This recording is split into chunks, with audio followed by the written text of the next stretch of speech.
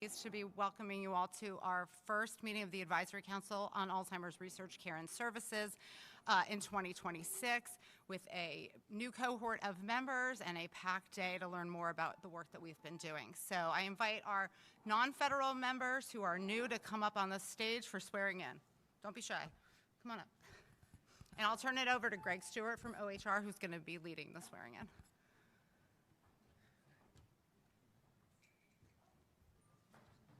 Morning.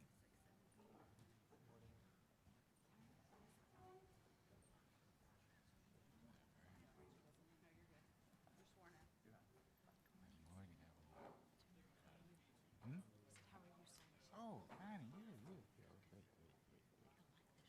Oh, thank you.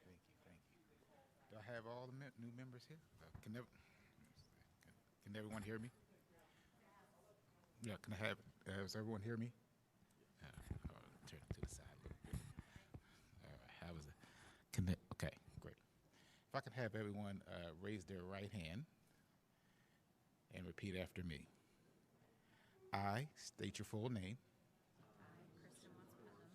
Do solemnly affirm that I will support and defend the Constitution of the United States against all enemies, foreign and domestic.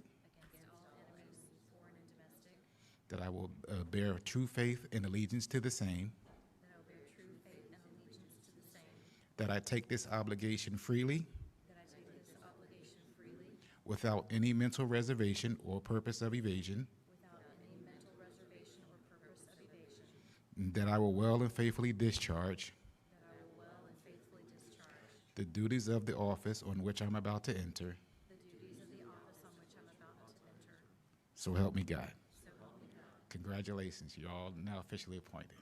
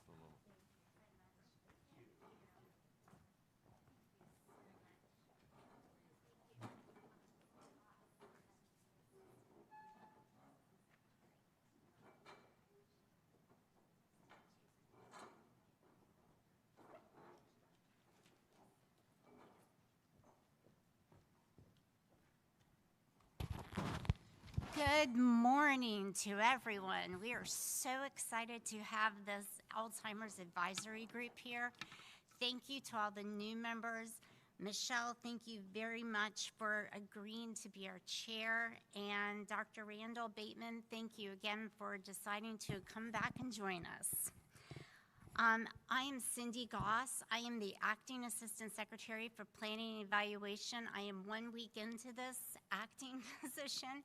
I am actually the Deputy of Planning and Evaluation Health Policy Lead. To those who do not know ASPE, just wait, you're going to know ASPE. This year, 2026, is going to be the shining year not only for HHS, for Secretary Kennedy, as well as Deputy Secretary O'Neill and President Trump. It is truly going to be an exciting year. And I look forward to hearing all about the great things that you do here at this advisory board meeting today. Let me breathe for a second.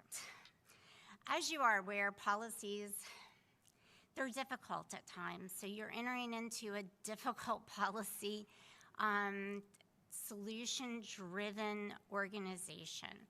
So what I would like to say is that welcome again. And we are very excited for you to partner with us as well as support us, and we support you. And finally, I'd like to say that on behalf of Secretary Kennedy and Deputy Secretary O'Neill, thank you, thank you, thank you. Your support is going to mean more than anything to this group, and thank you for the extra attendees that we have in the back of the room. You are going to be instrumental in the development of future policies. I'm going to now introduce Roger Klein, who is our Director of AHRQ. Roger?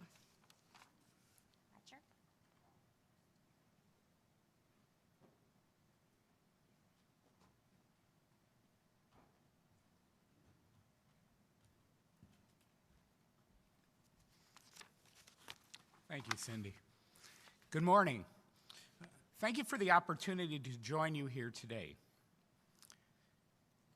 As Cindy stated, I'm Roger Klein, and I'm Director at the Agency for Healthcare Research and Quality, and I'm pleased to be here on behalf of AHRQ.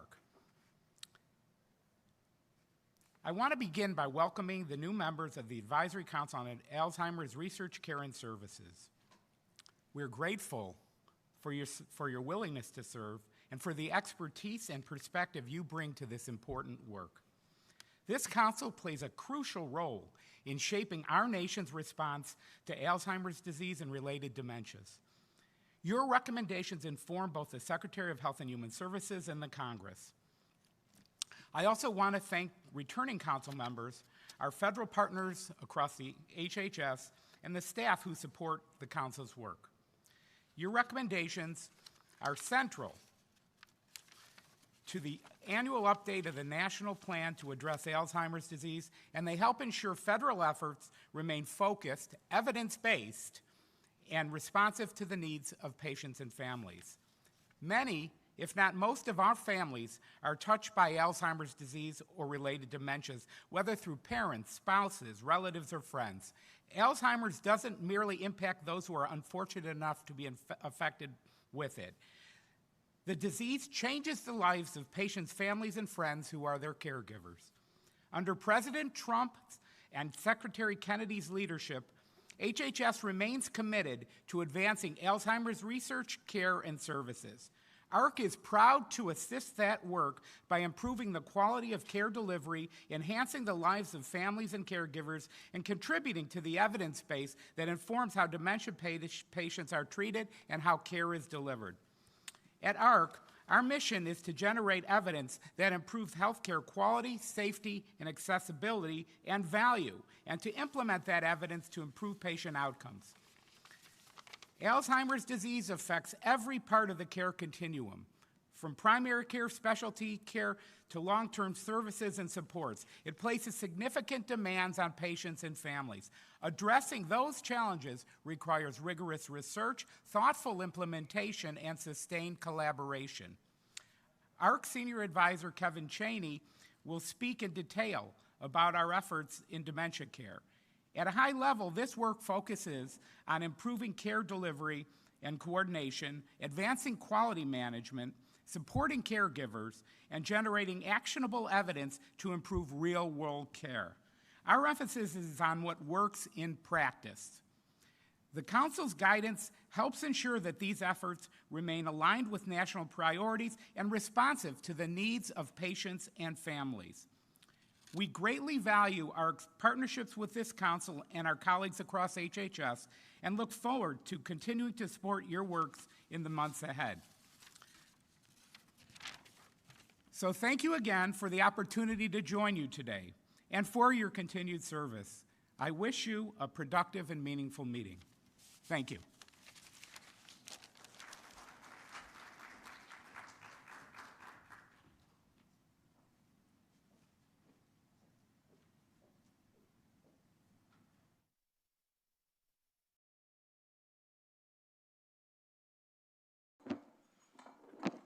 Good morning, everyone. Welcome. My name is Michelle Branham, and I have the pleasure, privilege, and honor of chairing this very exciting committee.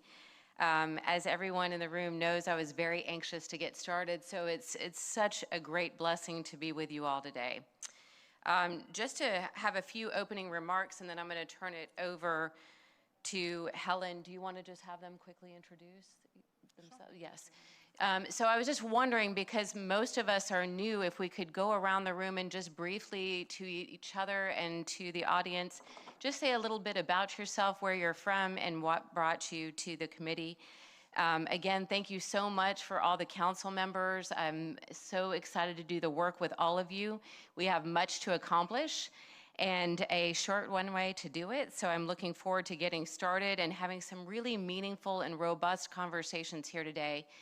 All of you, or most of you, know that I started with the Alzheimer's Association. I see them represented today, and found the greatest passion of my career there, serving those not only living with Alzheimer's, but their caregivers as well, and learning what true courage and inspiration meant to me. And it became really the hallmark of my career and my heart.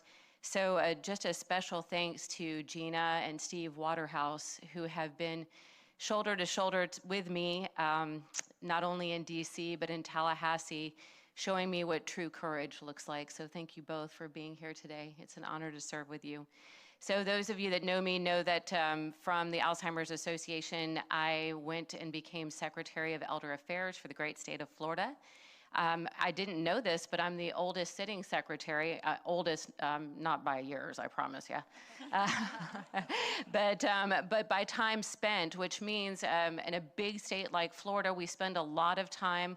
We have second highest prevalence in the country for Alzheimer's disease, over 590,000 Floridians currently living with the disease, about 1 million people providing unpaid care. So it greatly impacts our infrastructure, and Florida makes up about 18 states worth of seniors. So we really need to be the pioneer and lead the charge for not only research care, but services as well. So this committee means something to me personally. It means something to me professionally.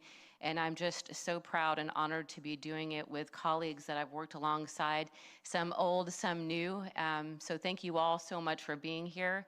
And I look forward to getting started. And I guess we can just start at the table here and just go around really quickly and introduce ourselves, if you don't mind.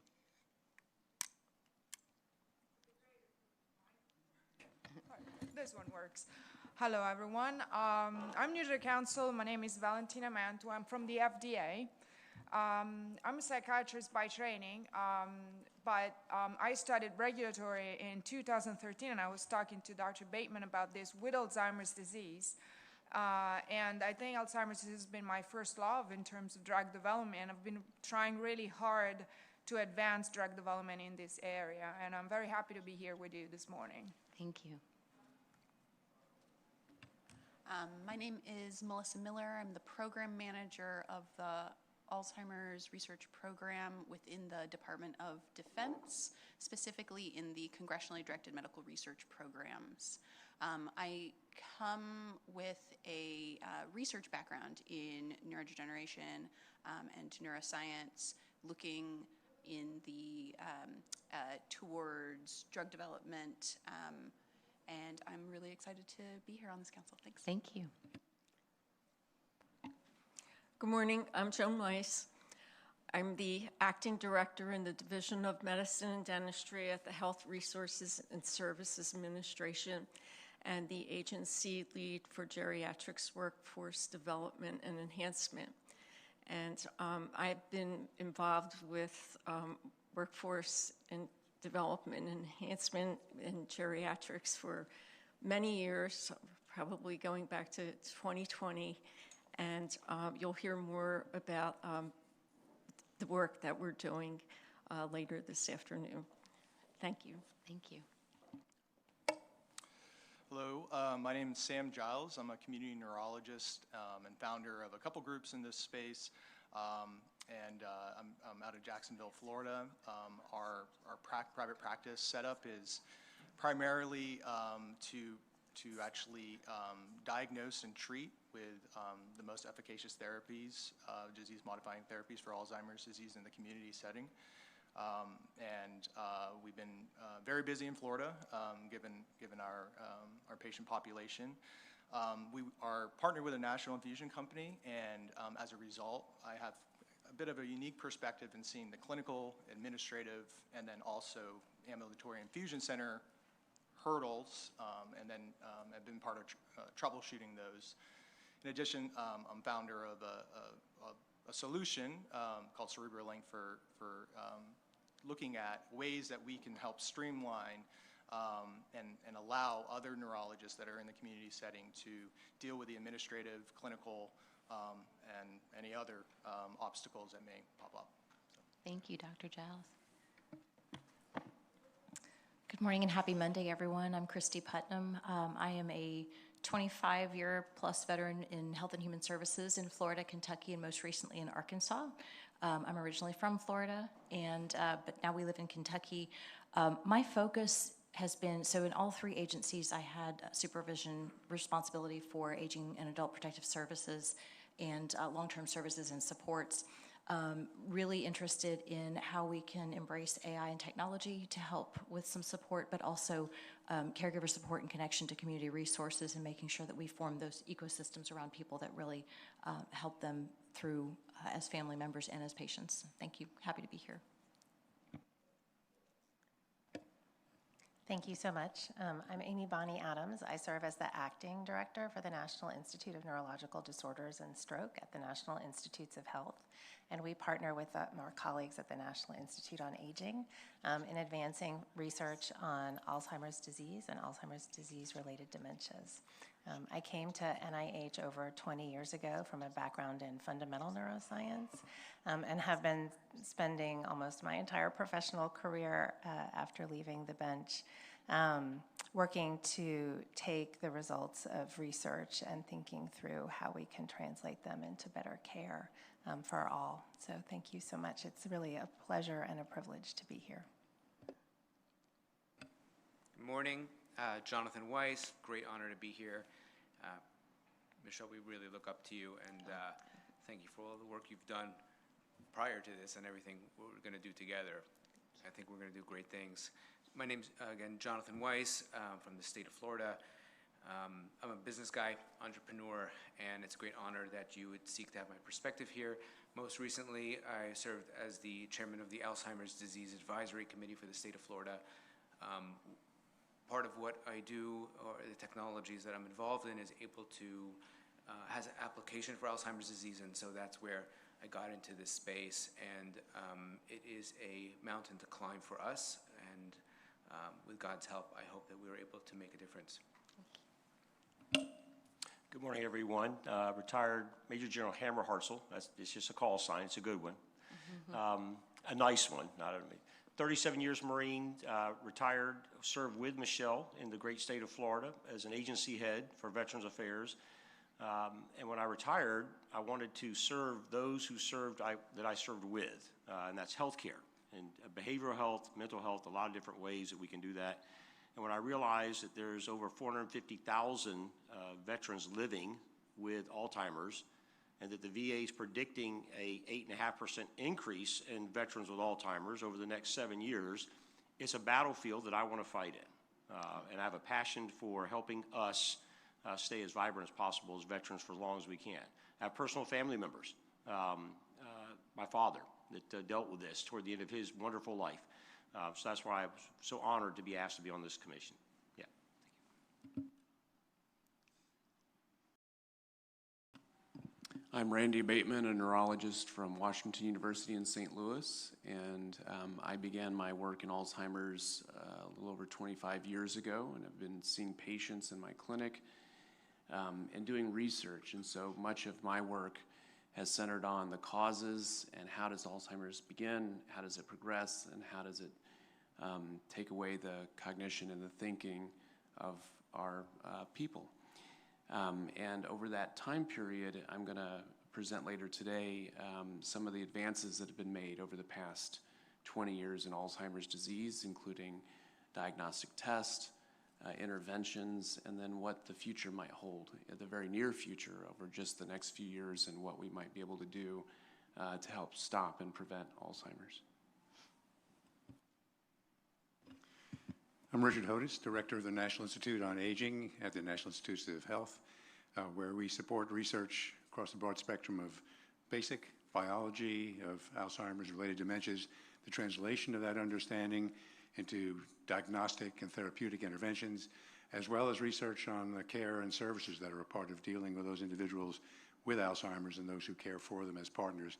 It's been my privilege to be on this committee since its inception and to watch the enormous progress made and to express my gratitude to all those who've come to join us, and look forward to hearing from all of you and to presenting some of the summary of recent results from the National Institutes of Health in the next few minutes. Thank you. Good morning, everyone. My name is Kate Newkirk, and my journey with Alzheimer's disease actually started when I was 12 years old, and my family became secondary caregivers for my grandfather, who was diagnosed with the disease. So I am very passionate about care for patients and families, not only being a family member who cared for someone with Alzheimer's disease, but now practicing as a social worker in private care management, working with families and patients who are struggling under the weight of a diagnosis. So I'm very excited to be here and to learn from all of you and work with all of you as we address Alzheimer's disease together. Good morning, everyone. I'm Maria Teresa O'Caffer. I'm with the HHS Office of the Assistant Secretary for Planning and Evaluation. Really excited to have everyone here. I see some new and familiar faces. I am the designated federal officer for the Advisory Council, and in terms of background, I'm a clinical gerontologist and epidemiologist. And I think we have a few remarks from some folks on stage. Yes, thank you very much. I would like to have the privilege of introducing Stephanie Herodopoulos, Dr. Stephanie Herodopoulos. She is the Chief of Staff for the U.S. Surgeon General's Office. Well, good morning, everyone, and thank you for convening today. What an exciting group full of amazing experts. Now, some I know you. Jonathan Weiss, I've known you for a while, and there's some Florida people. I'm from Florida. I'm a family medicine physician, and I saw the whole lifespan of AGES for over 2 decades there, did a lot of public health initiatives, and now I'm here. But I echo a lot of the passion and the personal experiences that you have all had. My father, diagnosed with cancer and Alzheimer's. I left my practice a couple years ago to be his primary caregiver and MD VIP, I say. You know, I reflect, and I just want to share a story with you. When we were sitting in Moffitt after his nephrectomy, and, you know, he had that acute delirium that happens, that sundowning. And he was an avid cruise ship goer before, of course, the diagnoses. And he said to me, "This is the worst cruise I've ever been in." He said, "The food is terrible, there's no activities." And although I had to find some humor in the moment, you know, I realized that, you know, it was the beginning of the end. And I had that precious time with him for 10 months before he passed. And so I have a similar passion. I can't wait to see what this work group comes up with a year from now. I know we have a crisis, and I know the numbers are increasing, but you have amazing minds that could help with diagnostics, therapeutics, and not only for the slowing, but reversal. I know you guys could do this. So I just wanted to thank you and welcome you to HHS, and I look forward to seeing your work throughout the year. Thank you.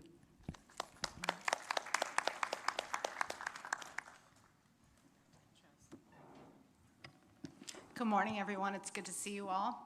My name is Helen Lamont, and I work in the Office of the Assistant Secretary for Planning and Evaluation, or ASPE. Right now, I'm the acting Deputy Assistant Secretary for Behavioral Health, Disability, and Aging Policy. I'm a gerontologist by training, and I look forward to working closely with everyone going forward. Good morning, everybody.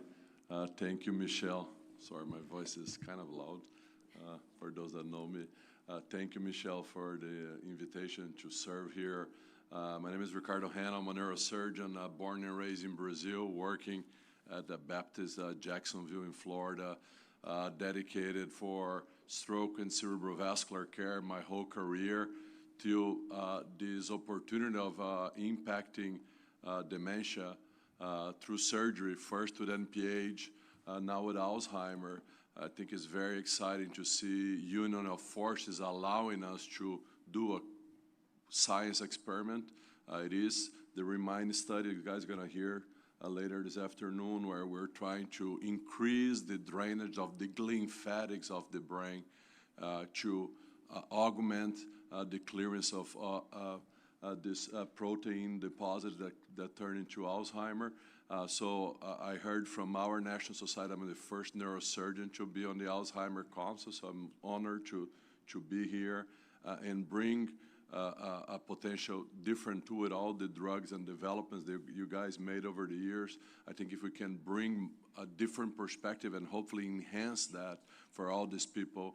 My grandmother, dear sister of my father, so this comes very close to my house. For those that know me, I'm very passionate and push hard for my patients. I think this should be about the patient, and there's no better place to make connections and push hard than from the capital of the United States of America. So I'm honored to serve our country and our Alzheimer population, representing the whole American Academy of Neurological Surgeons and the Congress of Neurological Surgeons.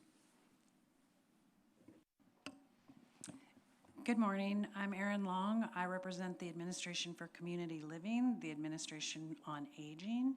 I manage our Alzheimer's Disease Programs Initiative, which is basically a translation of science to community work and bringing long-term services and support and home and community-based services in a person-centered and strength-based way to our people living with dementia and the caregivers. And we have a very robust program, and I'm excited to learn with all of you on the committee. Good morning, everyone. My name is John Corris. I'm the president and CEO of Tampa General and USF Health, which is a very large academic health system in Tampa, Florida, but we have centers and programs across the entire state. Michelle, thank you very much for inviting me to participate. It's a real honor. One of the programs that we have at TGH and at USF is a very large neurosciences program, one of the largest in the country. So from basic science to translational research to clinical care across the full spectrum of neurological disease. An aspect of what we do is called the Bird Alzheimer's Center on the campus of the University of South Florida that we're very proud of. So we do deep research in this space and deep clinical care. Like many of you, my father, who actually he's no longer with us, he was my best friend. He was just a very vibrant person, and I saw what Alzheimer's and dementia can do to a human being. And so there's a very personal component of all of this to me. And so when Michelle reached out, it's a real honor to serve our country, represent our state, and my health system, and it's great to be here. Thank you. Hi, my name is Kevin Cheney. I'm a senior advisor at the Agency for Healthcare Research and Quality. There I help support our digital healthcare research division. I'm fortunate to have over 16 years in the federal government across a lot of different agencies, but I started my career at AHRQ after receiving my master's degree in gerontology from Miami University in Oxford, Ohio at the Scripps Gerontology Center. My background is actually helping with AAAs, area agencies on aging, long-term care services, supports. I worked at the Knolls of Oxford in the dementia ward. And so I have a lot of familiarity working with individuals and their families. And so now to flash forward, all of these years where I've been really steeped in the digital healthcare world is how can we leverage digital healthcare technologies to best support not only those with Alzheimer's disease, but especially friends, families, caregivers, as well as the health systems and the clinicians that are trying to take care of these individuals and support their families. And I'm very excited and happy to be here. Thank you. Hi, we're Steve and Gina Waterhouse. Thank you for your kind words, Michelle. We've been in this battle since 2016 when Gina was first diagnosed and is still here and doing well. Sorry. Sorry. She wants to torture me. But obviously our goal is to help make the path for those like us easier and more effective, and appreciate all of the people here trying to make that same goal a reality. Thank you. Good morning, everyone. I'm Michael Mayo, and I served as president and CEO for Baptist Health in North Florida. It's a 7-hospital system across Northeast Florida, the largest employer, 16,000 team members, home of the Lyerly Neuro Institute, where Dr. Hannell and I have partnered and worked together for many years. I most recently retired from that role after 15 years and was welcoming the opportunity when Michelle called me to serve on this committee to continue to contribute to the betterment and quality of the care of the people in the communities that we serve. And so I look forward to being here with all of you and with my colleagues. Good morning, all. My name is Sherry Lane. I'm representing the Centers for Medicare and Medicaid Services, and I have had the honor of representing CMS as part of this council since its inception, along with Dr. Hodes. I am in support of the agency's work to improve care, quality, access. You'll hear a little bit more about the agency's work in serving people living with dementia, including those with Alzheimer's, and also people at risk of developing dementia. I am a geriatric medicine physician and also a gerontologist in the direct services track, and have had the honor of federal service since 2000, initially helping stand up the normative aging program known as the BLSA, working for Dr. Hodes, and subsequently working as a medical officer for Centers for Medicare and Medicaid Services. It is indeed an honor, and I welcome the new members and advance thanks for the hard work ahead that we will be doing together. Good morning. My name is Jolie Crowder. I'm right here representing the Indian Health Service. I'm a nurse. I can officially say this year it's 30 years in nursing. So excited to bring the nursing experience to the group, as well as representing the values of American Indian and Alaska Native communities. I'm the National Elder Care Consultant and lead our Alzheimer's work, as well as our Elder Health Care team at Indian Health Service. So really excited to be here. I think we're doing some really great work. I've only been a Fed for 3 years, so it's been quite the immersive experience. And my background actually was nonprofit work, associations, worked with International Indigenous Association and tribal communities for 14 years. So appreciate your time, and welcome to all the new council members. Good morning. I'm Bob Weathers. I'm the head of disability policy at the Social Security Administration, and we're excited to be new members of the Advisory Council. My research is focused on the economic of aging and disability, with a particular emphasis on Social Security policy. Within our office, we lead the policy efforts within the agency on the disability insurance program and the disability component of supplemental security income. And we also lead disability research within the agency.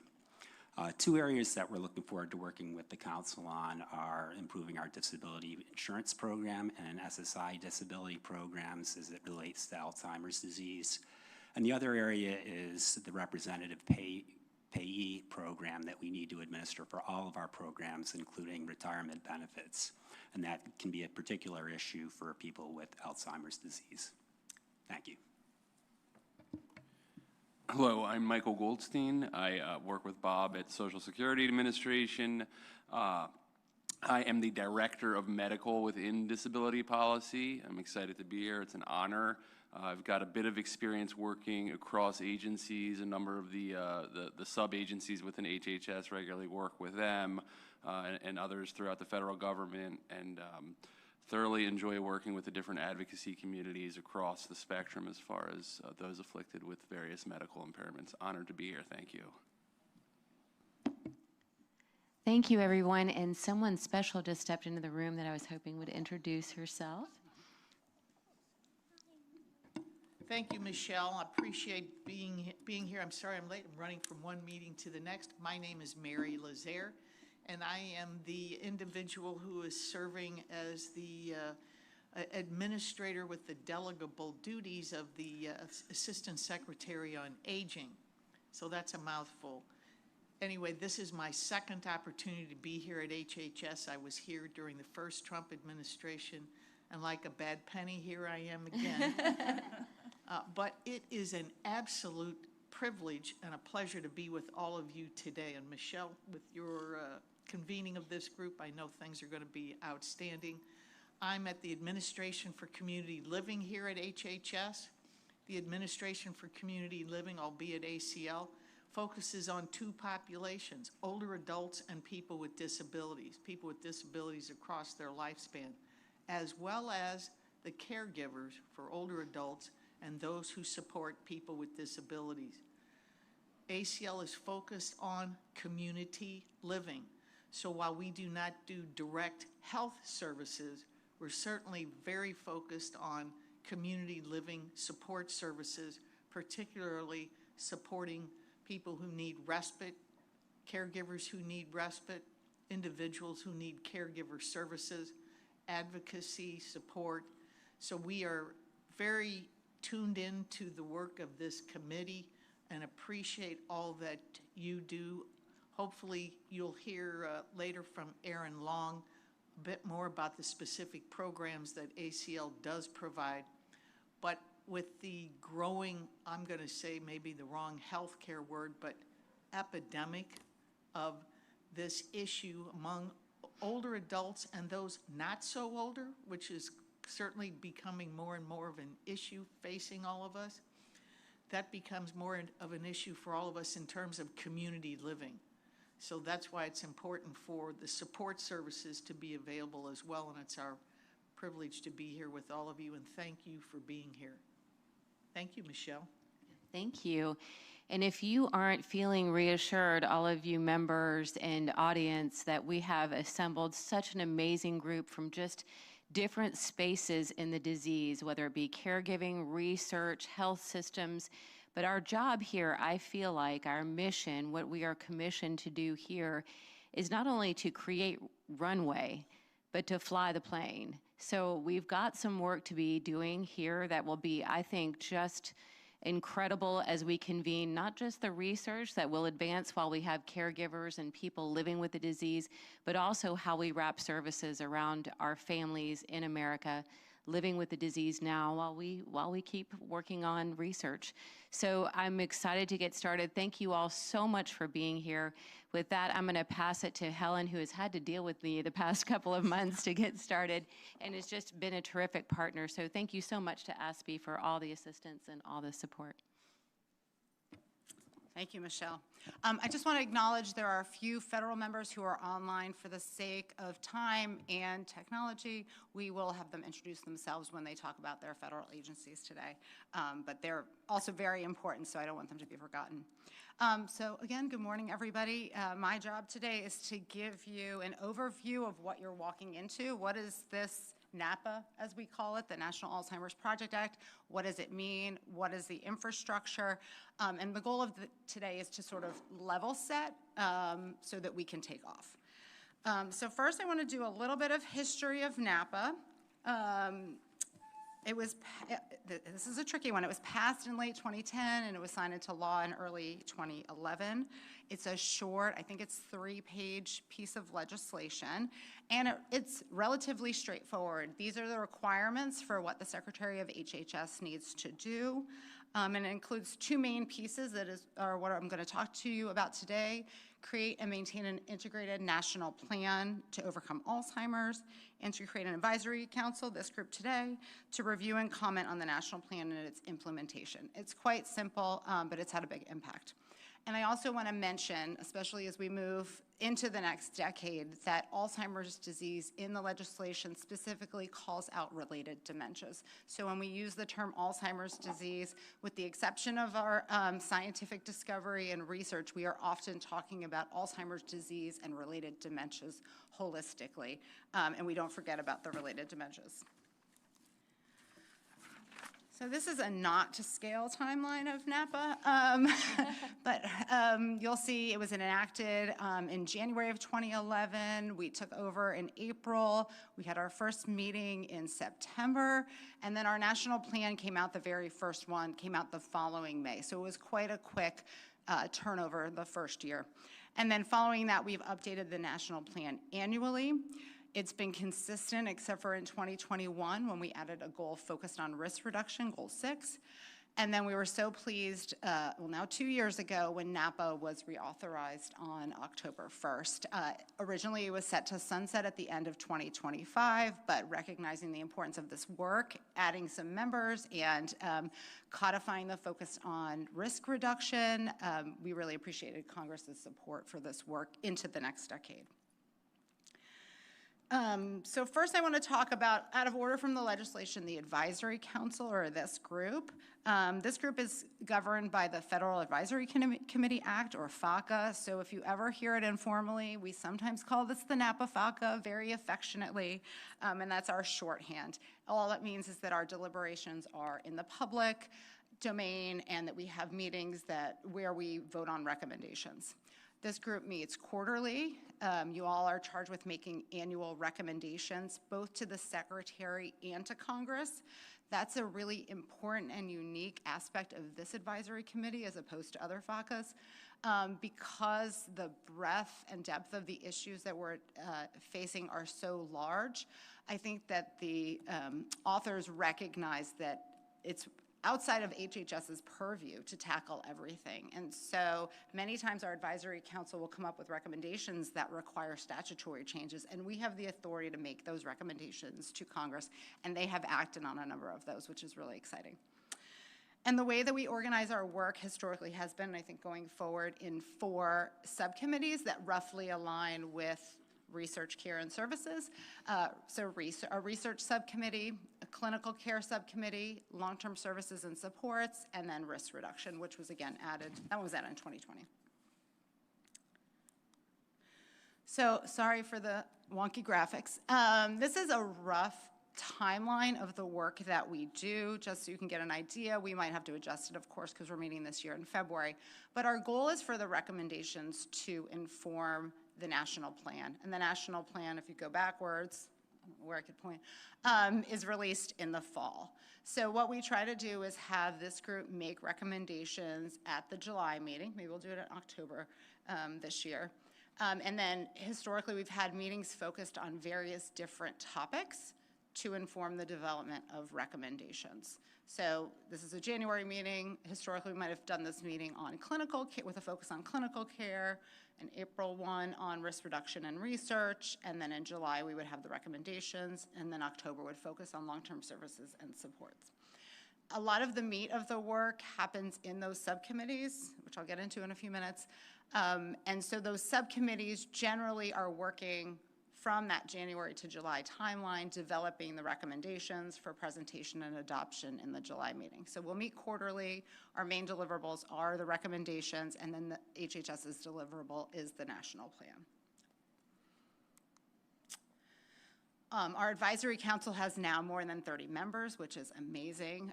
We have our non-federal members, many of whom we welcome today, with a variety of perspectives codified in law, what we have to have here on our council, and then more than 15 federal members representing almost every part of HHS, the Department of War, NSF, VA, and then this year we are pleased to add DOJ, FEMA, and SSA. Again, NAPA is a little different than every other advisory committee or many other advisory committees. Most advisory committees don't have full membership for federal members. They're often ad hoc or ex officio.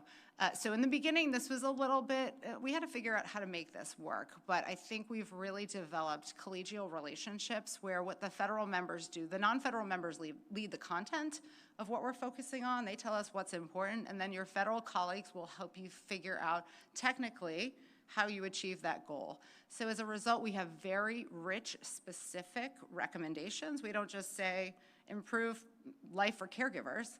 We will say, a recommendation from this group might say, through the National Family Caregiver Support Program, Congress should increase the focus on X population. And so we are very explicit on who we're focusing on. And I think that has helped us to become more effective in the work that we do. And it works the other way. We are also hearing all of this within HHS. We're hearing the specific focus areas that the non-federal advisory council members are interested in.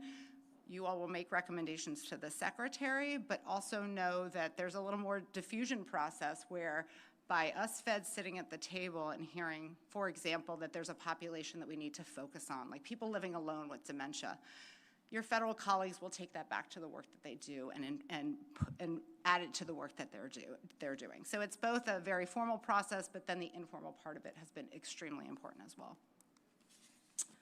I apologize, this slide is really hard to see, so you can read it afterwards. So our 3 subcommittees, just quickly, research focuses on not just biomedical research, but all research. It has focused in the past on funding, clinical trial enrollment, and research infrastructure. As Dr. Hodes will discuss, there are a number of summits. Actually, every year there is a summit to get down to more specific research focus that NIH should have. So this research subcommittee is sort of a 10,000-foot view on the research infrastructure that we need to address Alzheimer's disease.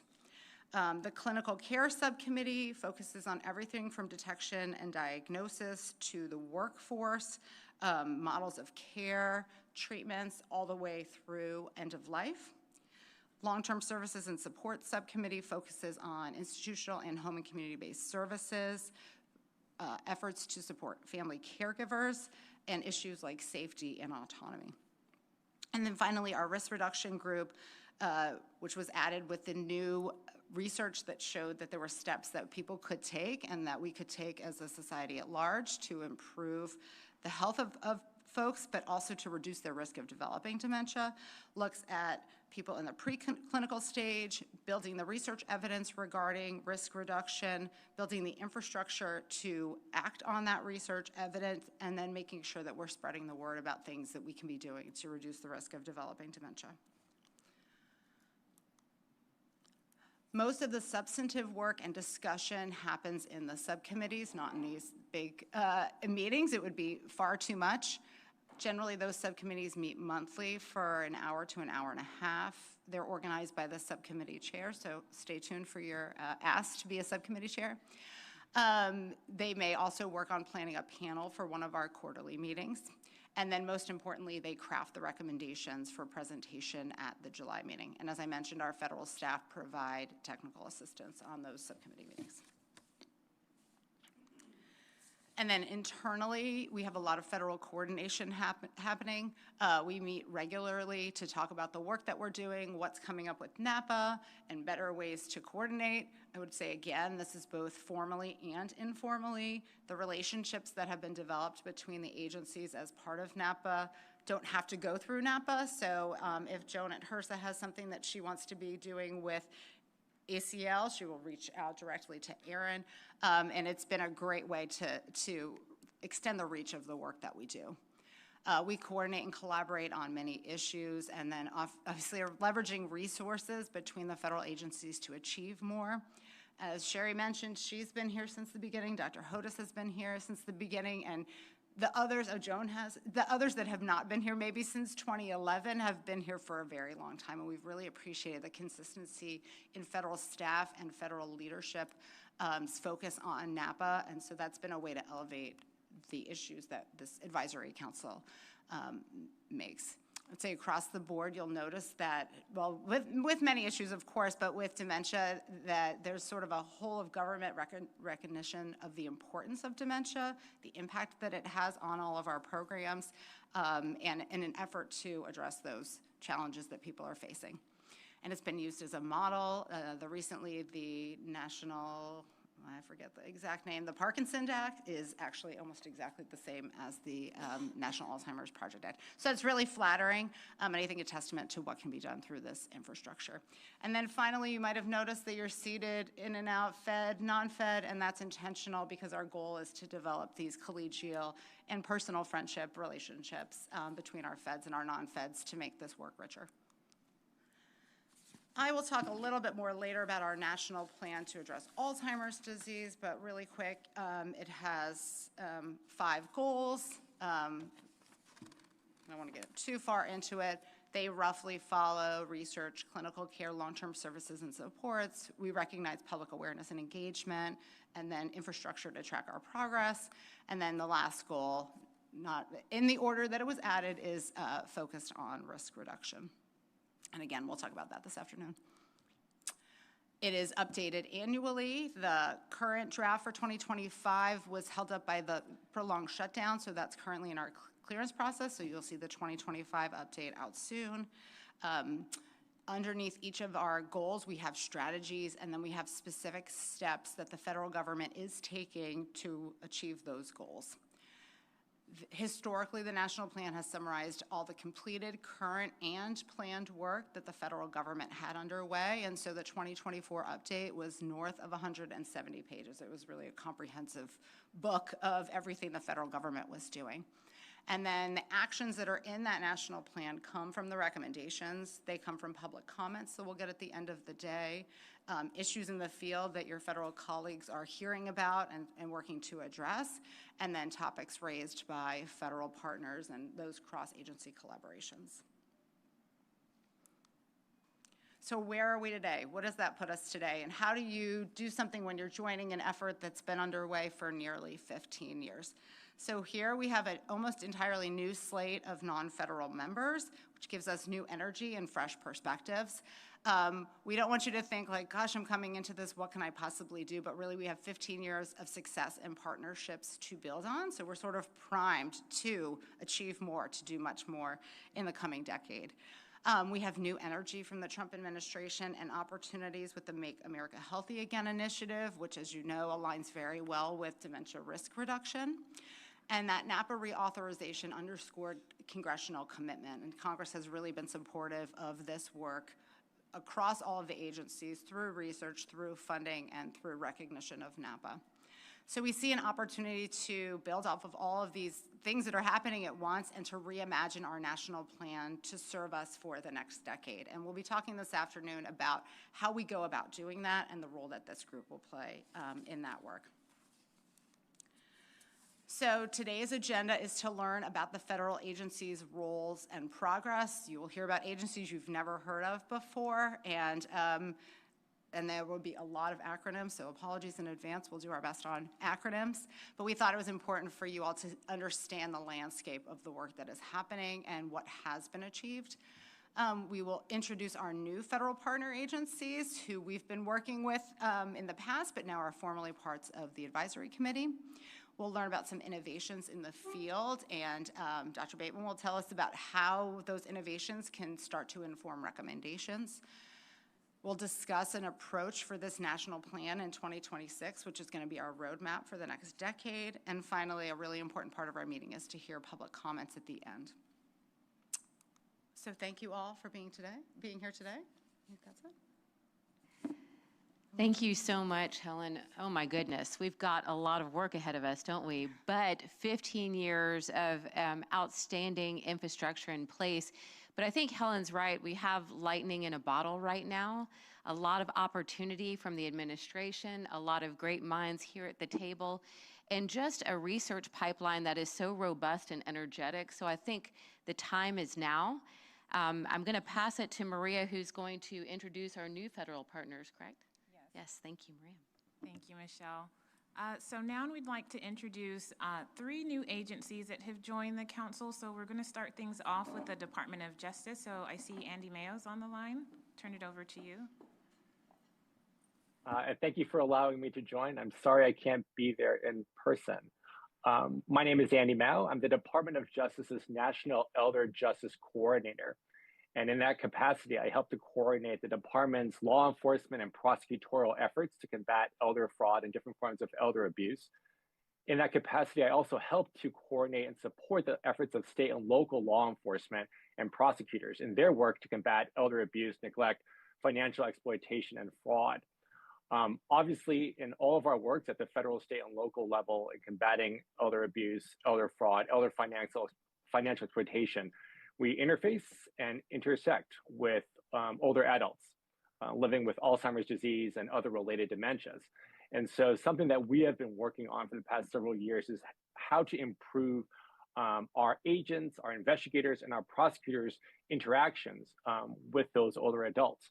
And so, for example, we developed a forensic interview training that we have done in almost all 50 states, teaching law enforcement officers and prosecutors how to conduct more effective forensic interviews with older adults, including those living with Alzheimer's disease and other related dementias.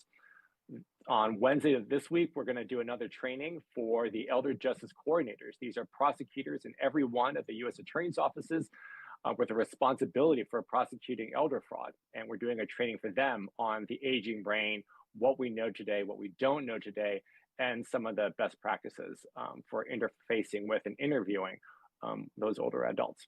So again, I applaud the work that you're doing. We're thrilled to be a part of this and thrilled to learn more about your efforts. So thank you very much. Thank you so much, Andy. And now we'll turn it over to FEMA with Michael. Good morning, everyone. My name is Michael Vukovic. I'm the Senior Director of the Integration and Coordination Division with the Federal Emergency Management Agency, and it's a pleasure to be here today and to join the Council.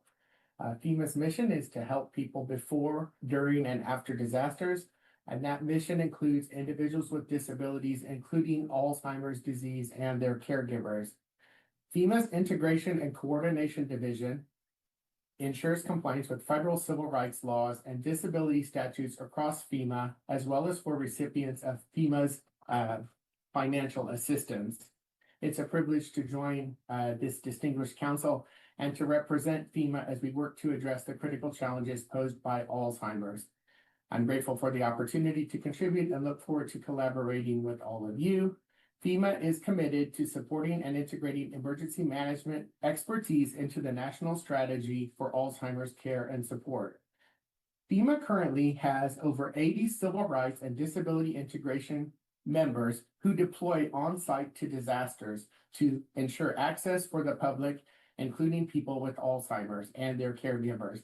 These professionals are on the ground during disasters to advise on civil rights and disability integration laws, compliance strategies, and best practices throughout all phases of disaster response, including preparation, mitigation, and recovery. Those civil rights cadre members work closely with federal, state, tribal, and local partners, such as Alzheimer's organizations, to address the community needs and provide specialized training to support people with disabilities, including people with Alzheimer's. In the past, we've partnered with the Centers for Disease Control and Prevention, fire departments across the country, and the Alzheimer's Association. FEMA provides disaster preparedness training and information as well to caregivers and first responders, and equipping them to care for individuals with Alzheimer's during emergencies. Our resources include guidance on developing emergency plans and preparedness kits, as well as practical guides to make sure caregivers and responders have what they need to meet the unique needs of this population. In partnership with the Centers for Disease Control and Prevention, our U.S. Fire Administration provides the Fire Safe Seniors program, which helps organizations who serve older adults implement fire safety interventions. It also, that program includes a toolkit and guide with essential information for providing and implementing fire safety initiatives tailored to high-risk seniors such as those with Alzheimer's. We recognize at FEMA that collaboration is essential to our success, and as such, we provide technical assistance to state and local partners and coordinate with agencies already, including the Administration for Community Living, the Centers for Independent Living, state offices of aging, and memory care facilities to connect survivors with various vital resources. In addition, our FEMA voluntary agency liaisons help individuals with unmet needs access appropriate services. And by working closely with partners, FEMA gathers critical data, evaluates disaster areas by disability type, and advises on resource allocation. This ensures that individuals with Alzheimer's receive responsive support. Our partnerships also strengthen our ability to provide critical messaging and services, including FEMA-funded community service programs like disaster case management, crisis counseling, and disaster legal services. Our teams manage communication accessibility kits and provide staff training on disability etiquette to foster positive interactions with survivors. In addition, we integrate enhanced applicant services that supports individuals with disabilities and their caregivers in applying for disaster assistance. Disability coordinators throughout FEMA's regional offices Also ensure the needs of individuals with disabilities are integrated into emergency planning and disaster relief. These coordinators promote best practices in evacuation, develop training materials, and ensure access to pre and post-disaster information, while also working on transportation options and post-evacuation guidance. In closing, I want to reaffirm our commitment to this advisory council and the efforts to address Alzheimer's disease and related dementias. Our agency is dedicated to making sure that individuals with disabilities, including those with Alzheimer's, are integrated into every aspect of disaster preparedness, response, and recovery. And as we move forward, FEMA will continue to collaborate to strengthen our emergency management principles, ensure access, and provide support to all disaster survivors. I'm honored to serve alongside each of you, and I look forward to contributing to the Council's critical work. Thank you for your time and commitment to improving those affected by Alzheimer's. Thanks. Thank you so much, Michael. And now we'll turn it over to Dr. Robert Weathers with the Social Security Administration. Good morning. I'm Bob Weathers, Head of Disability Policy at the Social Security Administration. We're happy to be new members of the Council. Social Security administers two programs, the Old Age Survivors and Disability Insurance Program, or OASDI, and the Supplemental Security Income Program, or SSI. People with Alzheimer's disease might be eligible for either our disability insurance program or disability under SSI. And Michael will talk a little bit about the disability program and how it serves people with Alzheimer's disease this morning. We also administer the Representative Payee Program for people with Alzheimer's who are unable to manage their own benefit amount, and that could be for retirement benefits, disability benefits, survivors benefits, or SSI aging benefits. So that's another area that we would like to focus on with the Advisory Council in our new role here. So with that, I'm going to pass it over to Michael Goldstein to talk a little bit about the disability insurance program.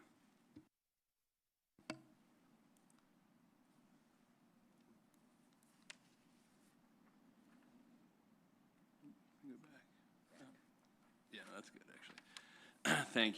Thank you, Bob, and forgive me in advance. If you have any questions, I'd do a lot better with this with a 4-hour presentation than in 5 minutes. There's a lot of details and nuance that I got into 5 slides. So if you want to approach me, at any time today, please feel free to do so. We did think that given our new membership here, it was important to give a little bit of context about how we run our program and how we specifically determine disability, and talk about that in the context of Alzheimer's disease.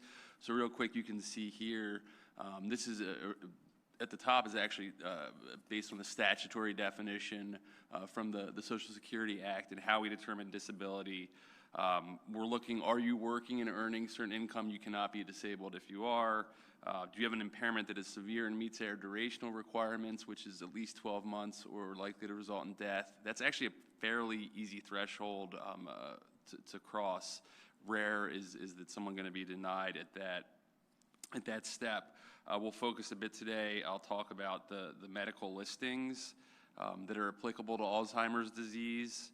It's a screen and step there. If you do not meet one of those listings, at that point we see if you are able to do your past relevant work. Again, a lot of nuances in these definitions here in these terms of art. And if you're not able to do that, we then look, are you able to adjust to other work in the national economy?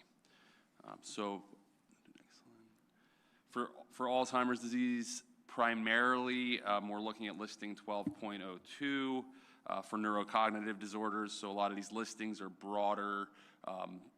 They cross 14 body systems for adults, and there's several hundred, right, crossing every impairment you can imagine. And then there's obviously thousands upon thousands of other impairments that don't have a listing. This Alzheimer's typically fits under 12.02. So we're really focused on the declines in attention and executive function, learning and memory, language, social cognition, perceptual motor skills, and then also looking at the criteria, marked limitation. And a couple is often what we see, but sometimes extreme limitations in one of understanding, remembering or applying information, interacting with others, concentrating, persisting, maintaining pace. I think a lot of elements of Alzheimer's disease, as you all know. There's also other factors and elements under 12.02 that look at really extensive levels of treatment that we'll see at times. Like I said, we will never deny somebody for not meeting these specific medical criteria. We then go on to the vocational analysis, and at this point, we look at your residual functional capacity. Some of you might hear about claims that go before ALJs, administrative law judges, with their agency. A lot of these are decided at this level, right? Whether they're allowed or disallowed. And it's looking at the most you can do. Given your impairment, what is the most you can do? And it's also factoring in your age, education, and work experience. So we take that, and then we look at your past relevant work. Can you do your past relevant work? And if you cannot, can you do other work, given those factors that I mentioned? The answer to both those questions is no. The individual is found disabled, and if it's yes, then it's not disabled. We do have one of the things I should mention is in the context of Alzheimer's and disability, we're inherently sort of talking about a younger population, right? Because between age 65 and 67, you're going to transition into the retirement program based on several factors, whether that's Title II or Title 16. So there's this inherent kind of element of being young, right? So we have a wonderful program that was started by Commissioner Astrew. I believe it was in 07 or 08. He was there through numerous administrations. He started a compassionate allowance program. And we've got about 300 conditions on that, and that is for some of the most severe impairments that we see, to ensure that these people are fast-tracked as far as their disability analysis and determination process. Inherently, these are going to have pretty high allowance rates. It's not a guarantee that they're going to be allowed, but it's close to that. You can see there's several types of Alzheimer's disease. I think the most prevalent we're going to see is early onset or young onset Alzheimer's throughout our program and their caseloads. So we do quite a bit of collaboration and outreach, and that's part of what my team at SSA does, is they're constantly doing research and staying up on Alzheimer's and all other impairments. But we also have some built-in relationships. Like I said, I have several strong relationships with folks here at HHS, but we're constantly engaging with the national academies, great relationships there, and have a couple of different forums that we're exploring. Currently, we're exploring different elements of not just the medical side of Alzheimer's and treatment and what we're seeing, particularly with the young onset, but also, as Bob was saying, with what we're seeing in the realm that affects our rep payee policy, because obviously folks afflicted with Alzheimer's, whether it's disability or retirement, are going to have different needs and different abilities related to their benefits. So we're doing that, and as always, it's very fulfilling to work directly with the community, the Alzheimer's community, and engage with them. And currently, I was just talking a week or two ago with folks from the advocacy community and getting their input, and excited to continue that. And as it says up here, we're looking at some of the young onset, early onset, updating some of that policy. So now, Laura, if I don't do anything in the next few months, I've put it out here in the public sphere that it's going to happen. You can really hold my feet to the fire. But again, it's an honor to be here. I love kind of working with the community, and I know you all are a conduit to this community, and just look forward to serving. So thank you. Thank you so much, and welcome again to our new federal partners. So we're going to pivot a little bit and turn it over to our continuing federal members, who will be presenting overviews of their respective agencies and highlighting progress made since NAPA's inception. So I'll turn it over to Drs. Hodis and Dr. Bainey Adams for NIH's presentations. Thank you. Thank you very much for the opportunity to address the group members, old and new. We at NIH are constantly engaged in efforts to pursue the impacts of dementia. This first slide just is a quick summary of the impact of it. These numbers themselves are a result of ongoing research. In 2025, estimated there's some 7 million people living with dementia. Expected to increase to nearly 14 million by 2060, largely as a result of the aging of the American population. One recent estimate was that the cost of dementia will be some $781 billion this year. This impact both in terms of direct medical care and some of the indirect consequences. Well beyond medical costs, therefore, including the hours of unpaid family caregiving, earning losses, and declines in quality of life. For an overview of NIH is the primary U.S. government agency responsible for biomedical research, comprised of 27 institutes and centers. Two of these, the National Institute on Aging and the National Institute of Neurological Diseases and Stroke, represented here, are those which collaborate very closely carrying out research in Alzheimer's-related dementias, though many of the other institutes also play a very active role. In terms of NIH engagement with NAPA, we are participating on the Advisory Council, and that's why we are here. Participate on the subcommittees that you heard outlined as well by Helen, and are advancing progress towards goals targeting the understanding of Alzheimer's and translation of that understanding into interventions to prevent, treat, cure, and to deal with the challenges of those currently living with dementia. In terms of efforts to advance the goals, there are research efforts looking at the basic mechanisms of the biology underlying Alzheimer's. The purpose of this is to improve the ability to diagnose Alzheimer's-related dementias and to monitor the progression of disease, either the natural history or as we move towards intervention, to monitor the impact of successful interventions, to delaying the onset and progression of disease, reducing the burden and preventing disease, and improving medical care. In terms of tracking progress in this, there is an ADRD, Alzheimer's-related dementia research implementation milestone set, and a public database that I encourage any or all of you to take a look at. It's an effort to identify the milestones involved in achieving the goals of the Alzheimer's National Plan and documenting annually the progress towards those plans so we can strategize optimally in pursuit of what our common goals are. We track these through implementation of milestones in these general categories you can see listed here: epidemiology, disease mechanisms, diagnosis and disease monitoring, translation, dementia care, research resources, and Alzheimer's-related dementias, in addition to Alzheimer's itself as a primary focus. They're, as Helen alluded to, focused on input from a number of sources, but among them are the annual summits that are held, one each year, rotating through the three summits shown here. So in 2025 was the Alzheimer's Disease-Related Dementia Research Summit. In 2026, coming up next month, the Research Summit on Care, Services, and Support for Persons Living with Dementia, and then in 2027, the Alzheimer's Disease Research Summit.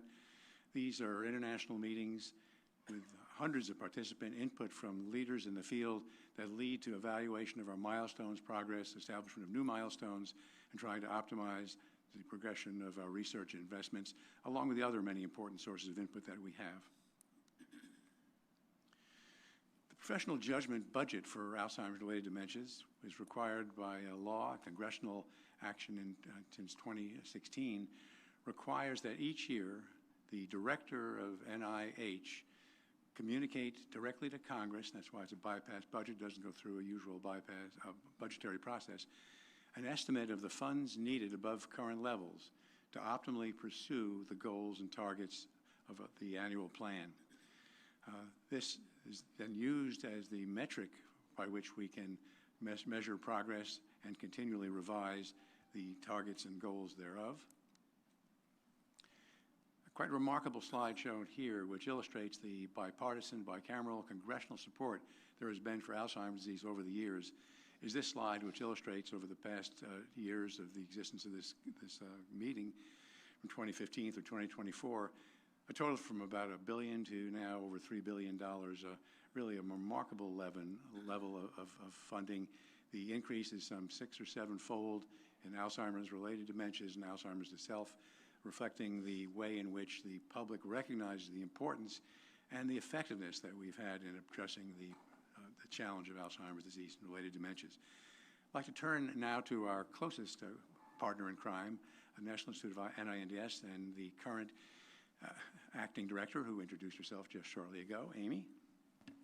Thank you so much. The National Institute of Neurological Disorders and Stroke has the lead for the research supporting Alzheimer's disease-related dementias. So the lower line that you see in the graph here reflects the investment in the related dementias research, which includes some funds that are appropriated directly to NINDS. What you can see here is that investment in research for these related dementias has kept pace with the overall investment in Alzheimer's disease and Alzheimer's disease-related dementias, perhaps even slightly outpacing it, almost an eightfold increase in investment in this area. Would you mind, Dr. Hodes, advancing the slides? Thank you.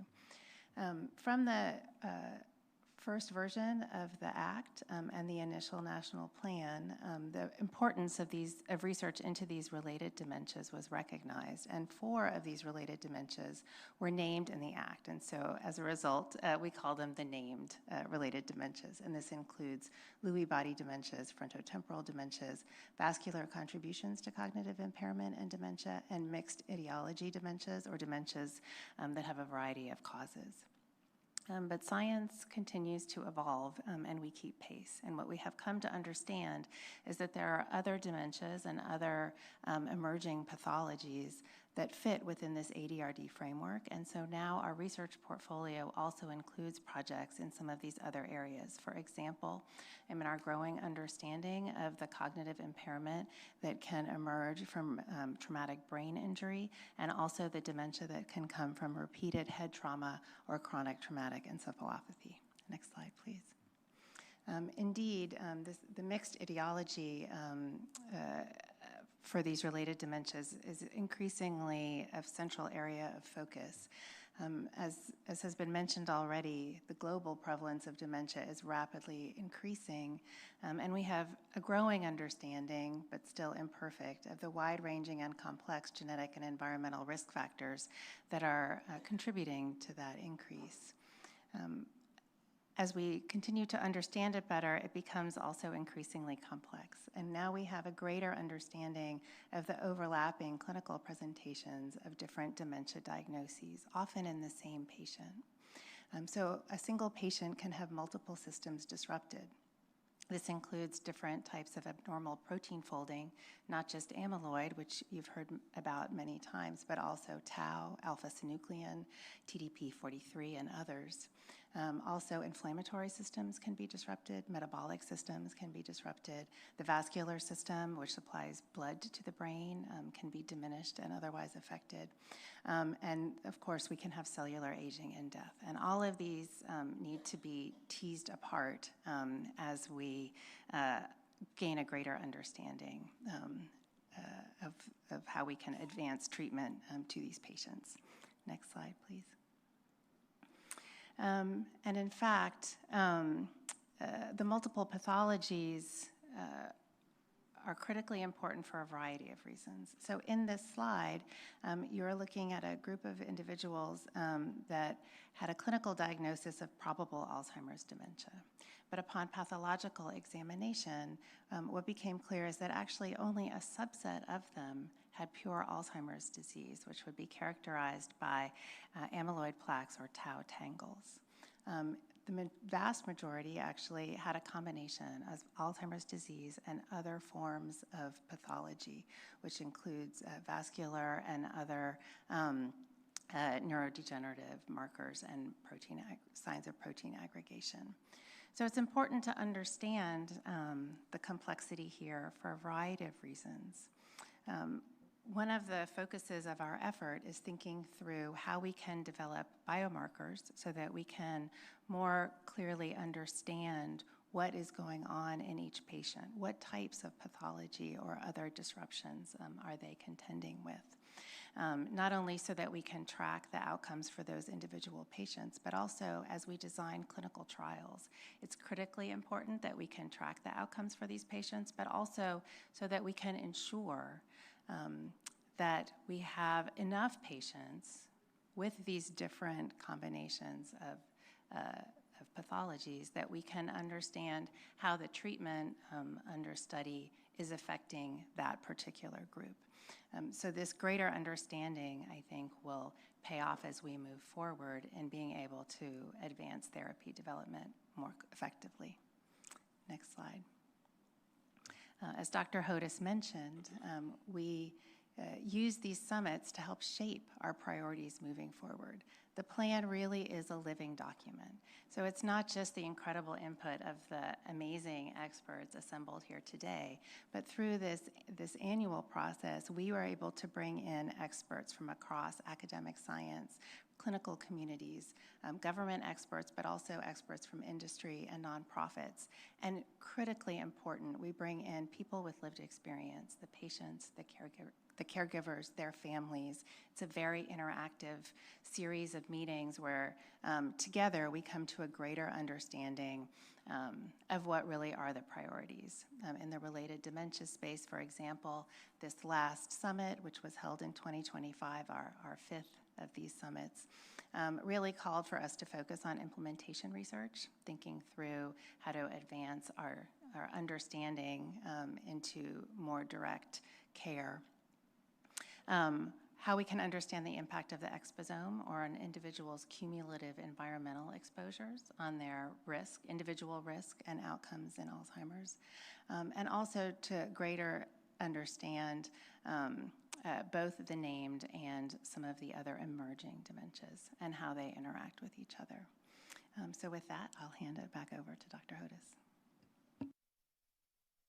Thank you, Amy. Just wanted to emphasize the way in which research over these past years has informed us of the complexity of pathways and etiologies that Amy summarized, which in turn is translated into the diversity of interventions that are being supported. This first slide shows the non-pharmacologic interventions that are currently under study, ranging from exercise to cognitive training to diet to sleep. A very important part of treatment and prevention, secondary prevention and primary prevention.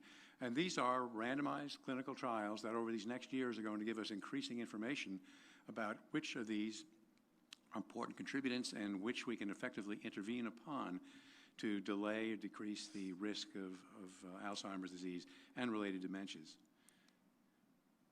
Similarly, in the area of pharmacologic interventions, as we've learned more about the basic pathologies in the brain, we've translated that information from genetics, genomics, proteomics you've heard so much about, with methodologies that increasingly are involving artificial intelligence as well, to take huge amounts of data and from them to identify potential targets for drugs. These drugs can be small molecules, immunotherapies, gene therapies, vaccines, and they address the very diverse number of targets you see here.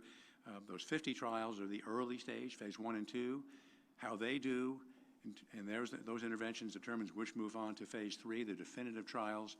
And although amyloid remains important, you can see that for many years now it's actually been a minority player, an important one, but among many of the diverse targets that we're addressing. So as we learn more, the number of targets will increase, and our ability to individualize them, as I'll point out toward the end of these few minutes of conversation, to personalize the approaches to individuals. The NIH supports a translational research program that importantly allows individuals with ideas from public-private sector to propose their ideas, to have support from the earliest stages of preclinical intervention through preclinical trials and into the clinics. In addition to the trials that are looking at treatment and prevention of disease itself, we've talked about the critical importance of care and caregiving. And here are those that look at caregiving. There are over 200 trials that have resulted in strategies, some of which now have been endorsed and are being implemented across agencies such as Indian Health Service and others, becoming increasingly available. So just as important as having rigorous trials to see what works to treat or prevent the appearance of dementias is to make sure we have just equally rigorous approaches to understanding what works to intervene for individuals and families under specific circumstances. Just to highlight some of the advantages, and these are just selective, what's happened since 2012 up through the present. In terms of underlying mechanisms, in 2012, we understood very little or a handful of genes, for example, are known to be associated with early onset of Alzheimer's. There are now some 80 or more gene genetic regions that are either identified as risk or protective factors and help us to target new approaches. In terms of diagnosis, we were just beginning to see the ability to diagnose disease before death. Prior to these fairly recent years, Alzheimer's and related dementias were diagnosed at post-mortem only, and there were only clinical estimated or probabilistic diagnoses. By 2012, we were seeing the appearance of a PET scan to identify in the living brain the appearance of amyloid. This has now moved on to see PET scanning for amyloid, tau, newly appearing other molecules as well, and importantly, to identify blood biomarkers, which are less expensive, less invasive, and are important screens that are more available to individuals, not just for amyloid and taus. We're seeing them for more and more of the component etiologies of Alzheimer's. Disease-modifying therapies, well, there were none until these past couple of years when the first FDA-approved interventions occurred, these being monoclonal antibodies directed at amyloid. Clearly effective, repeatedly so, the beginning only, not the end. We need to be far more effective in identifying treatments and those who are going to profit from them most.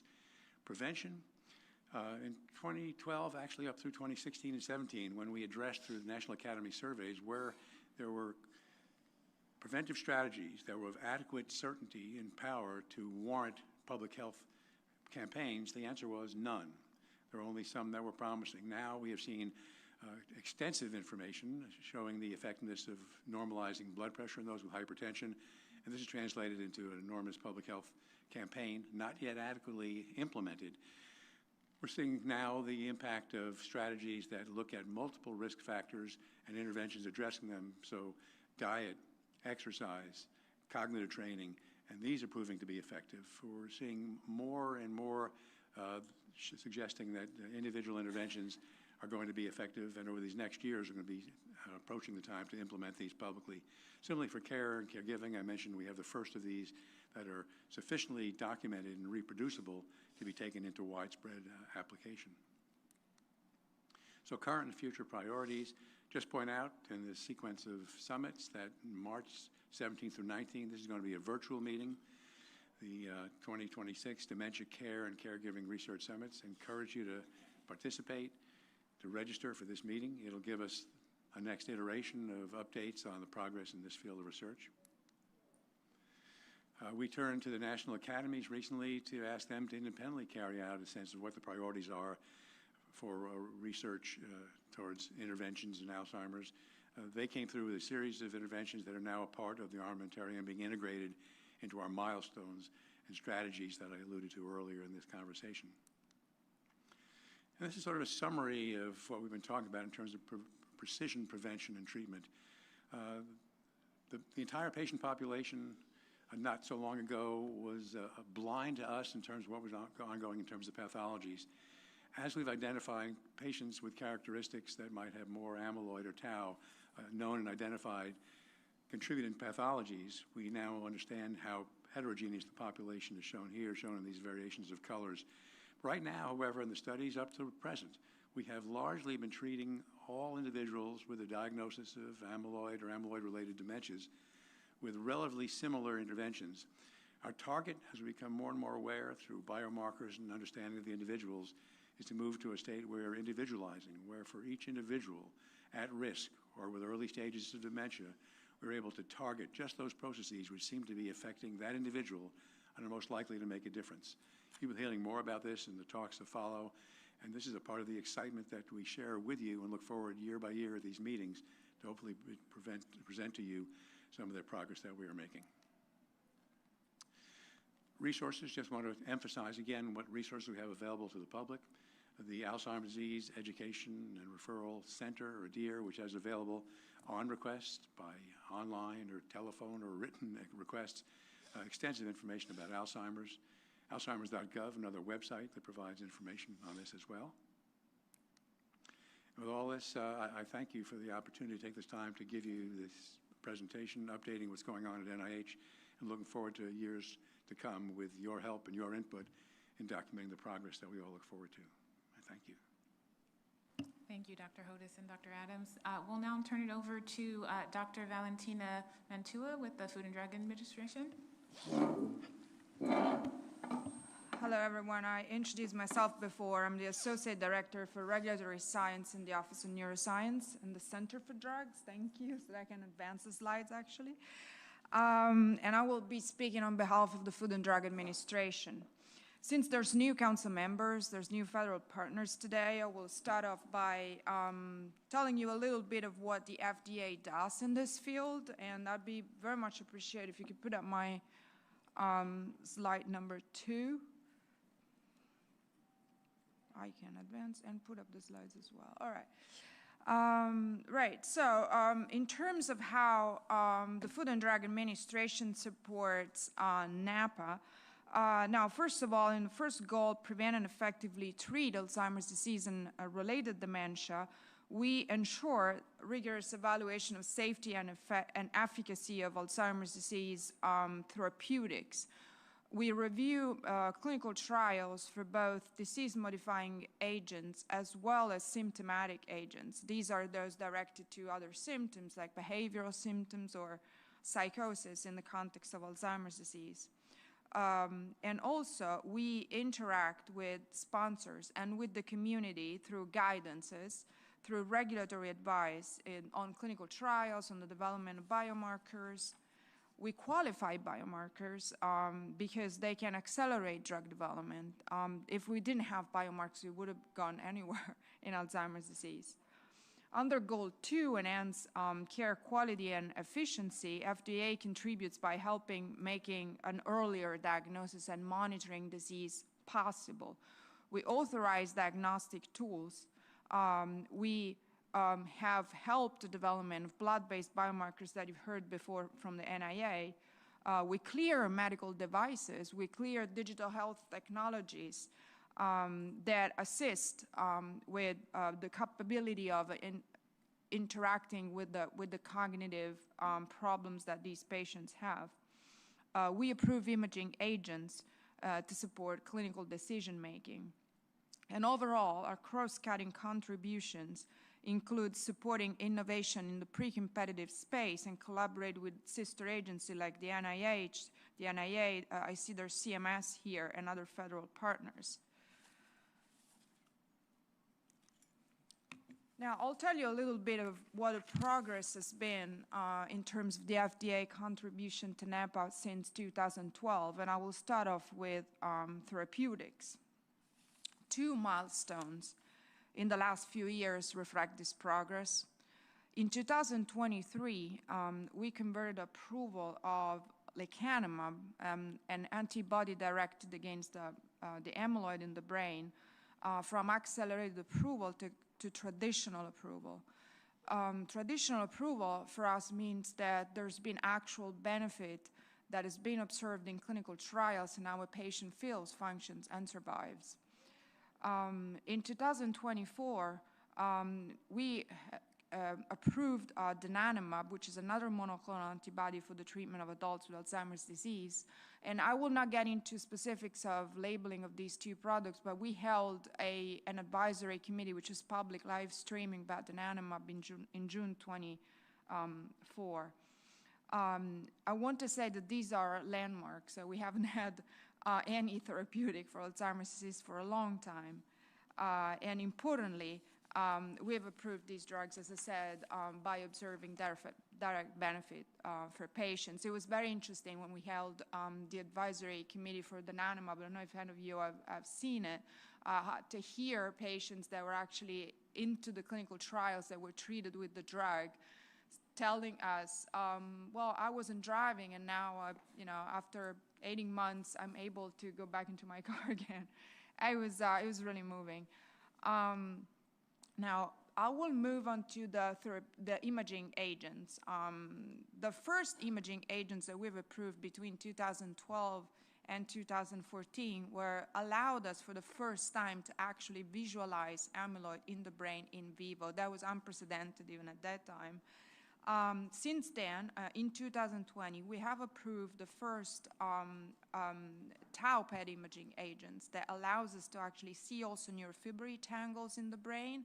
These are the two main proteinopathies, even if you've heard just now that Alzheimer's disease has very complex pathologies. There are co-pathologies, but it was impossible to actually see the spreading of tau before.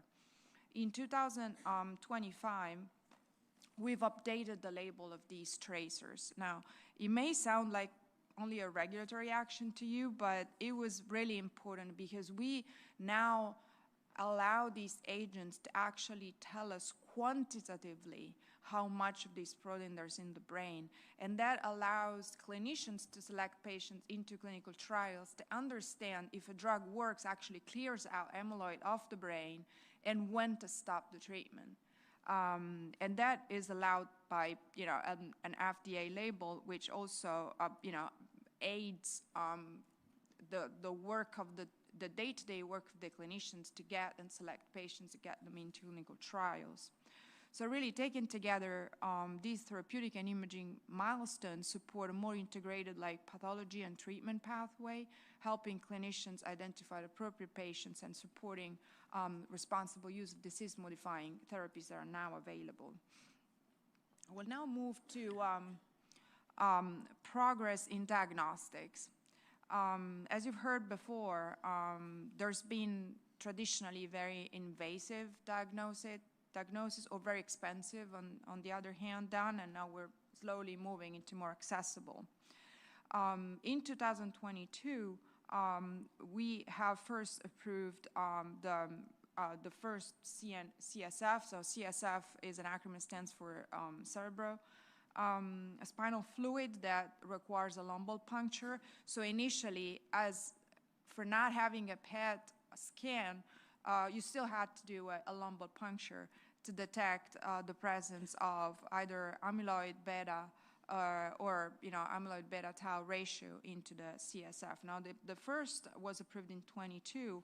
In 2022, FDA also cleared another species of in vitro diagnostic and another one in 2023. These steps helped strengthen the diagnostic ecosystem beyond imaging, enabling validated laboratory approaches.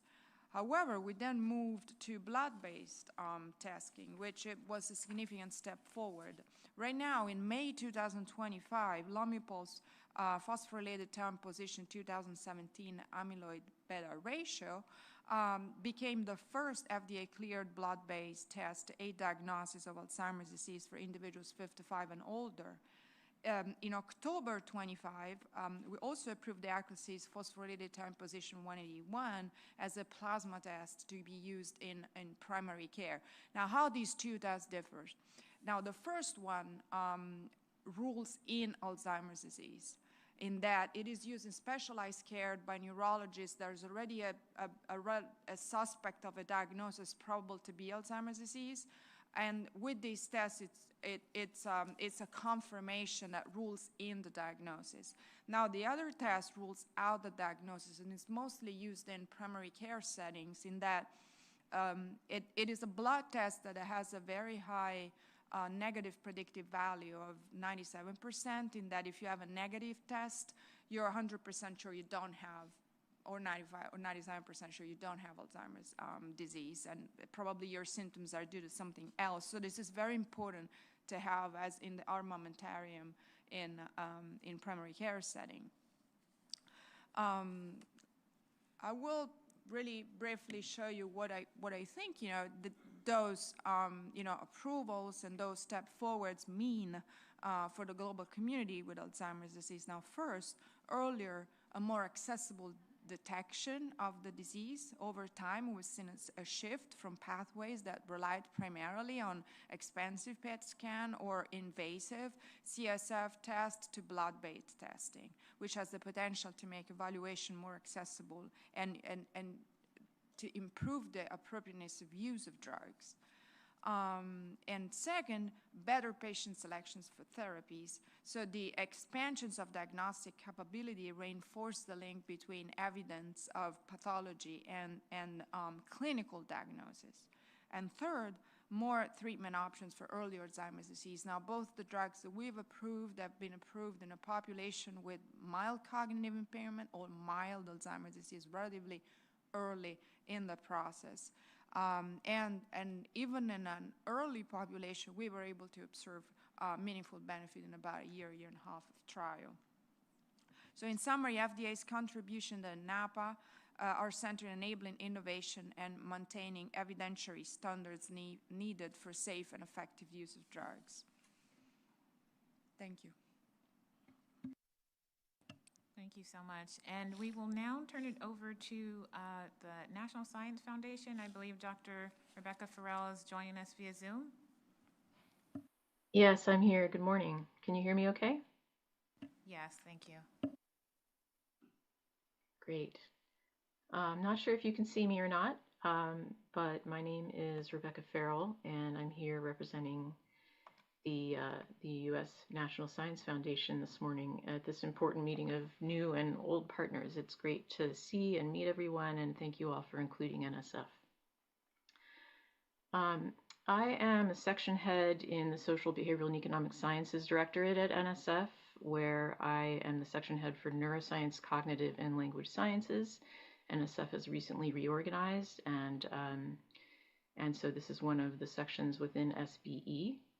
My own background is that I'm a biological anthropologist with a broad interest in human aging and specific interest in female reproductive aging. I got my start in the federal government as a scientific review officer at the National Institute on Aging. And I am also a caregiver to my mother, who is living with Alzheimer's. Next slide, please. So the U.S. National Science Foundation is an independent federal agency, so we're not part of a particular department. And we support science and engineering across all 50 states and U.S. territories, and it's a very, very broad mission, science and engineering. We were established right after World War II to promote the progress of science, advance national health, prosperity, and welfare, secure the national defense. We do this by making grants primarily to universities and colleges, and our investments account for approximately 1/4 of federal support in basic science. But that's not all. We also support more solutions-oriented, sometimes called use-inspired or maybe even applied research with perhaps more immediate and observable advancements to the American people. So within NSF, we have 8 research directorates that focus on technology, innovation, and partnerships. That includes our small business and tech transfer programs, computer science, engineering, math and physical science, biology, geology, science and technology education, and my own directorate, social, behavioral, and economic sciences. I also would like to comment, because it will become clear why this is important in a future slide, the time scale of our investments is really broad. While some of our investments and impacts are quick to be realized in terms of specific research project outcomes, we also have impacts that represent decades of foundational discoveries that have led to major societal advances, including things like the internet and artificial intelligence. So what are we doing right now? It's an exciting time at NSF. We're focusing on several major cross-cutting initiatives, including artificial intelligence, quantum, biotechnology, and STEM workforce. That's science, technology, engineering, and mathematics workforce. And all of these areas, if you look at some of the details in my slide, you can see that they do have intersections with the goals of the group here today. Quantum is an underlying technology that's part of imaging tools. AI is everywhere and surely is an important part of advances in our understanding and our treatment of Alzheimer's and related dementias. And biotechnology, also focusing on the basic science underlying things like amyloid protein and medical treatments. And then, of course, the STEM workforce, making sure that we are supporting the current and future workforce in both basic and applied research. So why are we here at this meeting? It's a very broad mission. It's a little bit different from many of the other federal agencies that are here today. So even though we have a broad mission, and given that our structure is really broad and focused on basic topical areas, we don't really have a portfolio or a program that focuses directly on Alzheimer's or related dementias, but we do have a distributed portfolio of relevant research. Since 2012, NSF has invested approximately $200 million in research relevant to Alzheimer's and related dementias, and you can see on the slide here that includes things in basic research, advancement of diagnostics and treatments. Some of those are actually our small business awardees. And then things perhaps related more to my directorate, improving quality of life. So understanding dynamics between caregivers and patients, and the nexus of those dynamics with technology, aging in place, how we're using technology to improve the lives of caregivers and patients. I've listed a few recent examples. We have one from SPE that's about using language change as a diagnostic marker for Alzheimer's. We have something from our Technology Innovation and Partnerships Directorate using artificial intelligence to diagnose Alzheimer's. We have another program called Human-Centered Computing, where they're looking at smart objects as assistive technologies, and we have a program that NIH is part of called Smart and Connected Health, Personal Determinants of Health Enhanced Machine Learning Models for early prediction of Alzheimer's. So again, we don't have a program in it, but we do have a lot of fundamental and use-inspired research that's quite relevant to what's happening in this area. I would also like to mention that sometimes the folks who are getting the grants from NSF in these areas go on to be very successful in getting funding from other more mission-specific agencies like NSF. Lastly, I wanted to mention that NSF is very interested in developing partnerships not only with other agencies, but with public and private partners in ways that will help us amplify our investments in research and education and benefit society. I wanted to highlight one mechanism that's already in place at NSF that I believe it has so much potential for creating partnerships and amplifying NSF's impact. And this is a program called Intern, which is non-academic research internships for graduate students.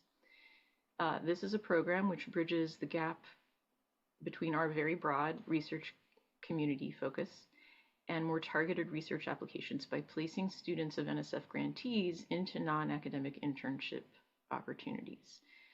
I don't think we've even started to utilize this mechanism as much as we could, and I see a lot of potential for this to be one mechanism for discussion as part of this larger group. I think there are a lot of students who are currently working in very fundamental research that might really benefit and also contribute to the goals of this group by being placed in some of those internships. So I look forward to continuing to discuss this and other opportunities. I'm sorry I can't be there in person today, and I thank you for your time. Thank you, Rebecca. And now we will turn things over to Dr. Melissa Miller with the Department of War. Thank you. Great. So my name is Melissa Miller. I'm the program manager for the Alzheimer's Research Program within the Congressionally Directed Medical Research Programs within the Department of War. These are my disclosures. So I'll start off my presentation by introducing you, we'll go slow to go fast. I'll introduce you to the Congressionally Directed Medical Research Programs, which I will henceforth promise to refer to as CDMRP. And as the CDMRP is an office within the Department of Defense, which I will henceforth refer to as the Department of War, or DOW. And CDMRP serves as the office that oversees appropriations for biomedical research programs that are directed to the organization by Congress, meaning that Congress names specific research areas and appropriates funds towards those research, towards research specific to those areas of interest. So thus, the overall aim of CDMRP is to transform healthcare through innovative and impactful research. And we do that through our mission to responsibly manage collaborative research that discovers, develops, and delivers healthcare solutions for service members, their families, veterans, and the American public. The chart on the right of this slide summarizes the who, what, where, why, and how of CDMRP. And of course, I don't have enough time. We don't have that 4-hour presentation to go over everything on this circle star graphic. But there are a few points that I would like to foot stomp for awareness. First of all, CDMRP was established in the early 90s as a direct result of grassroots patient advocacy, specifically advocacy for dedicated funds to support research to cure breast cancer. The unrelenting efforts of these advocates increased political awareness of health and healthcare-related issues, resulting in dedicated line item appropriations for biomedical research annually within the Defense Appropriations Act. And to be clear, the funds that CDMRP manages and receives are not included in the department's annual budget request or the president's budget. Rather, these funds are appropriated by Congress in addition to the core budget of the DOW. So hallmarks of CDMRP research programs include the fact that all research, all the funds are specifically targeted by Congress and added to the DOW budget on a yearly basis. The CDMRP specifically targets research according to each program area, and we fund projects that fill critical research gaps and address high priority needs. So because funds are appropriated to specific research topics, CDMRP programs are able to annually adapt our program's goals and investment strategies annually to be able to rapidly respond to the evolving needs of the field, as well as revised congressional intent for the programs. To this end, CDMRP leverages a 2-tier application review process, which means that we do not have a pay line, and applications that receive the highest scientific scores during that technical peer review are not automatically funded. Rather, applications are recommended for funding based on both their scientific merit as well as how well they address programmatic needs and our strategic priorities. Collaboration is another hallmark of all of our CDMRP programs. The success of CDMRP really is based on the unique partnership amongst Congress, the DOW, researchers, and consumers. Each partner plays an important and distinctive role in advancing military medicine and public health outcomes.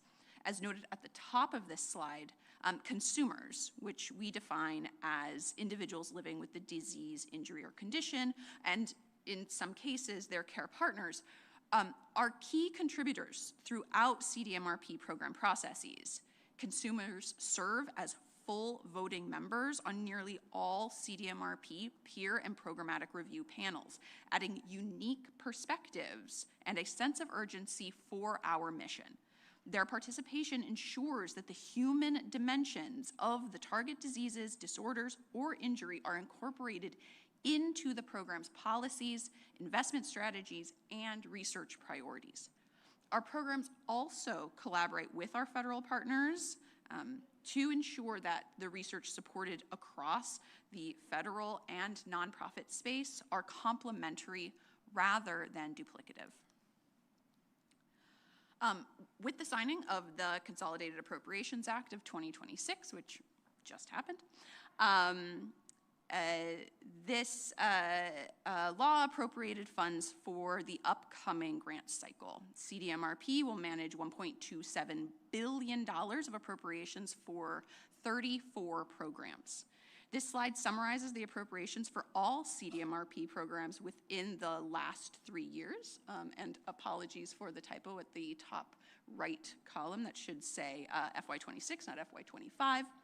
And highlighted in yellow, which is almost impossible to see, I'm so sorry, is the appropriation for the Alzheimer's Disease Research Program, which was consistently maintained at $15 million for all 3 years included on this table. You can also appreciate that other CDMRP programs were more significantly affected during the FY25 grant cycle.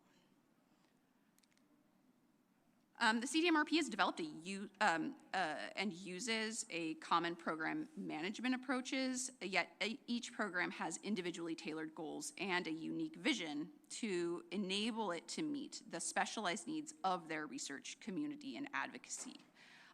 All of that is to say that each of our programs will follow the process that is currently on this slide, but they will do so independent of one another.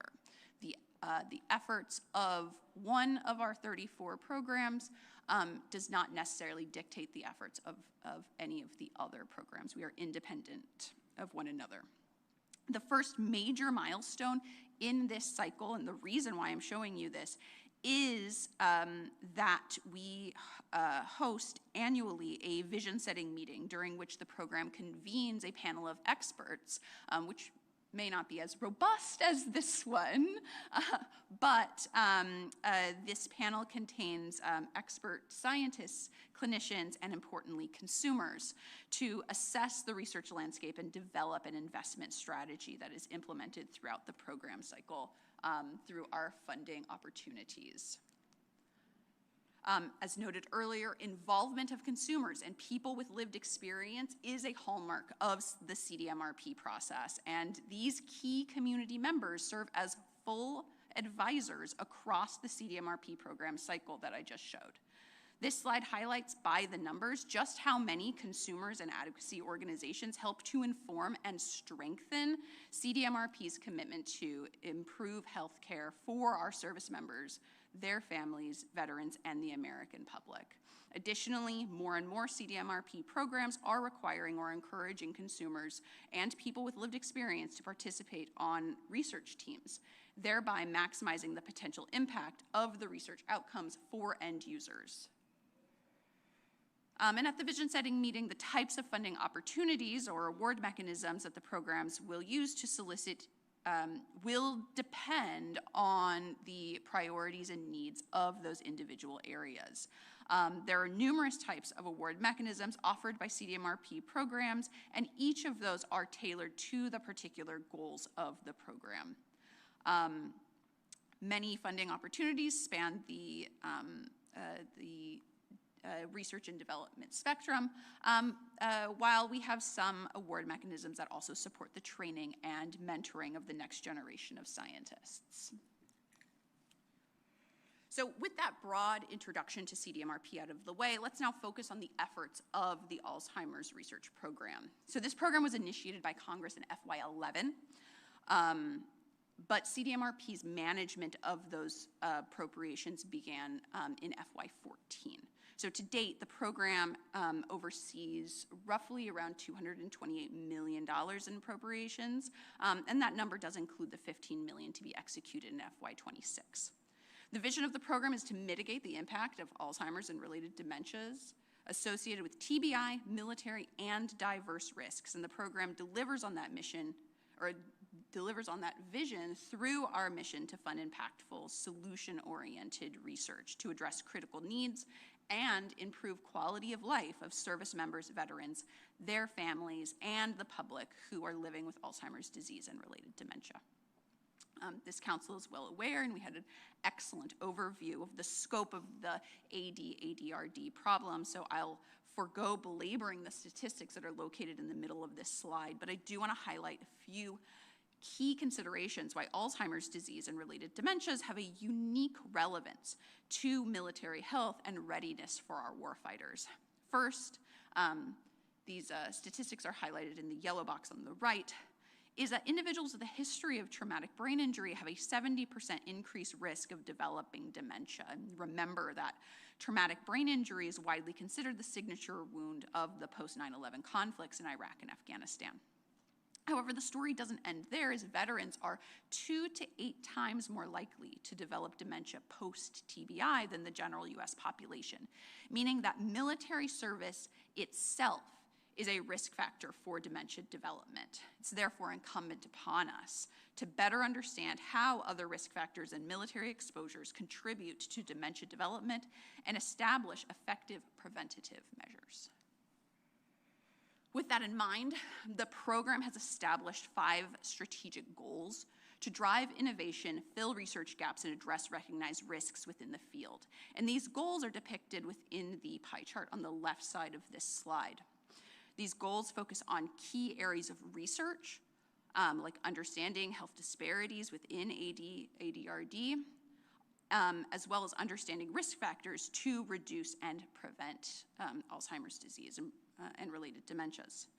We also have outcomes-focused goals, like improving the availability of early and accurate diagnosis and prognosis now, as well as increasing quality of life for people living with a dementia diagnosis. And finally, our last goal aims at addressing the issue of limited research capacity within critical areas of key importance to the program, which includes military health, women's health, and dementia care. To address these goals, the program solicits research through 3 funding opportunities targeted at transforming care, diagnosis, and research. Finally, all clinical research supported by the program must include a plan for collaboration with the affected community to strengthen impact of the research and ensure outcomes and measures are culturally acceptable. Key accomplishments toward the strategic goals of the program are included on the following slides. First, we have the clinical evaluation of the REACH Hope intervention, which combines the REACH VA's Behavioral Education and Support Intervention, along with the Department of Defense's Virtual Hope Box information and resources app. And together, these tools create a tailored telehealth intervention with one-on-one coaching and personalized digital support that leverages interventions with demonstrated success and efficacy in their target agencies. So the primary goal of this project is to establish a cross-agency intervention to reduce caregiver burden, depression, anxiety, while maximizing caregiver confidence. And this intervention will be so beneficial, particularly for service members who are adult child caregivers of individuals with dementia, many of whom are veterans themselves. In the area of diagnostics, the program has supported the development of a highly scalable and cost-effective home-based sampling and testing solution for early detection and monitoring of those blood-based biomarkers that we heard about earlier. The Griffin out-of-hospital sampling and testing systems, or GHOST for short, combines home-based finger prick blood collection with high-sensitivity immunoassays for time-based blood biomarker detection, which will greatly increase convenience for biomarker monitoring, not having to go into a separate place to receive those blood collections. The program has also supported research assessing dementia risk in veterans and examining racial disparities as they relate to vulnerability to AD. Together, these studies describe the interconnection of military risk factors, social determinants of health, and other environmental factors, sex, race, and ethnicity on the risk of dementia among older adults. Key findings supported that veterans living in neighborhoods categorized as disadvantaged by the Area Deprivation Index showed a significantly increased risk of developing Alzheimer's. Furthermore, vulnerability to hypertension was identified as the most powerful contributor to AD-ADRD risk in Black Americans versus white Americans. Additional research from these teams will support evaluating dementia risk for American Indian and Alaska Native populations with a history of military service. Importantly, this work will engage the American Indian and Native Alaskan communities for dissemination of results, recommendations, and community priorities for future interventions, ultimately aimed at reducing risk of developing ADRD or dementia for this population. And that is my last slide. Thank you very much. Thank you so much, Melissa. And we're going to switch gears a little bit, shifting more to a clinical focus. So I'll turn things over to Dr. Sherry Lang with CMS. Terrific, thank you. And again, it's a pleasure to meet all of the new members. If we could have the first slide, and given the limited time, I've included some of this important background information that you can go back. Oh, thank you.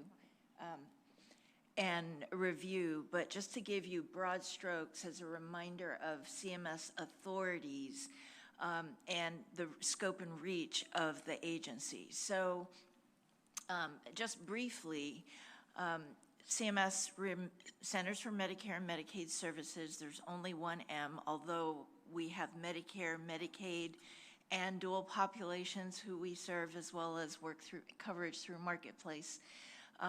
So CMS remains the largest payer for healthcare services globally, and the coverage has continued to expand over time with, by and large, serving older adults.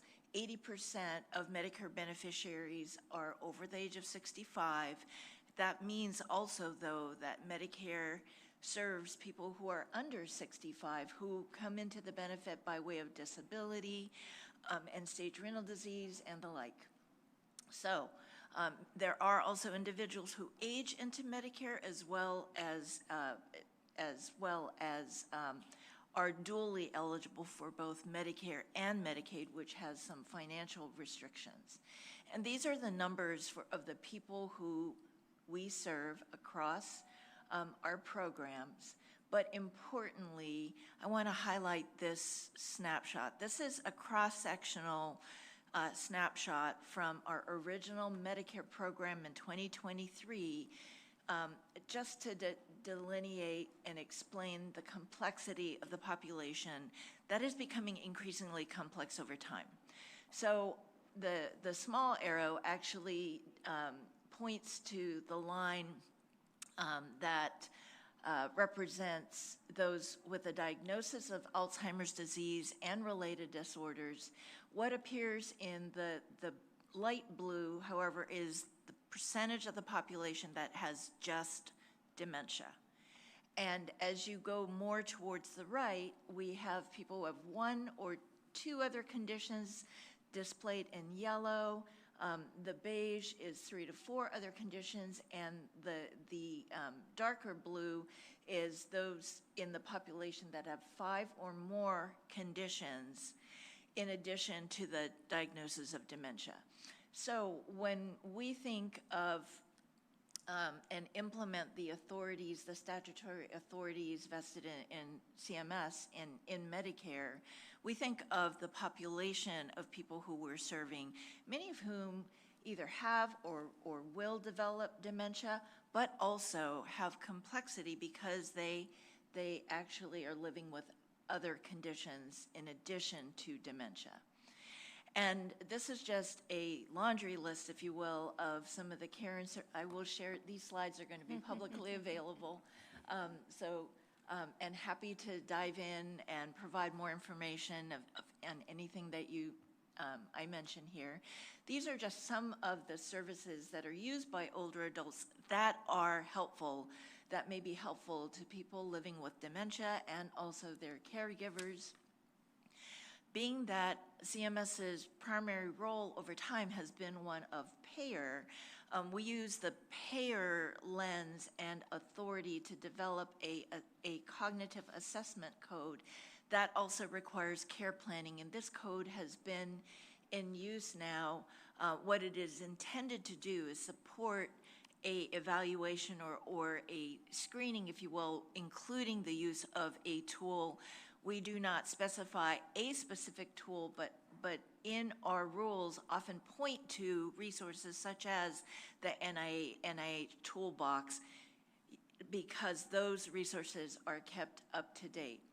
This is in addition to the annual wellness visit that is a preventive health services that also supports cognitive assessment of the entire individual with a preventive health authority, but does not require the use of a tool because that preventive health visit is meant to capture all prevention relevant to the individual before the clinician.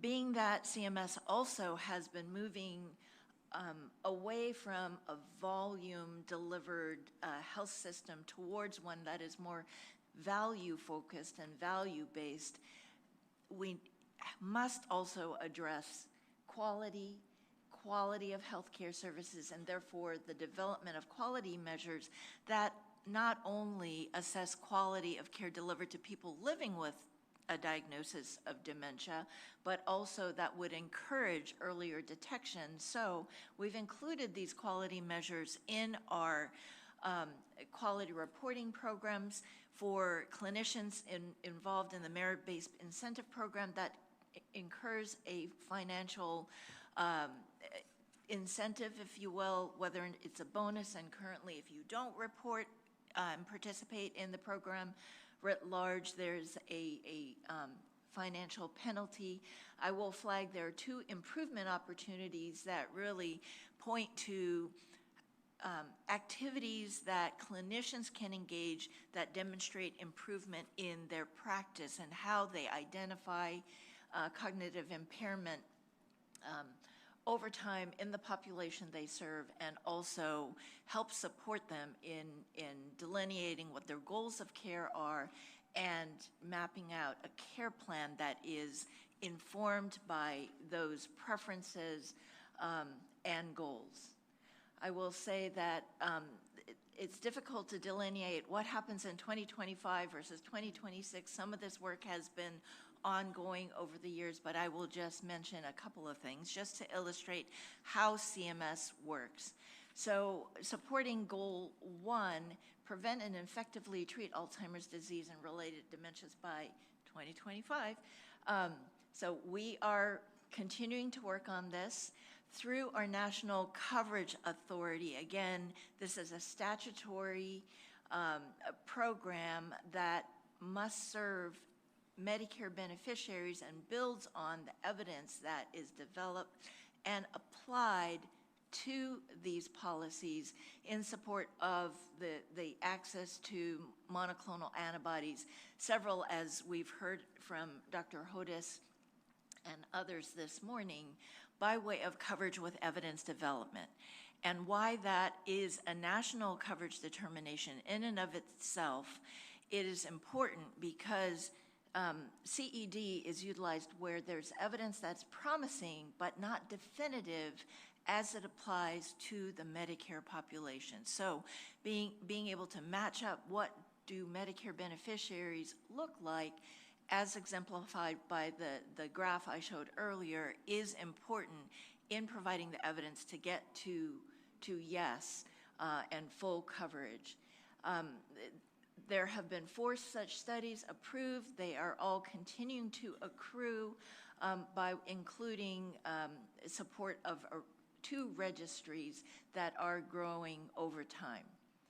I will also mention, though, that in the Goal 2 support, enhancing care quality and efficiency, there are 2 notable actions that CMS has taken. One is the GUIDE model, Guiding an Improved Dementia Care Experience model by the Innovation Center, and I'll speak a little bit more about that, but also wanted to flag that CMS has a quality reporting program that incentivizes hospitals and other post-acute care providers to report on quality, and in the age-friendly measure that is based on attestation that has been finalized and will continue in the quality reporting program for hospitals, that age-friendly measure includes encouragement of assessment of cognition, and in fact specifically mentions delirium, detection, screening, management, because that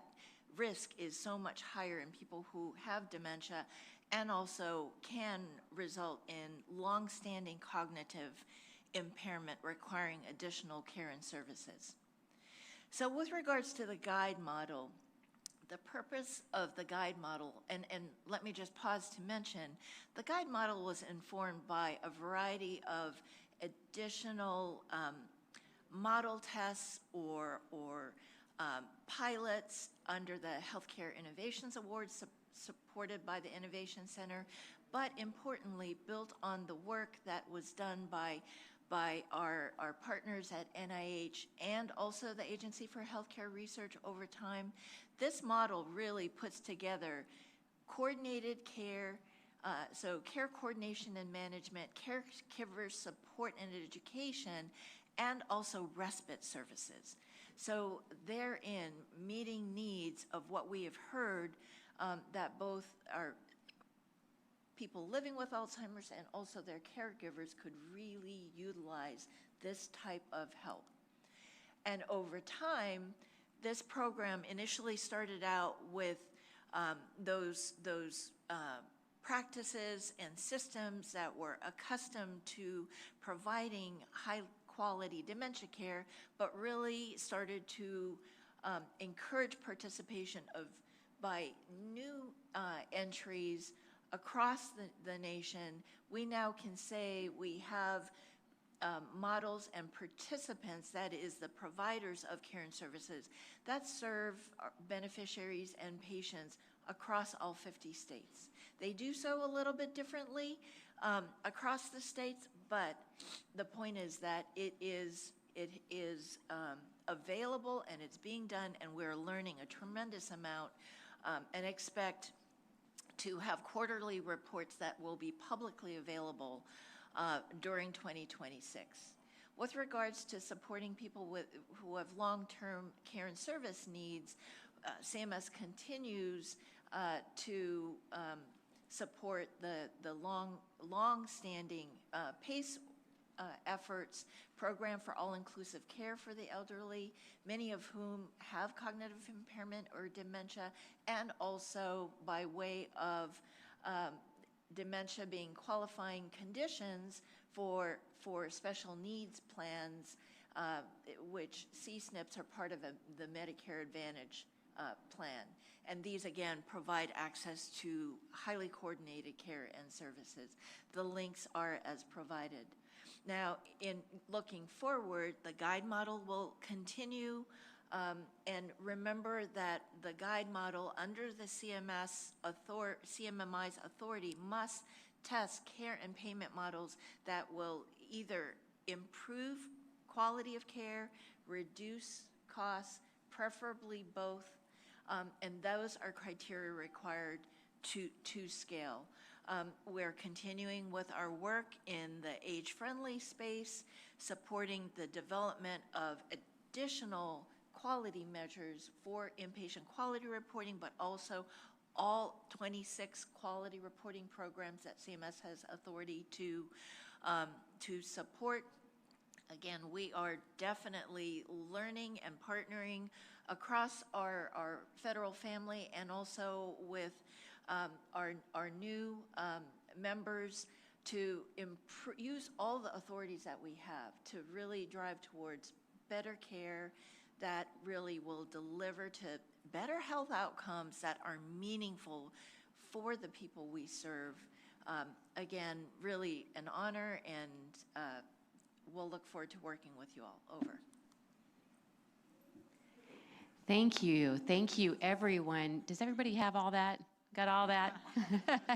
That is a lot to digest, but it really leads me back while I was listening to our new federal agency partners and the existing partners that we have that have been here, is we're pivoting to early detection, early diagnosis, risk reduction, conversations that when I began in the Alzheimer's space, we really couldn't have.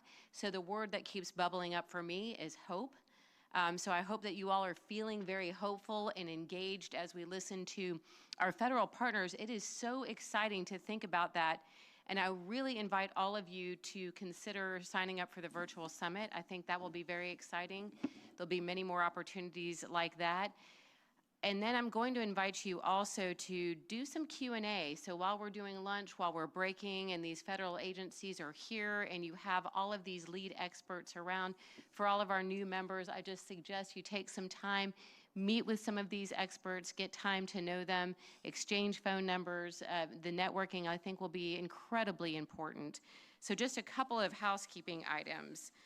Again, thank you, and thank you to Secretary Kennedy. Thank you. I get to work really closely with Mary Lazare and other partners. Thank you to Cindy. Thank you to Helen. Thank you to Maria for helping stand up this meeting, and with government shutdowns and everything else going on. It was a long time coming, and I'm deeply, deeply appreciative of being here today. So just a couple of things. Federal members and members of the audience and others, we can get lunch at the 8th floor cafeteria or out at Potbelly nearby. If you leave the building, please make sure to take your ID because you'll need it when you get back through security. For us, the non-federal advisory council members will be doing a training in room 800. It's mandatory. It's an ethics training, so we will need to be there. But otherwise, we're just going to break for a bit, and like I said, please make the time useful for Q&A and just exchanging numbers and all the rest. Thank you so much.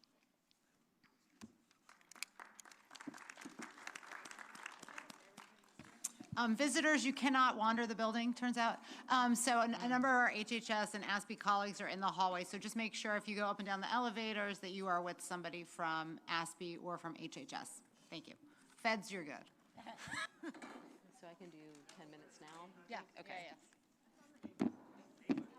And then we're reconvening at 1:45 sharp, so please be back. Thank you. Thank you for asking that. Good Sorry question. I didn't mention.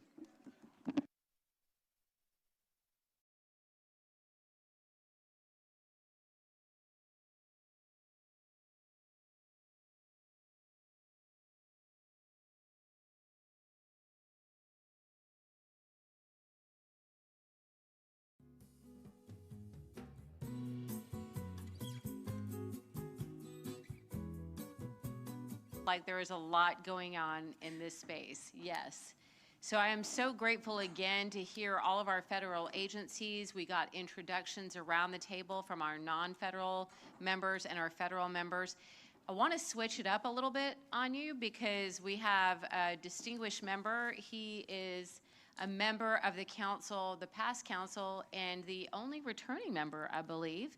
I'm going to read his bio to you, and then he's going to do a presentation because what we wanted to do was leave some space in the conversation, and I want you all to know, I want to rest assured members, we are going to get time for dialogue and conversation because we are not going to leave this building today, I promise you. It's a long meeting. It's our first meeting as new members. It's the first meeting of the year, so there's a lot to digest, a lot of good work that we needed to hear from all of the infrastructure and spaces. So wanted to get that done, make sure we get, and then we got our ethics training, so all good things. But I wanted to leave space for innovation. And when I use the word innovation, it's just a generic term for anything novel, innovative, out of the ordinary in our usual conversations about Alzheimer's and related dementia.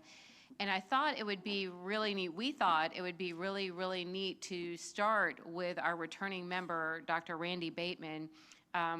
Just listening to him talk, the first time I got to talk to him on the phone, it's not just what you're going to hear, the science of him, but the heart and passion that he brings to this is just infectious. I am so grateful and honored to be serving with a clinician and a scientist like Dr. Randy Bateman. So I'm just going to read you his bio very quickly. Dr. Randy Bateman is the Charles F. and Joanne Knight Distinguished Professor of Neurology, Director of the Dominantly Inherited Alzheimer's Network, or DIAN, Director of the DIAN Trials Unit, DIAN 2, Principal Investigator of the Bateman Lab, and Director of the Tracy Family Stable Isotope Labeling Quantitation Center for Neurodegenerative Biology. That is a mouthful. Dr. Bateman's research focuses on the pathophysiology and development of improved diagnostics and treatments of Alzheimer's disease.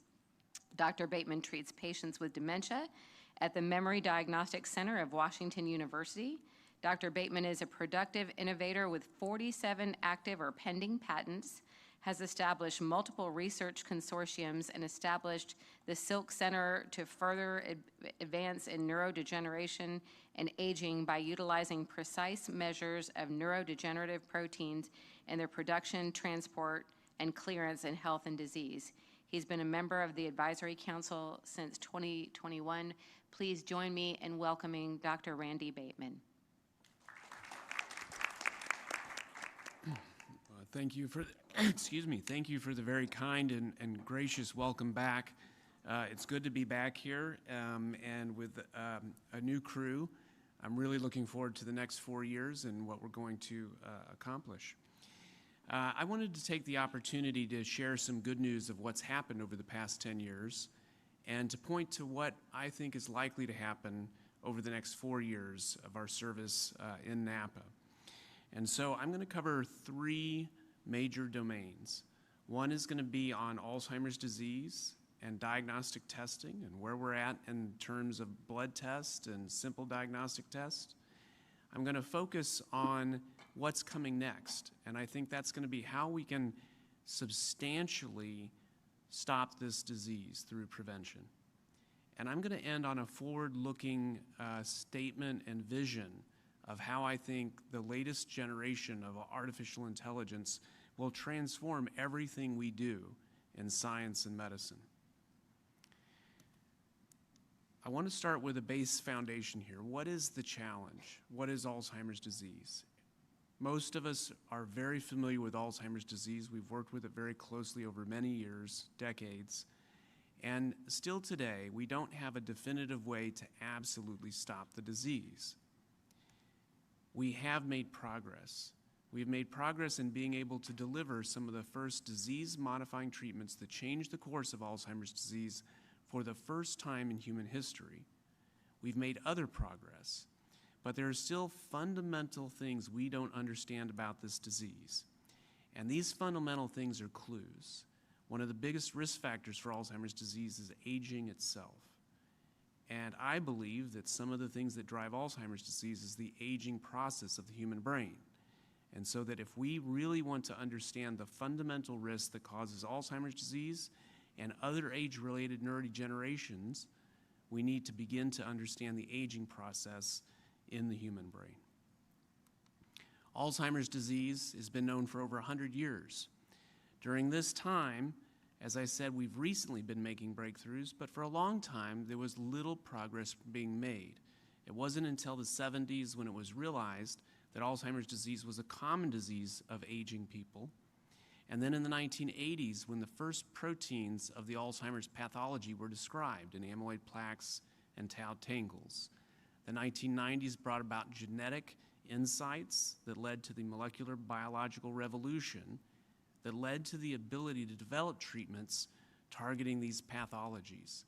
And then it would take another 20 years of development from those discoveries to lead to some of the first treatments that could actually halt and reverse the pathology of Alzheimer's disease that would subsequently lead to the clinical evidence and proof that we could change the course of this disease. The NIH has supported research over many decades in Alzheimer's disease, and one of these research studies is the Dominantly Inherited Alzheimer's Network shown here. You can see the red and blue pins throughout North and South America, Europe, Asia, and Australia. These are medical centers working on Alzheimer's disease, studying a very rare form of Alzheimer's called dominantly inherited Alzheimer's. This is a familial disease. A mutation in the family causes disease in about half the family members, and they get it at a very young age, in their 30s, 40s, and 50s typically. They dement and die like people with Alzheimer's do, but tragically, at a very high prevalence within that family. It does offer the opportunity, however, to study the disease in an exquisite way because we can predict when they will get sick. We can monitor how it changes over time. And I don't know if yeah, there we go. The years are counting up, and you see on the left-hand side, these are amyloid plaques on a PET scan. And on the top, these are the counters going down to the year of first symptom onset. And so right when we reach 0, the first symptoms begin. And what you'll notice is the as it plays through again, you will see that starting 20 years before the first amyloid plaques begin to develop in the brains of these people. So that's on the left and on the top. And notice as the ticker goes on, the amyloid plaques slowly and steadily build up, but no changes in metabolism or atrophy in the middle and the bottom right until about 5 to 7 years before symptoms. And right at symptom onset, right now, the amyloid plaques are fully established and other processes are taking on. We now know that those other processes include tau tangles, cell death, and neuron loss. Using this information that was discovered through public research, scientists discovered biomolecular signatures that allowed us to track the plaques, not just in PET scans and cerebrospinal fluid, but now in blood. And so here's some data from my lab showing that the phosphorylation of tau at 217 correlates very closely with the development of amyloid plaques. And so now a single blood test has accuracies upwards of 90 to 95% accurate for identifying amyloid plaques, and that's shown on the right-hand side. More recent developments have discovered different kinds of biomarkers. This is tau microtubule binding region 243. That's a mouthful. We use these complex terms and numbers to refer very specifically to the exact atoms and molecules that change in Alzheimer's disease that we can now detect in blood. So tau tangles, which previously were only measurable through PET scans and at the time of death, we can now track with a single blood test, again with very high accuracies of about 90% in a blood test.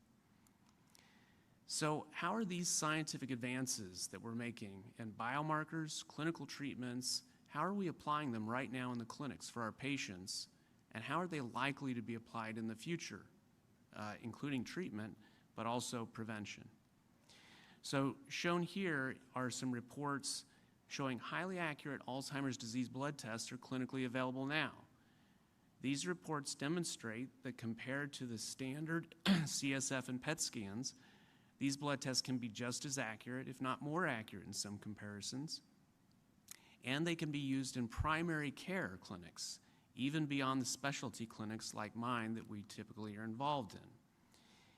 The specialty clinics are using these tests more and more. Shown here, dating back to 2021, is our clinic at Washington University in St. Louis. And you can see in blue, we pretty much only did cerebrospinal fluid diagnostic testing, and at a fairly low amount. So most people in 2021 did not have the benefit of accurate biomarker-informed diagnostic testing. In 2022, as blood tests became available in the clinic, you see in red the blood tests were taken up by the clinic. And then in 2023, with the advent of treatments, where we had a strong reason to accurately diagnose people before putting them on treatments, you can see the number of tests, both CSF and blood tests, dramatically increased.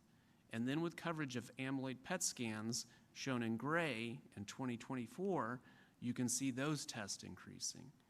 So in the clinics over the past few years, we have changed how the practice of medicine about how we diagnose patients. A specialty clinic like ours might get 70 to 80%, some of the best ratings in the world. Primary care physicians are about 50% accurate. And these tests can drive us to over 90% accuracy. This is a transformative change that has occurred in the clinic. What does this mean for how we treat people and how we follow people over time? Shown here are the results of several trials of anti-amyloid drugs showing that those that reduce the amount of amyloid plaques rapidly to near normal are the ones that have clinical benefit demonstrated in their phase 3 clinical trials. These disease-modifying treatments change the course. You see the two lines separating it out over time, and so people who are on placebo don't do as well as people who are treated with these anti-amyloid drugs in a clinical progression scale that matters to patients, family members, and their caring doctors. The translation from Alzheimer's disease treatment to prevention trials may be coming very soon.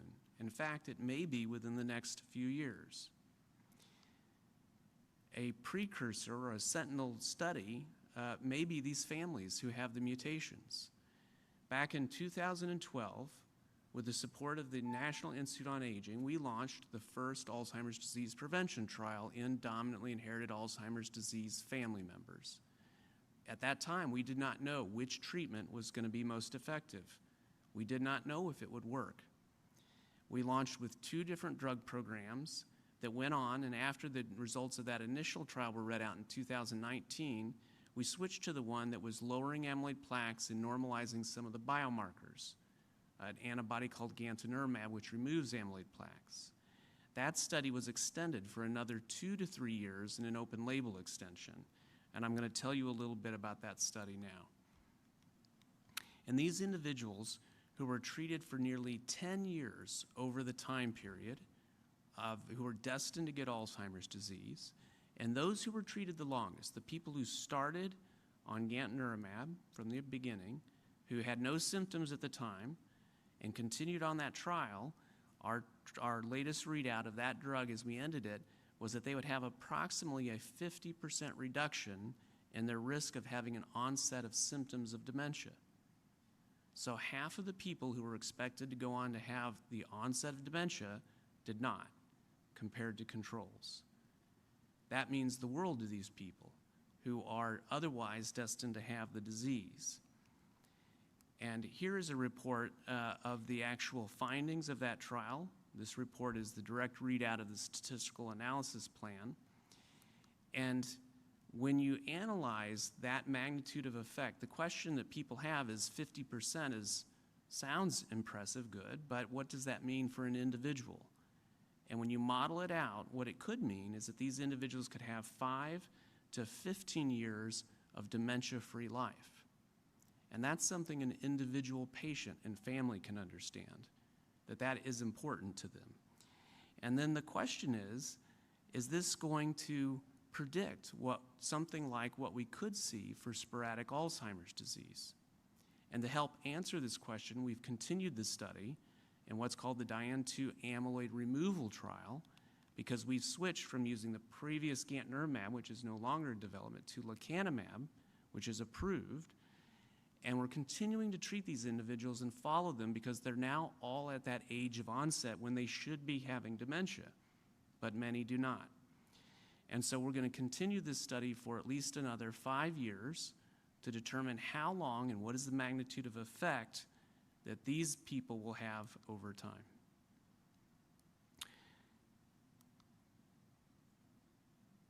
So the trial launched in 2024. We're in the first year. It's fully enrolled. These people continue on the study.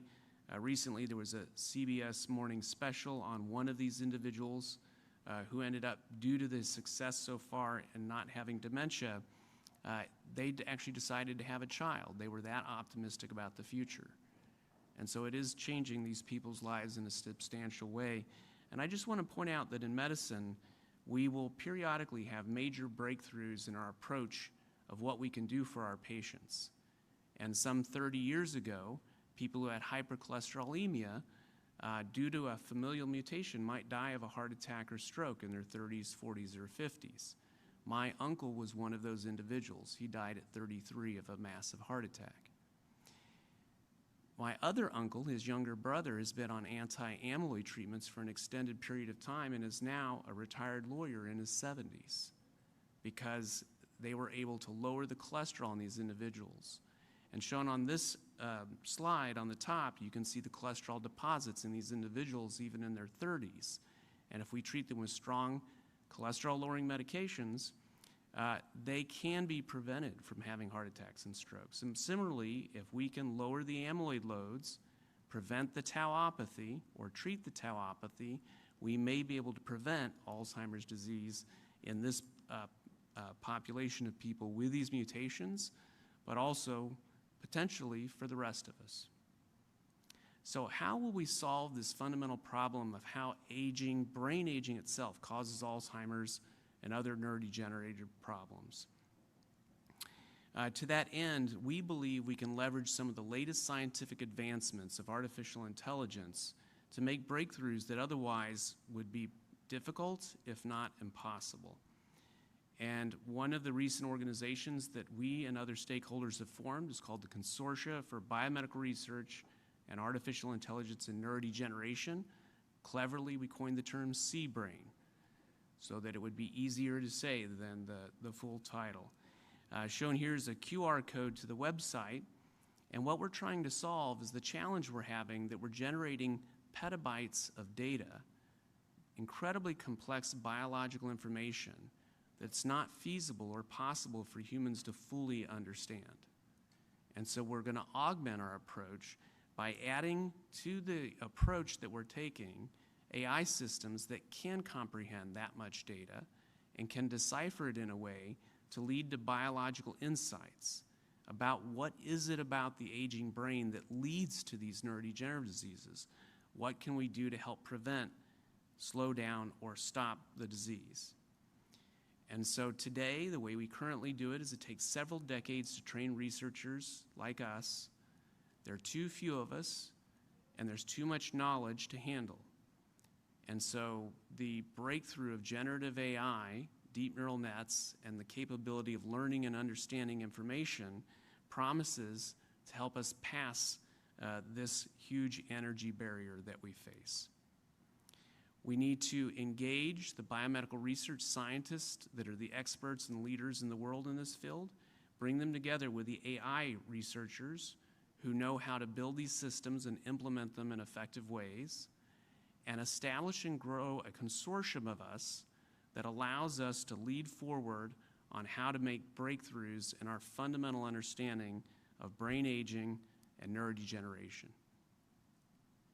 To this end, the members are shown on this slide in this table, and you can see it's a group of academic biomedical researchers, AI researchers, pharma and biotech has come forward and joined with contributions of data sets and support, and major support from our philanthropic members.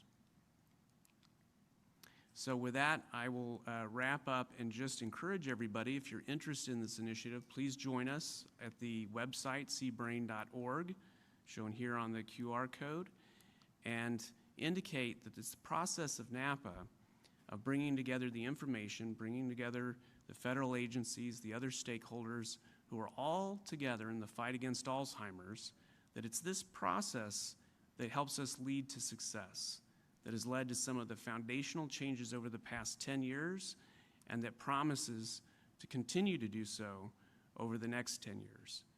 So I want to again just recognize this moment in history where we've made such incredible progress against this disease, and hope to point to the future with a promise that we will continue this advancement until we can end the disease. Thank you.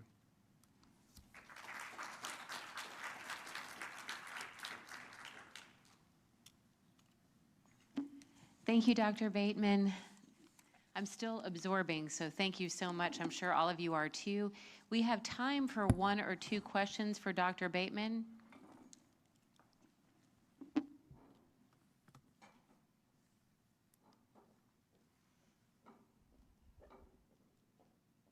He may have left us all speechless. Just not a question, but Randy, that was a great presentation and an example, an inspirational one of the kind of science that's being supported. But just another dimension of the project, Randy, if you don't mind my sharing. The DIAN Consortium, as you saw, is made up of participants, families of affected individuals who have an autosomally dominant disease. Every year at annual meetings, AIC, these families come together from all over the world. And I share this because one of the most emotional experiences that I've had is participating there, seeing those families, some of whom have decided they want to know whether they carry the gene or not, whether their children will carry or not, to see them interacting in the most profound and respectful way with investigators. If anyone needs more inspiration and hope, it's by exposure to that kind of meeting. So, Randy, I congratulate not just on the science, but in the incredibly inspiring partnership that you've had with the populations who are participating in this research. Okay, thank you. I couldn't agree more. Thank you, sir.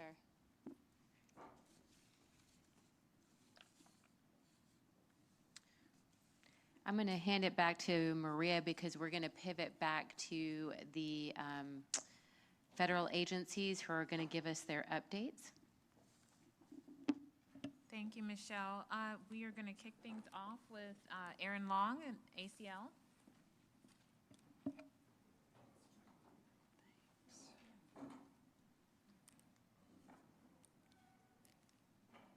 I doing something wrong? Which one am I supposed to click? I'm clicking them all.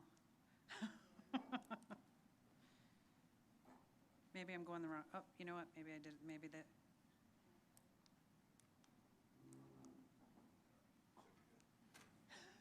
Sorry. That's okay. Sometimes I get sleepy. Magic touch. Okay.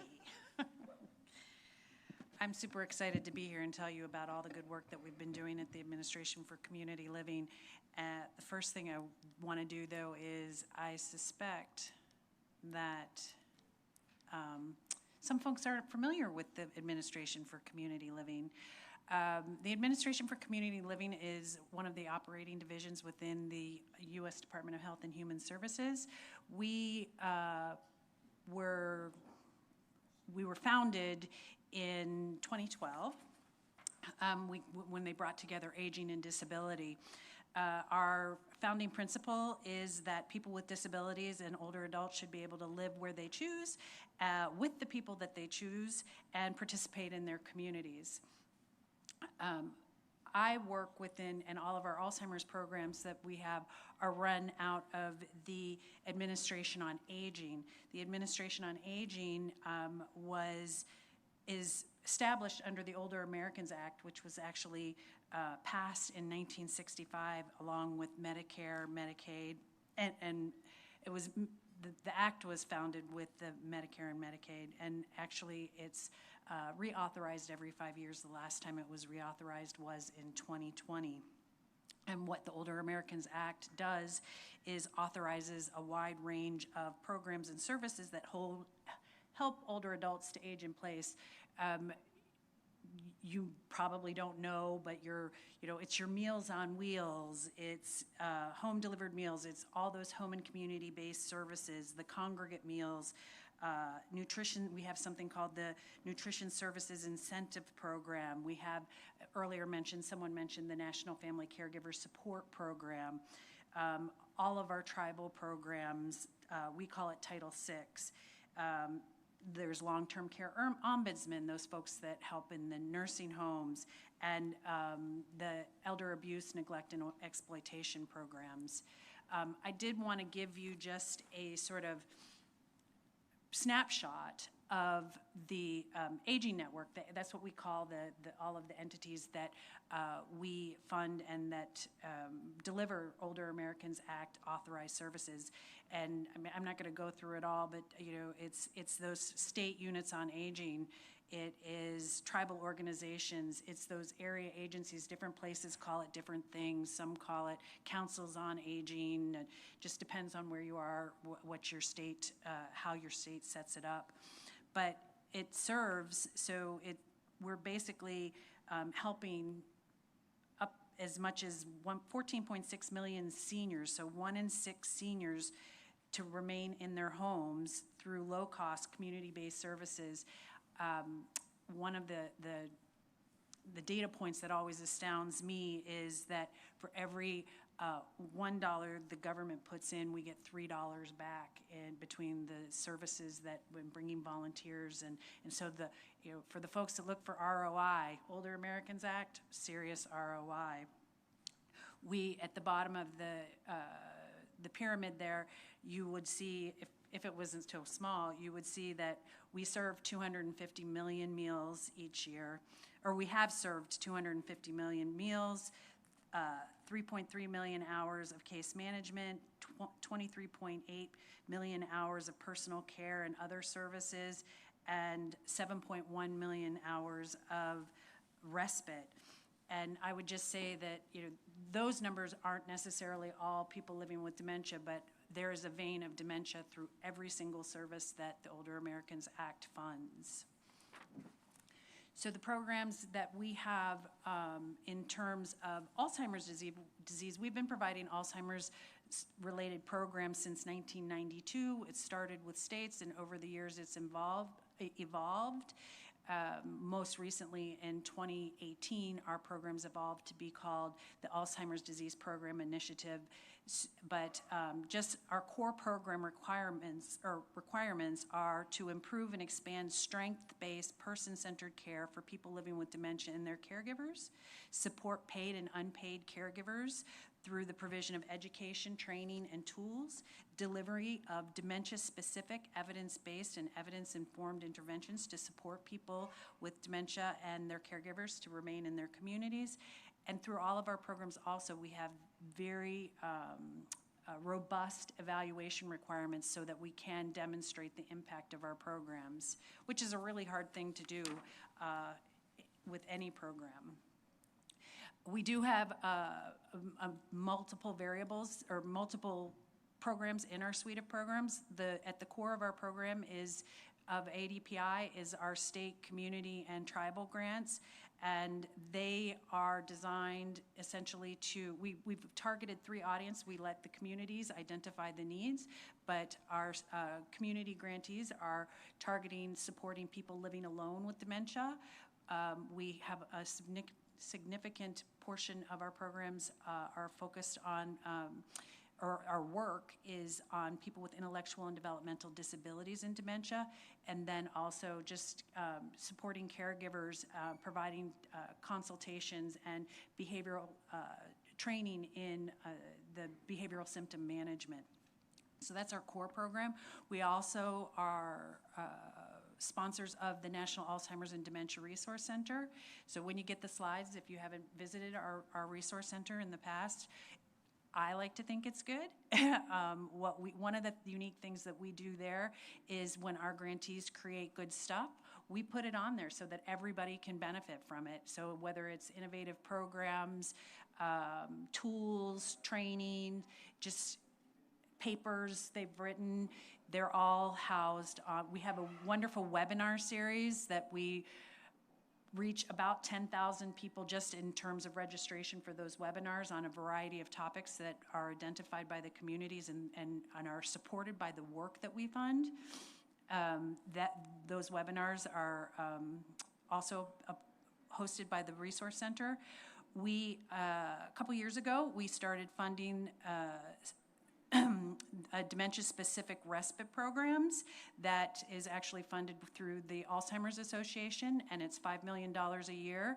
80% of that money goes to sub-grants to get community-based organizations to create innovative interventions to support people remaining in their communities and create models of respite that are translatable and can be scaled up.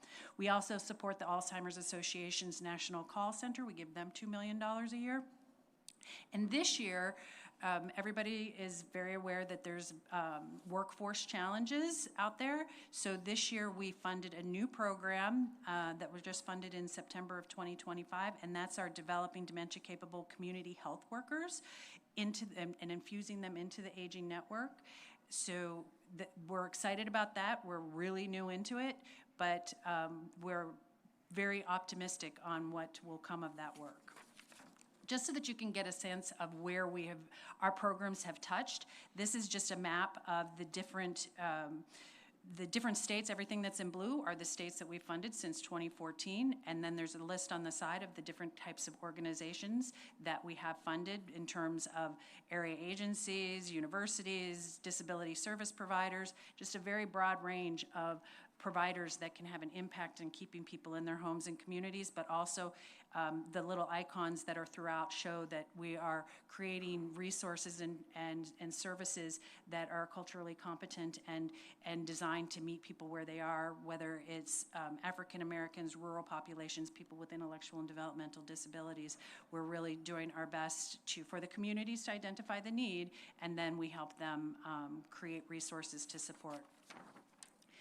This is just a snapshot of our NADRC webpage. that's where there's over 300 resources that are located there. So we've been doing this work for a very long time, but last year we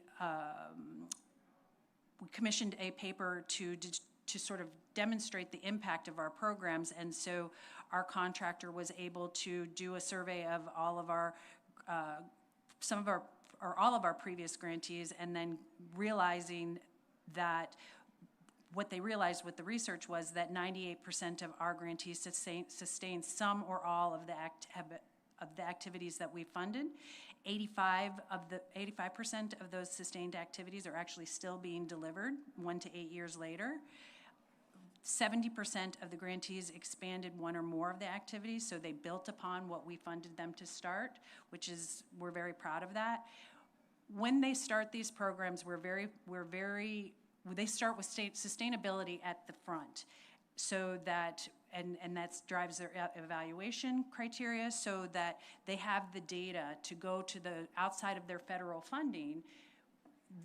We don't fund things over and over. So we give it to them, and then they need to find other ways to fund it, so that we help them get the data, and they're funding sustaining their activities through philanthropy, state funds, other Older Americans Act programs, and then just, their organizational budgets. But that paper also is located on the NADRC website.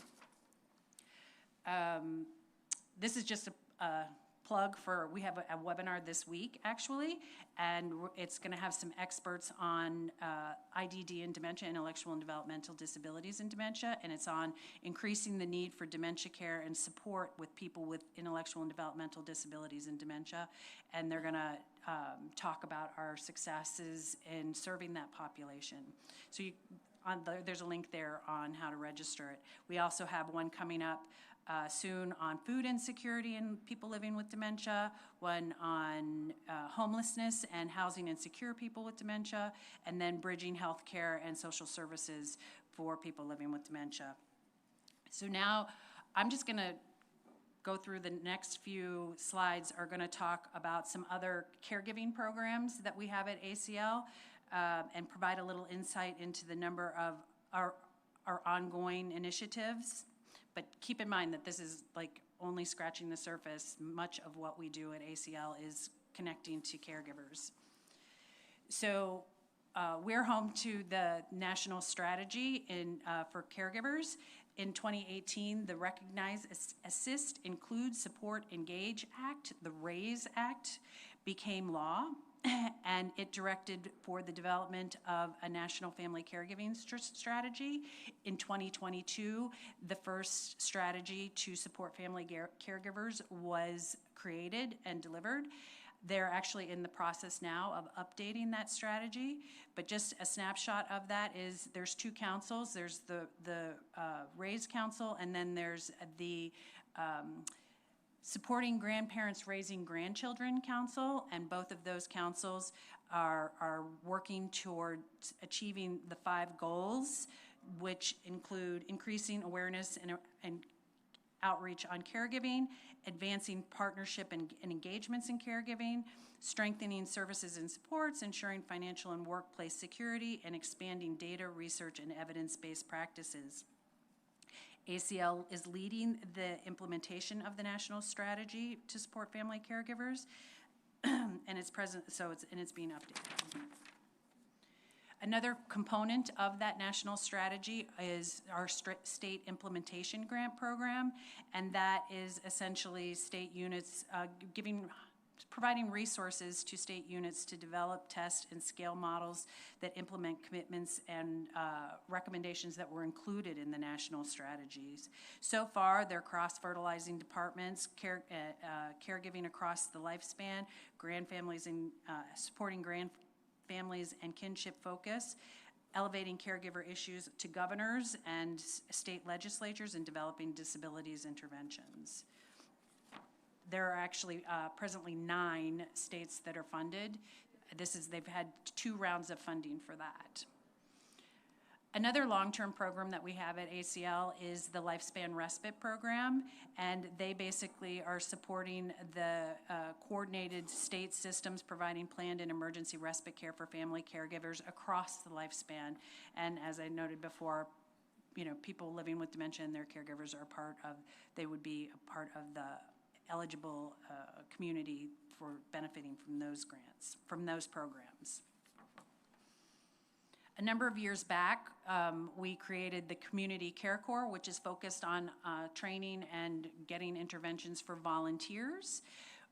The Oasis Institute has partnered with U.S. Aging Caregiver Action Network and Alterum to foster the development of innovative local programs that provide volunteer, non-medical assistance to family caregivers, older adults, and individuals with disabilities, helping them maintain their independence in their communities. They have, over the course of that program, they have funded in 41 states and U.S. territories, serving 47,000 people with 16,000 volunteers, providing 439,739 hours of service, estimated at a value of $14.25 million. Another one of our central programs is our Person-Centered Trauma-Informed Supportive Services for Holocaust Survivors program. This program is improving the national capacity to deliver person-centered trauma-informed services to Holocaust survivors and older adults with histories of trauma and their caregivers. And we've definitely, my font is too small, so I can't see the numbers, but since this has been in place since 2015, this is another one of those programs that is, we give a money to the grantee, and then they do sub-grants to other organizations to get services into the communities. And this one has evolved over time to really be focused on that person-centered trauma-informed care. And with that, I'm finished. Thank you so much, Erin, and I have a fondness for ACL, so thank you so much. As a small but mighty agency doing incredible work as one of the state units on aging, just thank you for all the support and everything you do for us. Thank you. We love Florida, too. All right, now we will turn things over to Dr. Joan Weiss with HRSA.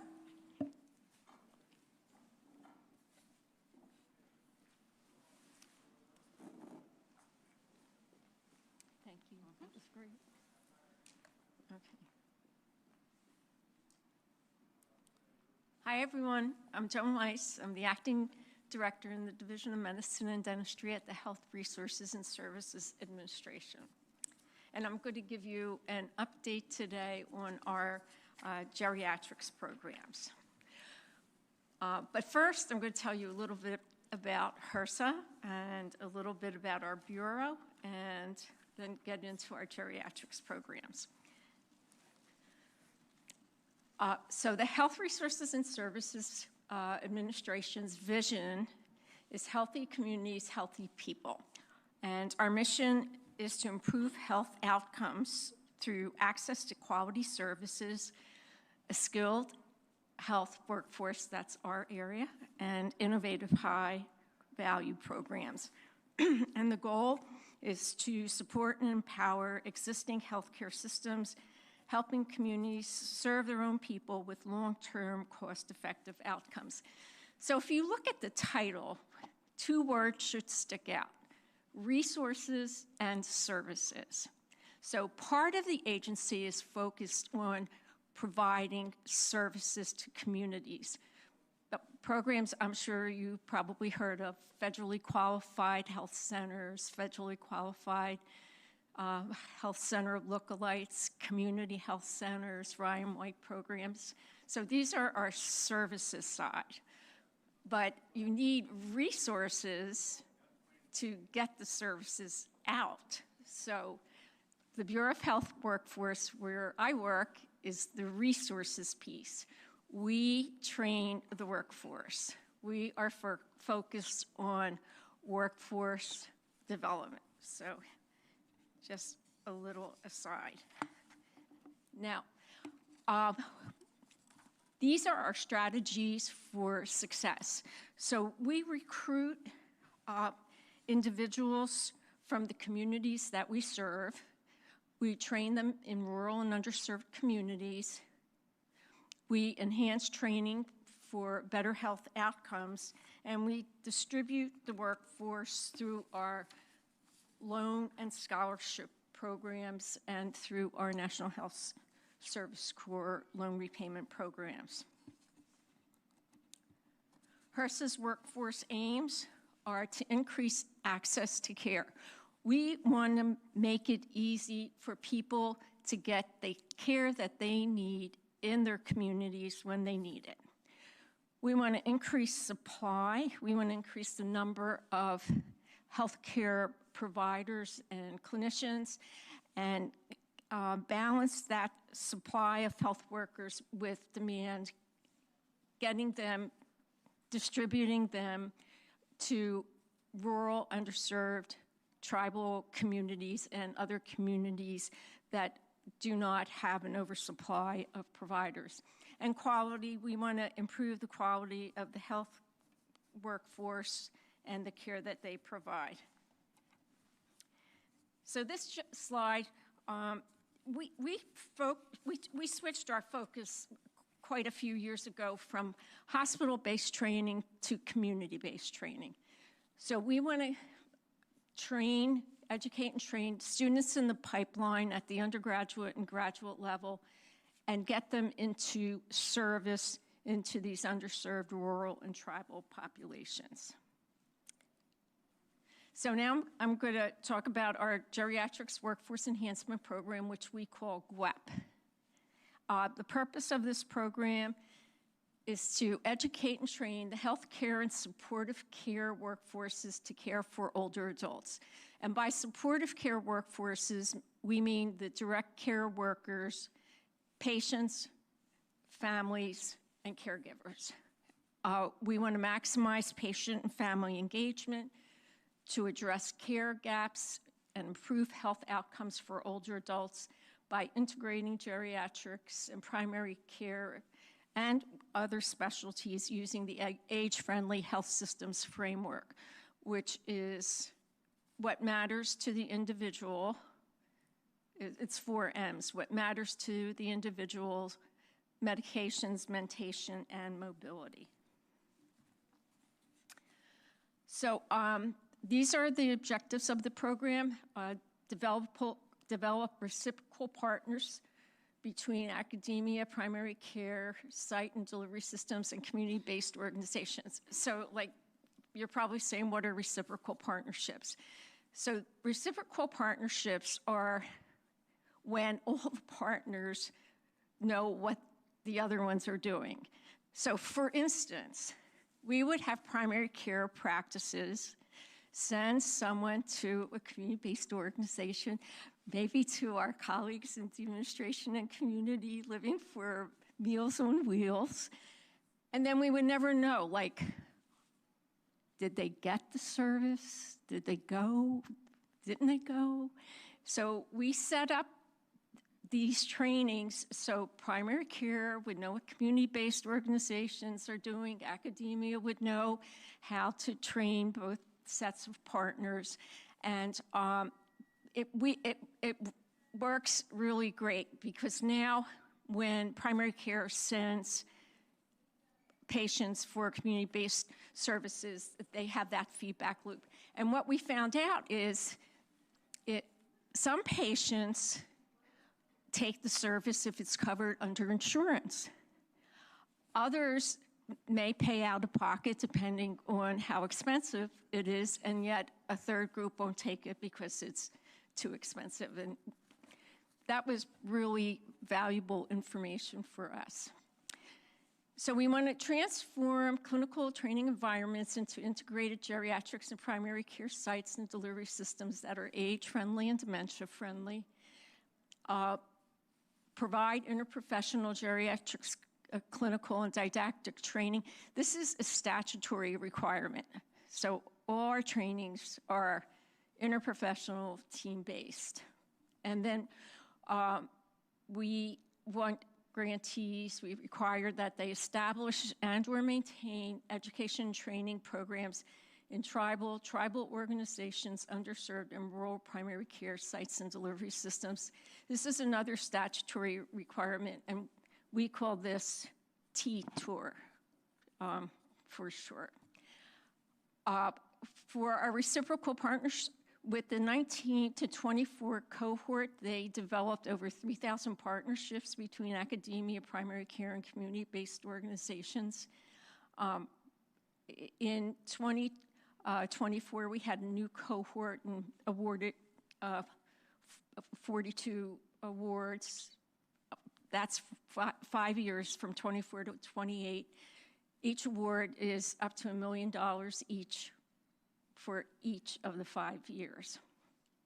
So the data is from the data I'm going to show you is from the 2019 to 2024 cohort. So what are our requirements regarding dementia training? And this happened really because of our work with NAPA Council. So we discussed things here, then we discussed them at the agency, and then we see where we can integrate this to train the workforce. So we want to take the research and have it delivered and trained to primary care providers. And then together between research, workforce development, we can influence policy. So all grantees must set aside $230,000 of their $1 million for ADRD, and other mental health issue training, delirium, anxiety, depression, substance use, and opioid use disorders, and serious mental illness. They have to train on ways to risk-reduce chronic diseases, including dementia. They have to train on early detection, diagnosis, treatment, and management of dementia. And they have to treat primary care providers on how to enroll older adults in clinical trials. Really, the first step is teaching them what's available, how to identify patients to be in clinical trials. But because if they don't know about what's there and how to enroll them, they're not going to do it because they're really busy, like everybody else. So just some data, and this is from academic year 21 through 2024. This is on academic, didactic, and clinical courses. So they trained over 2,000, they developed or enhanced over 2,000 clinical and didactic courses, but they have a really large reach. They trained over 402 trainees. Of that, about 189,000 were healthcare professionals, but more interesting were the patients, families, and caregivers. There are more patients, families, and caregivers than healthcare professionals, and that just speaks to the need of patients, families, and caregivers to get dementia training on how to care for their person living with dementia. And then for CE, again, nearly 2,000 courses were developed. 805 of those were approved for CE, and again, over 400,000 were trainees were reached with more patients, families, and caregivers than the healthcare workforce. And then faculty, if faculty don't know the content, they're not going to teach it. So one of the requirements of the grant is to teach faculty about Alzheimer's disease and related dementias. So faculty who were in training developed about 330 AD/ADR courses. They delivered it to over 23,000 individuals, and again, more patients, families, and caregivers than professionals. Then we have one other program, our Geriatrics Academic Career Awards program, and this program is to support the career development of junior faculty as academic geriatricians or academic specialists. So for dementia, they develop their own career development plan, but they are required as part of the grant to educate and train the healthcare workforce within the context of age-friendly framework to address dementia risk reduction. I can't see. Dementia across the disease trajectory, including training on dementia medications as they are appropriate for use, and nursing home care. We made 26 awards in 25, and they were about $92,000 each, but this year in 26, there'll be more because by statute they're required to have a cost of living allowance increase. And that's it. Thank you. Thank you. I just wanted to say we have 2 GWEPs in Florida since we have so many colleagues in Florida. One is at Jesse Trice Federally Qualified Health Center in Miami, and the other is at Florida State University in Tallahassee. Yay, thank you. Thanks for sharing that. Who do I give this to next, Helen? Actually, CDC is going next, but they don't have slides. Oh, okay. Send it back up here. Within our slides. All right, thank you so much. We are going to now turn things over to the CDC. I believe Captain Fleetwood Lusto's on Zoom. Hi, yes, can you hear me? Yes. Yes. Excellent, excellent, thank you.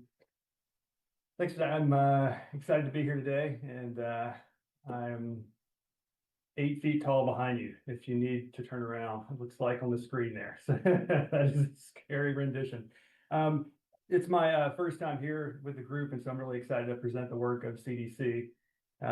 So many things. I'm relatively new to this area, new to this role as the acting principal deputy director, but have been in our center for about 20 years and know the work well, mainly in cardiovascular disease. And it's just amazing of how much overlap we have with our particular areas. I think it was particularly of interest as well when Dr. Bateman was talking about a lot of the work as well. I could just see so many interconnected points. But I spend about a day a week as well in a federally qualified health center locally, and it keeps me grounded, I would say, in a lot of the work that I talk about and that we do. And so I definitely appreciate that balance of being a researcher, being a manager, but also being able to be in the clinic and being able to see on a weekly basis really the patients, the struggles, the barriers, and the benefits of connecting those as well with the care and resources that we provide and that many of you provide as well. So I have had a few connection issues today, hearing people. So if there is that as well with me along the way, maybe somebody could raise their hand. I could go off camera if needed as well, if that's related to some of the connection issues. But like many of you have expressed as well, I have a personal connection with Alzheimer's. My grandmother was diagnosed and went from a very vibrant individual to one that we had trouble recognizing in a lot of ways. And so a passion of mine as well, as many of you share. So our center is the Chronic Disease Center at CDC, and it touches a lot of these areas that we've talked about today. And also the promotion of a lot of the activities related to healthy lifestyle, such as physical activity, healthy diet, and the prevention and management of hypertension and diabetes. And I really see our role as a center as one to facilitate, to support, to partner, and to lead in this area. Many of our subject matter experts in this area are currently on administrative leave related to reductions in force from the prior year, but our funded activities continue, and I'll take some time to review those activities and highlight some of the recent work that's been going on. And as several of the speakers have talked about today as well, this is just going to be a brief overview. There's so many activities that I've really begun to appreciate as well that are going on in this area that we support and that we partner with as well. The programs I'm going to talk about today really reflect 7 key priority areas to reduce dementia risk, to promote early assessment and diagnosis, to improve outcomes, to support caregivers, to educate the public and workforce, to drive population level data for decisions and actions, and to accelerate adoption of evidence-based strategies. So the three main areas that I'm going to talk about today are the public health programs to address Alzheimer's disease and related dimensions, the BOLD program, where we have 43 state and local recipients of funding, also the BOLD public health centers, centers of excellence, the public health centers of excellence is how I'll describe them, and then the Healthy Brain Initiative. So I'll go into detail with each of those three activities, but we also have the National Partners Cooperative Agreement funded projects, which are three recipients that include the Association of State and Territorial Health Officials, the American Medical Association, and the National Association of Chronic Disease Directors. I will try as best I can as well to limit the number of acronyms. It is challenging along the way, but I will do it. The activities within those cooperative agreements mainly include better integration of community health workers, to provide training for healthcare workers, and to support communication and coordination activities. So the BOLD Award recipients, it's 43 state, local, territorial, and tribal recipients over a 5-year period, excuse me. And all recipients use the CDC's Healthy Brain Initiative State and Local Roadmap for Public Health and the Healthy Brain Initiative Roadmap for American Indian and Alaska Native peoples as guides to expand and improve the response to Alzheimer's disease and related dementias in their jurisdictions. The main activities that occur within these funded partners are to increase awareness and understanding among the general public and healthcare providers, to address Alzheimer's disease and related dementia topics corresponding to primary, secondary, and tertiary prevention, and to address social needs and non-medical factors that influence health. There's two main components of this particular area of funding. The first really to me speaks to the desire to increase capacity within state and territories related to this work. And so the component one aspect has 2 years of funding in areas where capacity building is needed. And then the remaining 3 years really focuses on the implementation of those activities. That includes about 13 awardees. Component two includes about 30 awardees and really has a jump start with those that already have capacity at that local level, but then initially funds the implementation activities across that 5-year period using strategic plans that are already in place. The second activity that I'll talk about is the Healthy Brain Initiative. It also includes 2 components or 2 phases. Component one had 1 recipient to develop and update CDC's roadmap, was the Alzheimer's Association, which was recently updated in 23 and provided guidance to state, local, and tribal governments. Component B funds recipients to develop products that will effectively communicate related messages within those populations with a high burden of Alzheimer's disease.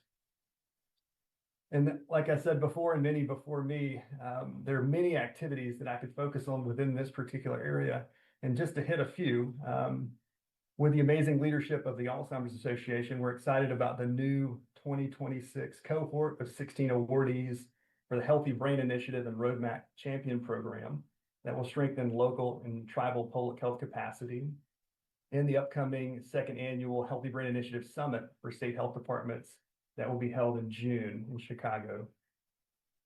There's also a number of partner promotion and training activities over the next several months from partners within this group, including the International Association of Indigenous Aging, the University of Illinois in Chicago, and Us Against Alzheimer's.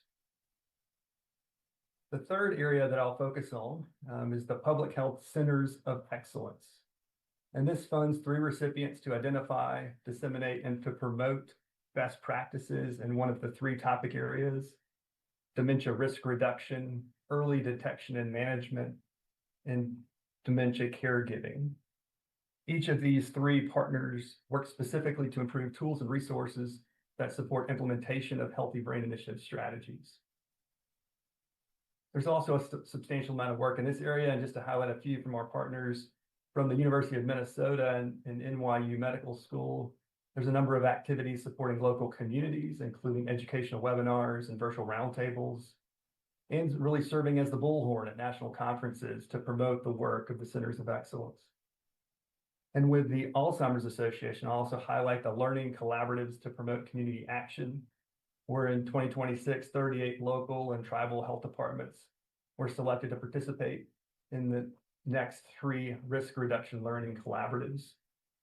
These health departments will learn about dementia risk reduction and how to host a community convening using the toolkit from the Centers of Excellence.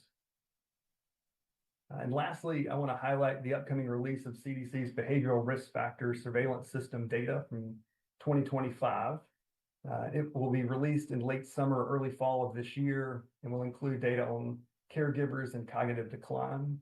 In 2025, 21 states and Puerto Rico included the cognitive decline module, and 31 states included the caregiver module. These data are made publicly available and can be used to guide programs and interventions. Thank you for allowing me to give a really brief overview of CDC's activities for today and look forward to more conversation. Thank you. Thank you so much. I'm very familiar. I quote the Healthy Brain Initiative often and much, and I entreat anyone to take a moment and look at the HBI and the Public Health Roadmap. There's just so much great information there. So thank you so much for everything. I appreciate you being here with us. And your 8-foot self behind us.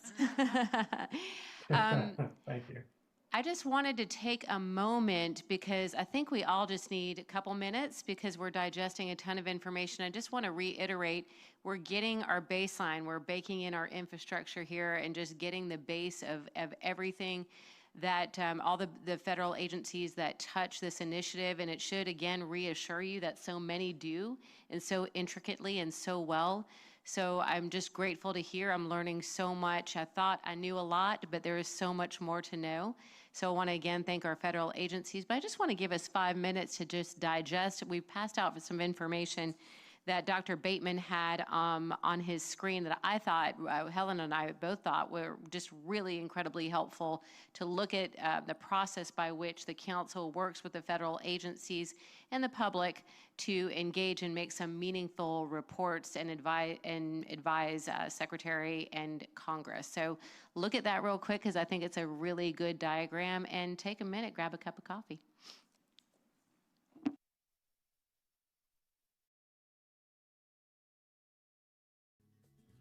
There is a little bit of coffee over there.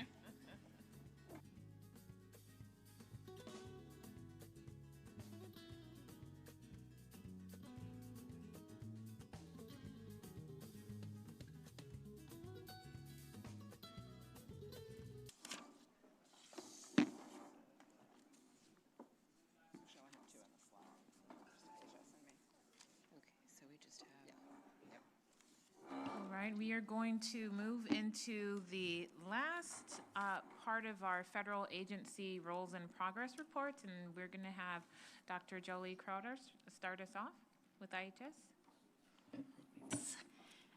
I am so glad we took a break because all I could think about is 3 o'clock is when everybody's blood sugar drops, and then they're sitting here listening to talk about more facts and figures and those kinds of things. So I appreciate that and appreciate the coffee. Thank you so much. Oh, I got the operator button here. Do I? Maybe? Am I a little? Oh, got it. All right. I'm really excited to be here.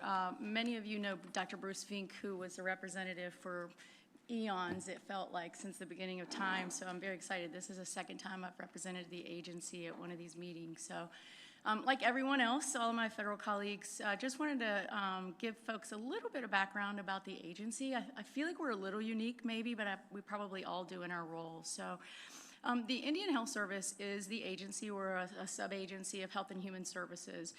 We're responsible for providing health services to American Indian and Alaska Native people across the country.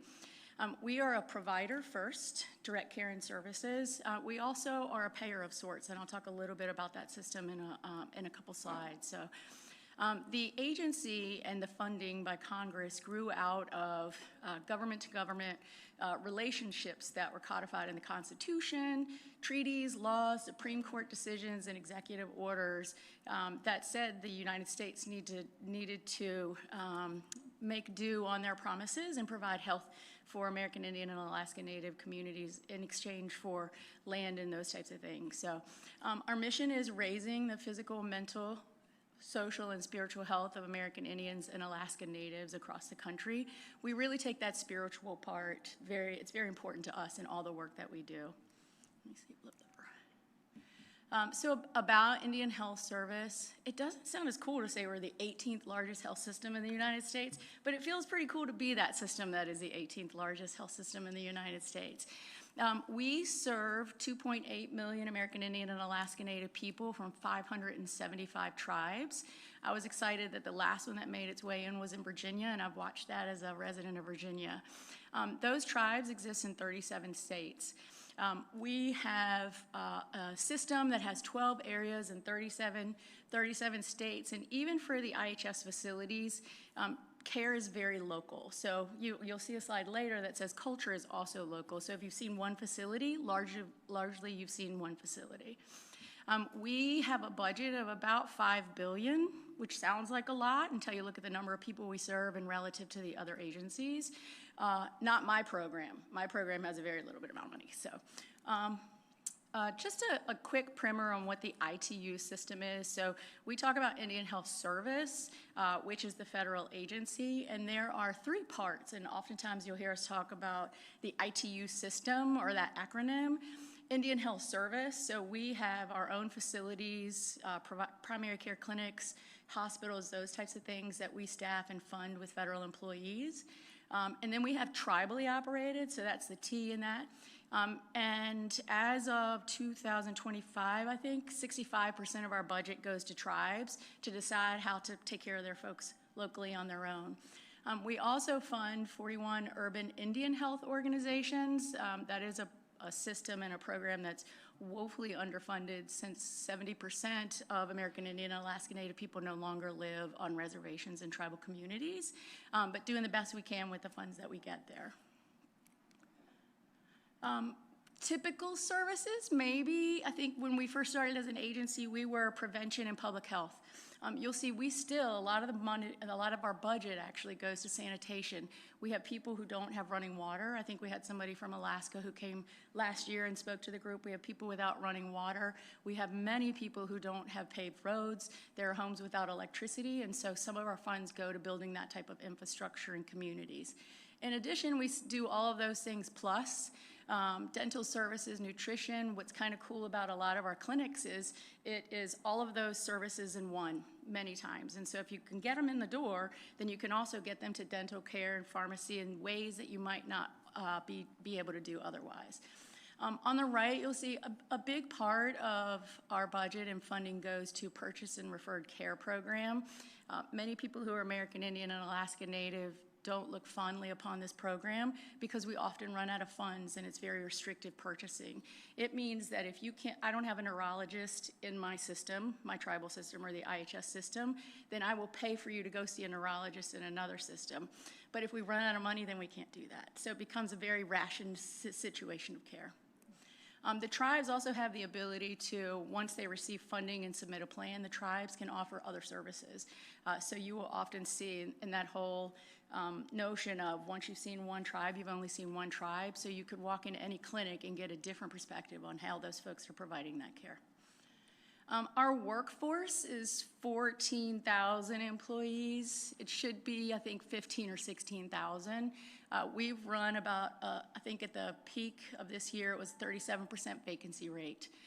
Mostly in our clinical, in the clinic type roles because of a variety of reasons. So we are chronically understaffed, which creates a lot of challenges when you want to go talk about Alzheimer's and dementia, when they're dealing with triage and critical care type situations. We see a lot of patients in the work that we do. We do have hospitals, so we have some inpatient admissions and 14 million outpatient medical care visits as well.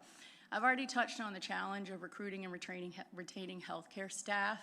And in every single area, they exist. We have our own loan programs. We've tried to create infrastructure similar to what HRSA says, and it's still a challenge. It's always a challenge to convince somebody to go off the beaten path where there might not be electricity or water to serve those types of communities.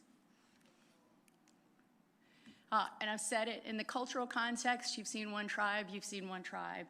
In the same way, if you've seen one facility, you've only seen one facility. So I encourage you in your communities to make connections, come visit.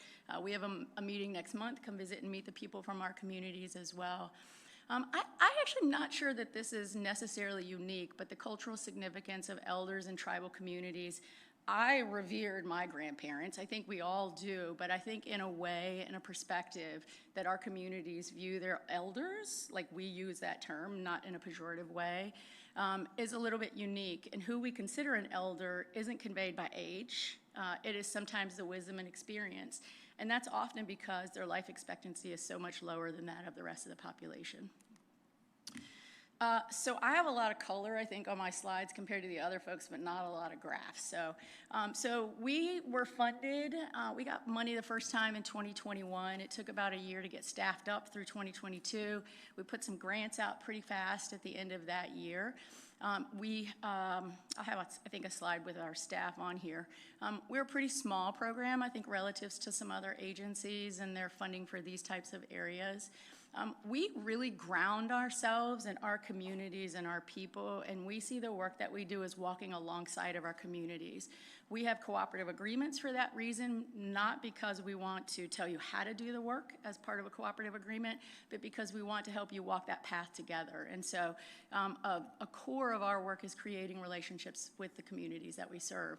And these are photos taken with a little bit of our funding over the last year in the communities that we've worked with and have grant funding.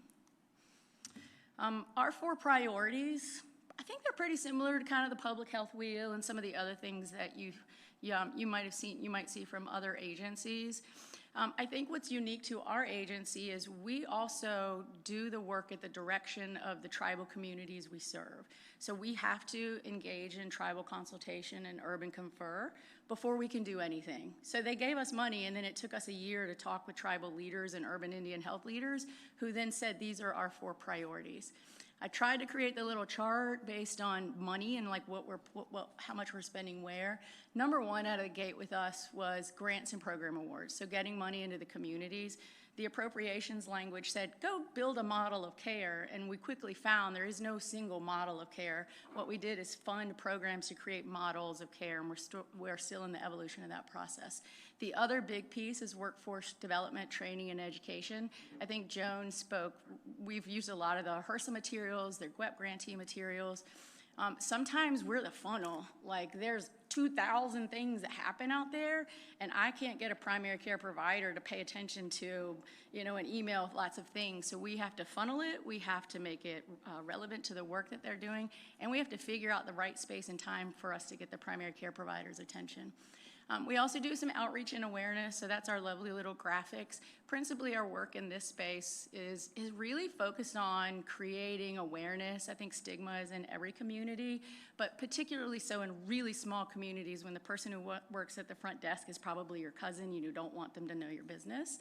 And so that makes a big difference in how you provide your care. The other work we do is the boring, what sounds kind of boring, but the program support and data on the bottom. Like data should drive all our decisions, right? I'm a nerd, so I like data. We're doing some things like creating a dashboard internally. We have spent 3 years. We still can't get an accurate count of the number of people who have a diagnosis of dementia in our health system.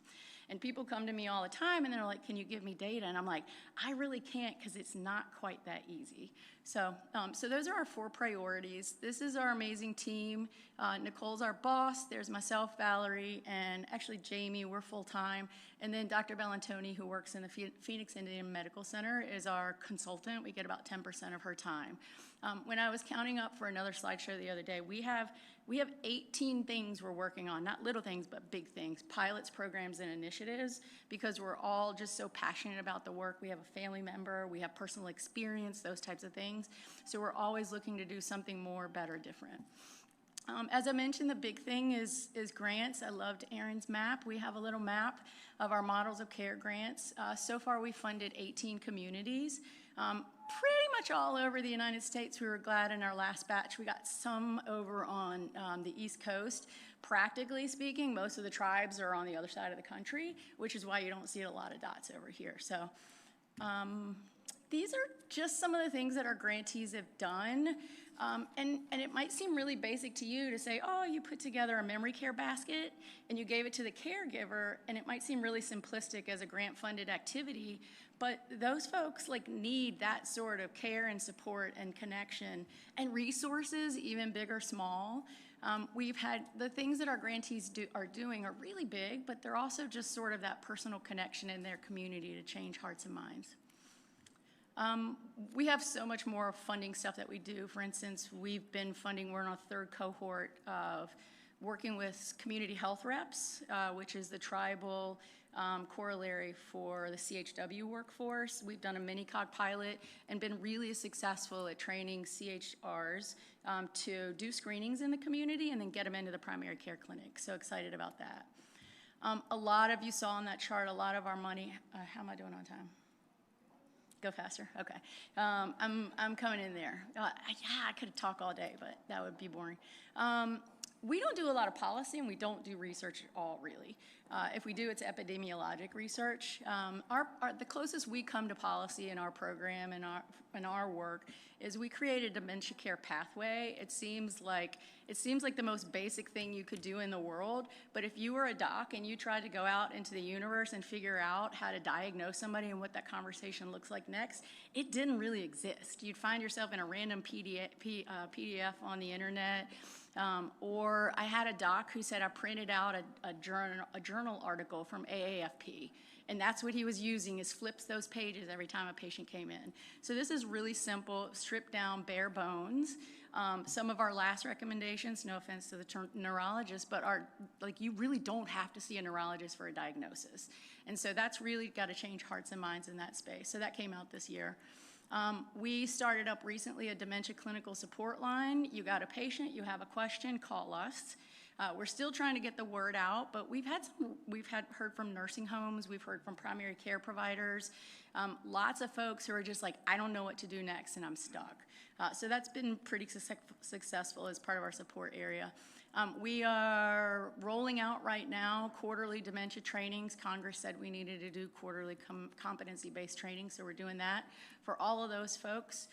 Anybody who's ever tried to get training through and approved at the federal government will commiserate with me that this has been a labor of love to get all of this content out, and it will be free and available to anyone, but our audience is particularly American Indian and Alaska Native serving people. We have a couple programs, Jerry Scholars and a Jerry Nurse Fellowship modeled after a VA program. We're literally changing hearts and minds of community one provider at a time and one nurse at a time. We have some videos. We have some more awesome videos coming out, so maybe we'll share those links with you when they come out. Our big push has been the mini-cog, just letting people know it exists and showing them how to use it. We do echoes. Again, Congress said go do echoes, so we're doing those echoes, but they're really helpful in terms of support for our communities. And come to our summit next month. We'd love to have you. It's in Denver, and hopefully it won't snow in March. We have 2 days of great content. Our grantees will be there, so we'd love to see all of you guys there to learn about the work that we're doing. Contact us, join our listserv, email me, and I'm done. Thank you. That was a lot of information in a short period. Thank you, thank you. I'm from the South, and I talk really fast, I loved too. it. I loved it. Thank you so much. All right, we are now going to turn things over to Kevin Cheney with AHRQ.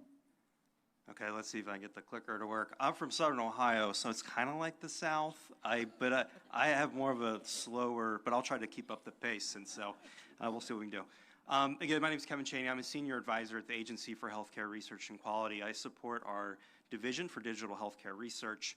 And this is my first time here at this meeting, and so it's very exciting, and I take over for Dr. Arlene Bierman, who was previously heading the agency's work here.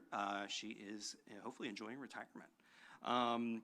And I also want to say that obviously what I'm presenting to you is a lot of work from a lot of really incredible people at the agency and the researchers that we fund. So real quick, I'll go over, you heard a little bit today, earlier today, Dr. Klein talked about AHRQ's mission. I'll probably skip the leadership part since you actually got to hear from him today.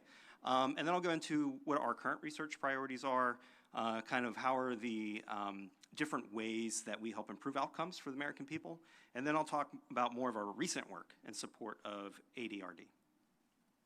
So AHRQ is a component, obviously, of the United States Department of Health and Human Services, and we're dedicated to health services research, the field of study that examines healthcare as it is delivered to patients, examining the quality, safety, and affordability of healthcare delivery. AHRQ conducts and supports patient safety research and supports the use of state-of-the-art data analytics tools to analyze and improve U.S. healthcare system. AHRQ conducts and supports research into improving health outcomes, evaluating the strength of evidence for medical procedures, treatments, and preventative interventions, and investigating ways to improve healthcare treatment. So we do a lot of different things. Just as a kind of a quick historical tidbit, we just celebrated our 35th anniversary, so we're relatively new compared to some of the other agencies, centers, and offices around the table here. And also just to let you know, from a budget perspective, right, NIH and some of these others in the billions, we're about $350 million as a total budget to do a lot of the things I just mentioned in our mission. So we are obviously supported by our tremendous leadership from President Trump down to Secretary Kennedy, and as well as Dr. Klein, who joined us last summer, and we were very glad and grateful to have him leading us in the direction of the agency. So what does that look like? So some of our research priorities, obviously, within the name and what I've talked about earlier, but really focused on improving patient safety, the effectiveness of healthcare for all Americans, and core areas include reducing medical errors, improving diagnosis, medication safety, and promoting appropriate care, including antibiotic stewardship and the responsible use of medications across all ages, but in particular for children. And we're also advancing digital health, telehealth, artificial intelligence to expand access and strengthen evidence while reinforcing the scientific rigor through real-world data integration, reproducibility, and innovative study methods. I also want to highlight that at AHRQ, we're prioritizing high-impact conditions. And that includes things ranging from obviously long COVID, autism, nutrition, and chronic disease prevention, with a shift towards solution-oriented research that delivers measurable improvements in health outcomes. And across all areas, we remain committed to training the next generation of health services researchers. So how does AHRQ do what it does? So the first thing that we do is we look to generate scientific evidence and actionable knowledge. So this is through funding health services research, extramural research grants, contracts, et cetera, that help us understand how care is delivered, how it can be delivered better. Cost, quality, safety, value. We also work to help move evidence into practice. You heard Dr. Bateman talk about earlier about the fire hose amount of data and information, and how do we help try to speed that up? Well, that's one of the things that we try to do at AHRQ is look at what the evidence is, and as there are things and ways we can do to develop tools, trainings, resources, and assistance. And I also note that AHRQ, we are a non-regulatory agency and obviously non-punitive. So the types of things that we look and oversee is not within the realm of FDA or CMS or some of our others. We also have a lot of different data repositories and different data that is utilized across the healthcare system, from HCUP, healthcare costs and utilization, to MEPS, medical expenditure panel survey data, CAPS, consumer assessment, and healthcare providers and systems data, as well as a robust number of other data sets, such as patient safety databases, et cetera. And so certainly one of kind of the three-legged stool, if you will, of all the different things that AHRQ does to try to help develop and push evidence into the field. Okay, so AHRQ has been, even though we're relatively young, has been doing a lot in this space. And I didn't include it here in the slides, but just for some historical information is, especially during the first Trump administration, is our AHRQ's Evidence-Based Practice Center was doing a lot of reports as well as developing research protocols around the areas of Alzheimer's disease, related dementia, looking at the treatment of Alzheimer's disease, and as well as how can we help improve caregivers. And so some of those systematic reviews were published around 2019, 2020.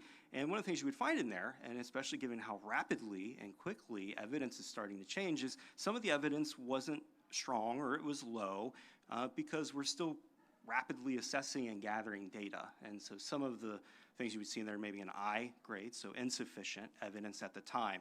And obviously these are things that moving forward we'll probably start re-looking at again because of the amount of evidence that is really starting to hit and would be of benefit of AHRQ to perhaps go back and take a look at those items.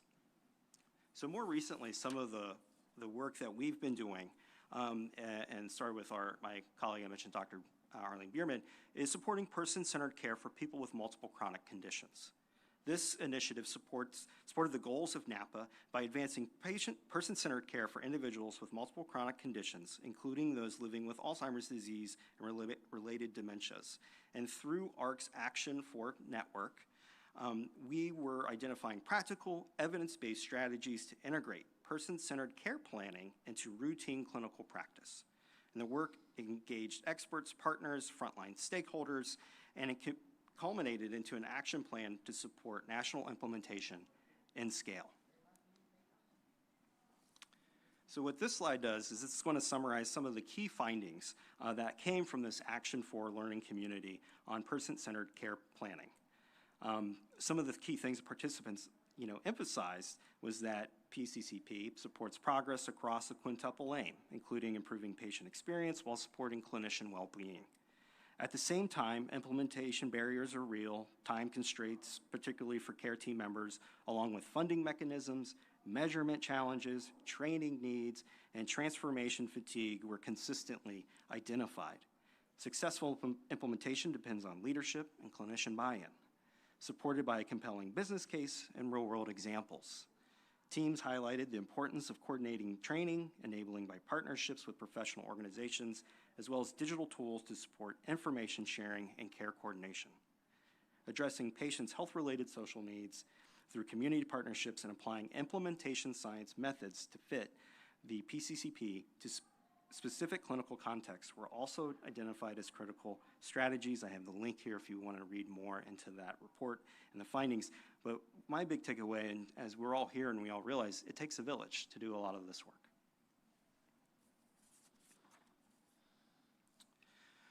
This slide takes a look at some of the work that comes from out of my team shop, our Division for Digital Healthcare Research. And we're looking to help advance NAPA goals through the use of digital health innovations that promote healthy aging and reduce risk factors associated with Alzheimer's disease and related dementias. In 2025, AHRQ convened a national webinar highlighting AHRQ-funded research focused on digital solutions for aging populations. Presenters showcased tools designed specifically for older adults, telehealth approaches that improve adherence and self-management, and platforms that integrate patient-generated data in the clinical workflows. Together, these strategies strengthen system-level capacity to support risk reduction, chronic condition management, and overall well-being among older adults and their caregivers.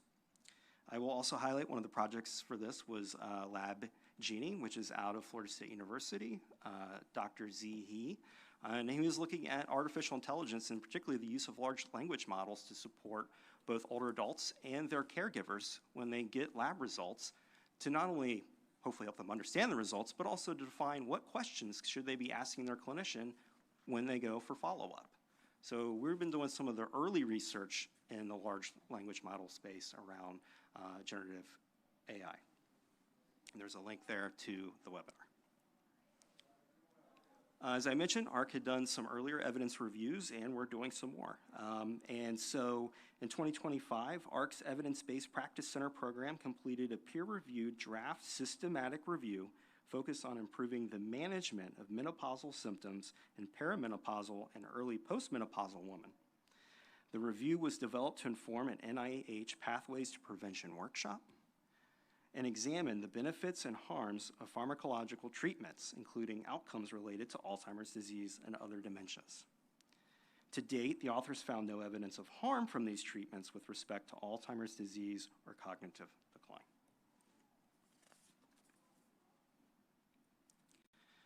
Some of the other work that we have going on at AHRQ is ARC-supported research that advances the management of chronic conditions among people living with Alzheimer's disease and related dementias. Investigators identified seasonal patterns in metabolic and immune biomarkers with variations across age and gender. These findings help clinicians more accurately interpret laboratory results and respond to physiological changes in this population. By improving diagnostic accuracy and chronic disease management, this work contributes to higher quality and more efficient care for people living with dementia, supporting the goals of NAPA. And coming here, I think on the last slide, our kind of last activity that I'll highlight in support of APA is strengthening the evidence base for care of adults with Down syndrome, a population in which Alzheimer's disease and related dementias are nearly universally prevalent at older ages. ARC is completing a systematic review entitled Medical Care for Adults with Down Syndrome, which evaluates treatments for conditions commonly encountered in adulthood, including ADRD. By rigorously assessing the available evidence, this review will inform updated clinical guidelines and address long-standing gaps in care quality, supporting more accurate diagnosis and improved management for adults with Down syndrome, including those living with dementia. And it is expected that this report will hopefully hit here soon in early 2026. There's my email. If you have any questions, please don't hesitate to email or come up and speak to me later. Thanks. Thank you so much, Kevin. Before I turn it over to our final federal agency presentation, I'd like to acknowledge our other federal partners who were not able to be here with us today. So the Substance Abuse and Mental Health Services Administration and the Department of Veteran Affairs. And now I will turn things over to Dr. Helen Lamont to present on ASPE. And I will be quick. So my goal today is to tell you a little bit about ASPE's role in progress, and you think, gosh, ASPE's role is to convene the NAPA FACA. But we do a lot more than that. So ASPE stands for the Assistant Secretary for Planning and Evaluation, and we are the Secretary's policy think tank. So we do a variety of initiatives. We manage cross-departmental activities such as this, but our main bread and butter work is conducting policy research studies. So the goal is to have somebody in ASPE who knows almost everything that's going on in the department or who can find out, and then to be able to answer policy questions. Our office is Behavioral Health, Disability, and Aging Policy, so those are the populations we focus on. In the interest of time, I'm going to just go on.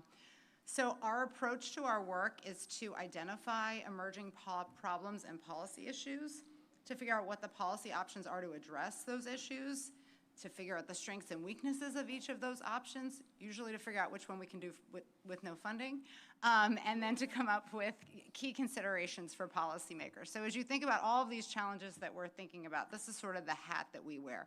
I think we've gone in order of descending budget. So our budget is, I think we're about $42 million, $43 million, so we are small but mighty. Most of the research that's being done is being done by the other agencies around the table, so we find little niche issues or places where we can add to the policy discussion by looking at something a little bit smaller or at a slightly nuanced perspective. So just some examples of policy research we've done on Alzheimer's disease and related dementias. We've looked at just holistically what the characteristics are of that population, functional trajectories at the end of life for people with dementia. We'll talk about this in a minute, so I'll just hold there. The implications of alternative methods of identifying people with dementia. What number is right? Is it the number of people who have a diagnosis in their Medicare claims? Is it the number of people who say a doctor has ever told them that they have Alzheimer's disease or related dementia? Or is it the number of people who, based on a neurocognitive test in a survey, show up as having dementia? So we've looked at what the strengths and weaknesses are of all of those different methods, which have important implications for the research that we all do and for the numbers that we use. We've looked at opportunities to bridge healthcare and social services for people living with dementia and their caregivers with ACL, and then the use of inpatient psychiatric facilities by Medicare beneficiaries with dementia. You may not know that sometimes a person with dementia will have such severe behavioral and psychological symptoms that they need to visit an inpatient psychiatric facility, and we want to understand what the needs were of those populations and then what their trajectories were afterwards.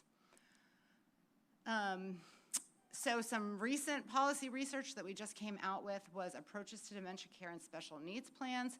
The guide model just came out of CMS, I guess it was 2024, and the question we kept getting was like, this is great, but it's for fee-for-service, and most Medicare beneficiaries are now in managed care. So this project looked at what special needs plans, which are a specific type of managed care plan, are doing to address dementia care.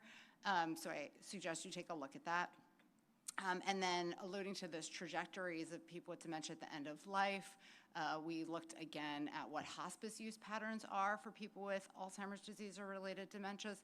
So as you all know, people with dementia have a long, slow decline often as compared to people with other terminal diagnoses that have a more rapid decline.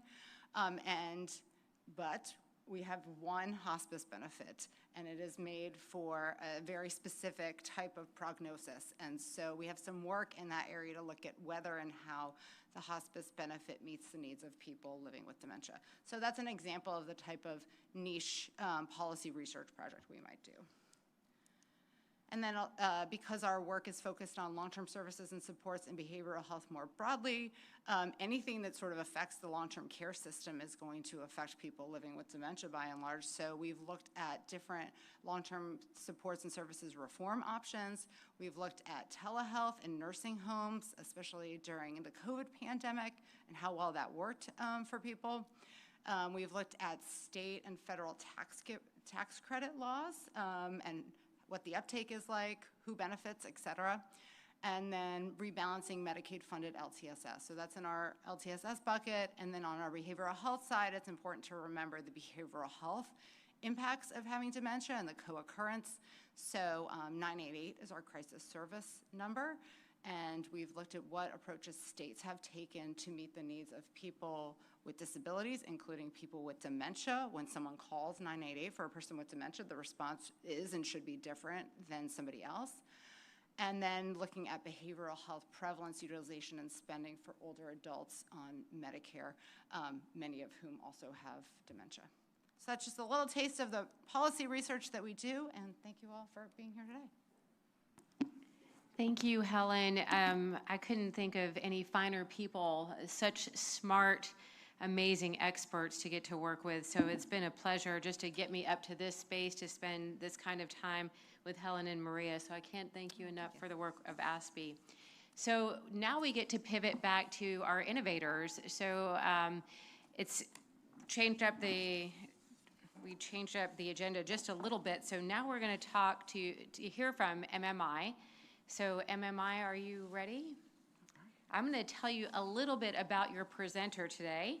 Mark Toland, who represents MMI as the CEO. MMI is a microsurgical robotics company. Before joining MMI, Mark served as the president and CEO of Corindus, where he transformed the company into the industry leader in vascular robotics with the only approved system for coronary, peripheral, and neurovascular indications, and a next-generation robotic system enabling remote endovascular stroke treatment. The Siemens Healthineers acquisition of Corindus for $1.1 billion was the fifth largest medical technology acquisition of 2019. Prior to Corindus, Mark served as Senior VP of Boston Scientific, where he built the company's global healthcare solutions business and led all aspects of the U.S. commercial team's cardiovascular businesses, which represented approximately $4 billion in revenue. Mark has over 25 years of medical device experience. He's a member of the collaborative cross-industry fast company Impact Council. Mark Toland holds a Bachelor of Science in Business Administration from the University of Louisville, and he resides in Ponte Vedra Beach, just outside Jacksonville, Florida. Please join me in welcoming Mark Toland from MMI.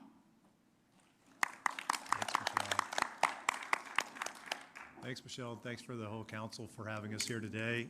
It's a great honor to be here presenting our technology in front of you. I will not show robots here today. I'll kind of show more concepts. You know, following Helen's presentation, I thought was a great theme because she was talking about her budget.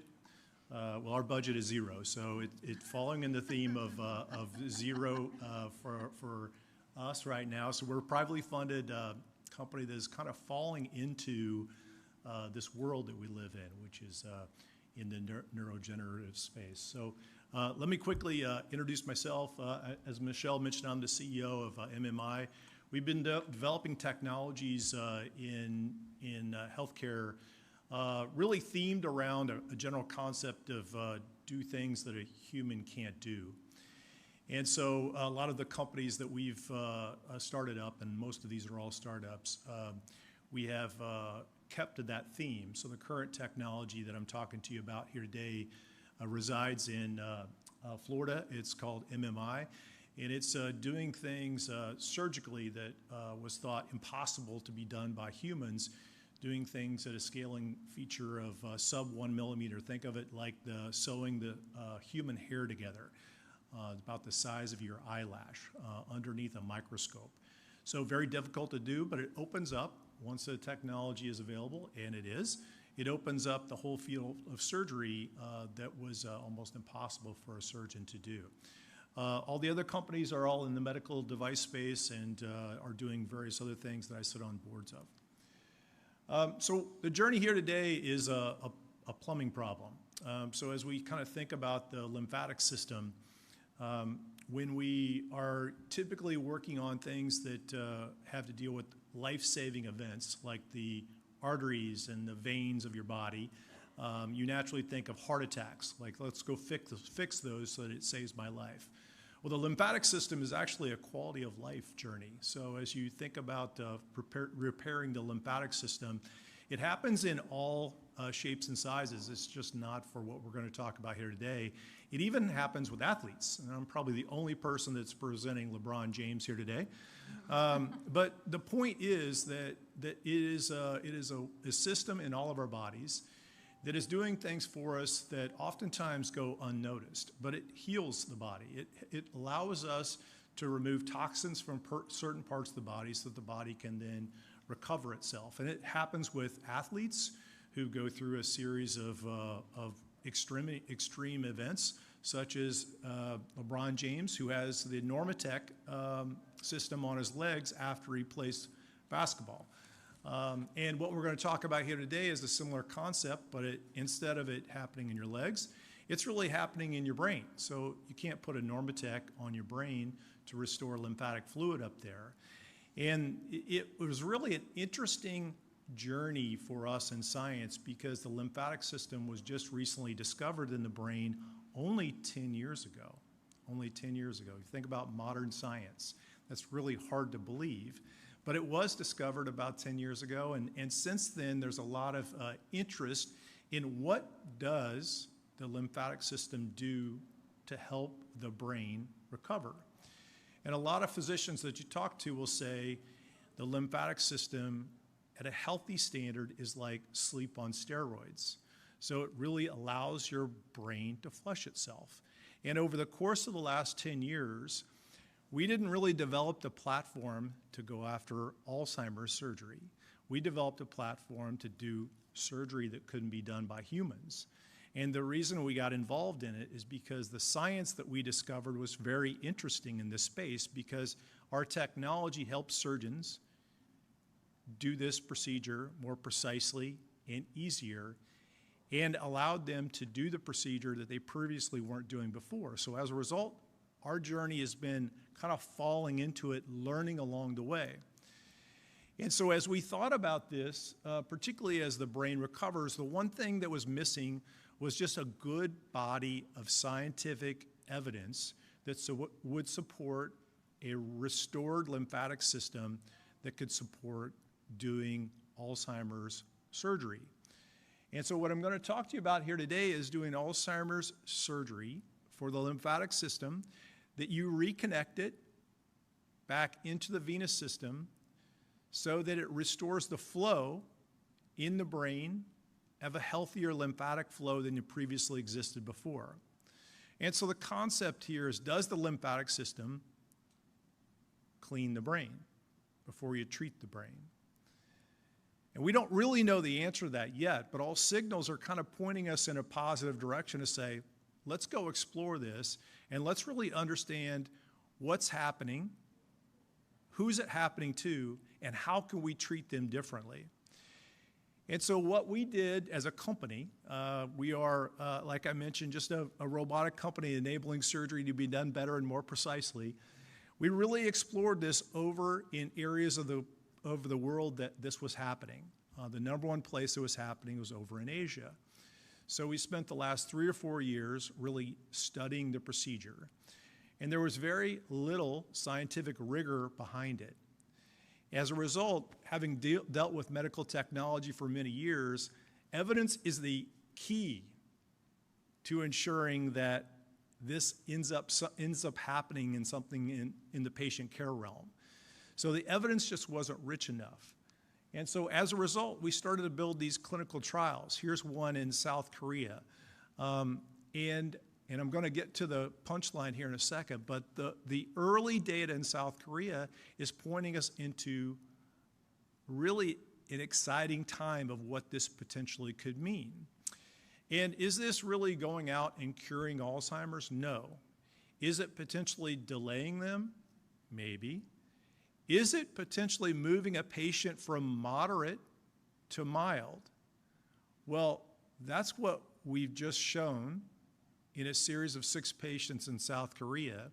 By doing this procedure for moderate patients with Alzheimer's, we've moved their MoCA score back to mild, so that then now they can be treated with a drug therapy regimen, where previously they fell off the drug therapy regimen. Really remarkable. So as a result, we approached the FDA last year. We said, look, we can go do this clinical trial. We're a global company. We can do it in Korea. We can do it in Japan. We can do it in China. But would you consider doing it on U.S. soil? Would you consider doing this trial in the U.S.? And the FDA looked at us and said, yes, we would.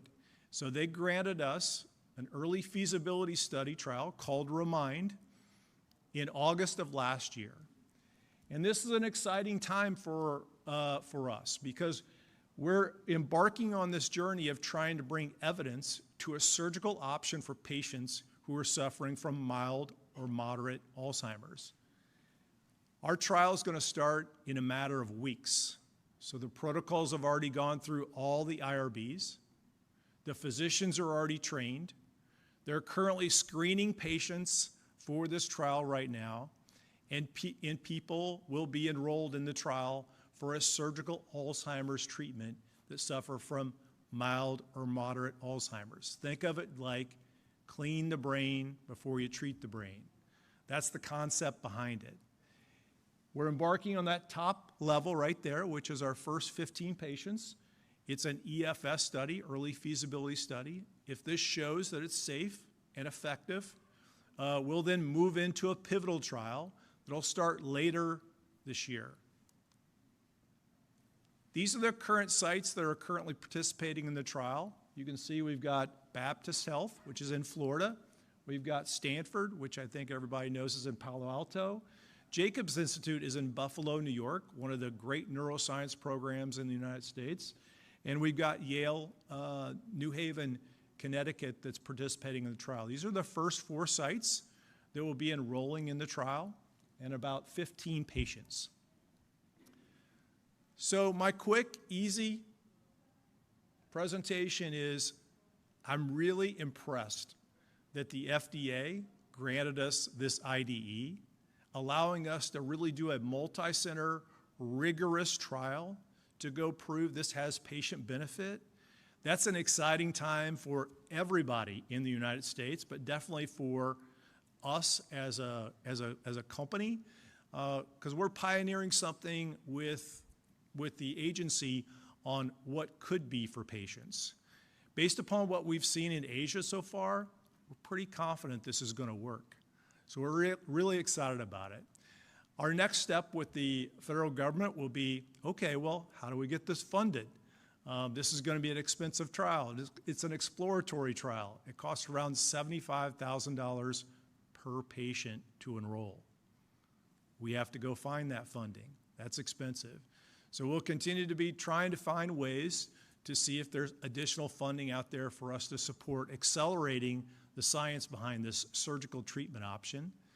And then finally, as we continue to grow the evidence to support this particular application, we want to work with CMS, the FDA, and NIH to come up with a package that allows patients to benefit from this as soon as they possibly can, giving them a potential alternative to an option where they may not have had one. And who knows where this could go? This could be going into the path of prophylactic treatment for patients who have Alzheimer's in their family tree. But we're just on the early stages of the journey, and thanks to the council for listening to us. Thanks for the support that's come from already the U.S. government. Doing this powerful research in the United States is going to make this real or potentially not real. You never know about medicine. But what we like is the fact that these centers that we all trust and know are behind it. They're supporting it. And we've got a multidisciplinary approach that includes surgeons and neurology and neuroscience, helping to look deeper and closer at this option to potentially help patients who are suffering from this tragic disease. Thank you.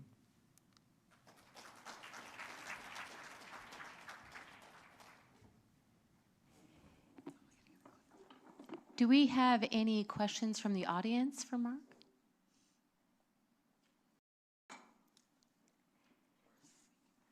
Okay.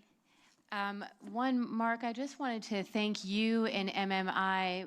Between Dr. Bateman and Mark Tolan with MMI, I hope that you are getting your hair blown back just a little bit on the research, and you're getting really excited about not only regular approaches that we see in pharma, but also novel approaches that are non-pharma. So I can only think of something like that coupled with pharma and where we could go. So it's just, to me, thank you, Mark. Thank you to MMI for being here today. And again, thank you to Dr. Bateman, who left, but just to see two different types of research that we got to experience today is nothing short of amazing. So it's a thrill to hear about this. Like I said, we're going to continue to advance the research and work as a council to take all the obstacles out of the way and make sure there's plenty of runway for amazing research and keep that pipeline robust while we're taking care of families that are living with Alzheimer's today. So thank you again, MMI, and thank you for our innovators. We'll continue to host innovators throughout the year in different parts of our quarterly meetings. So thank you.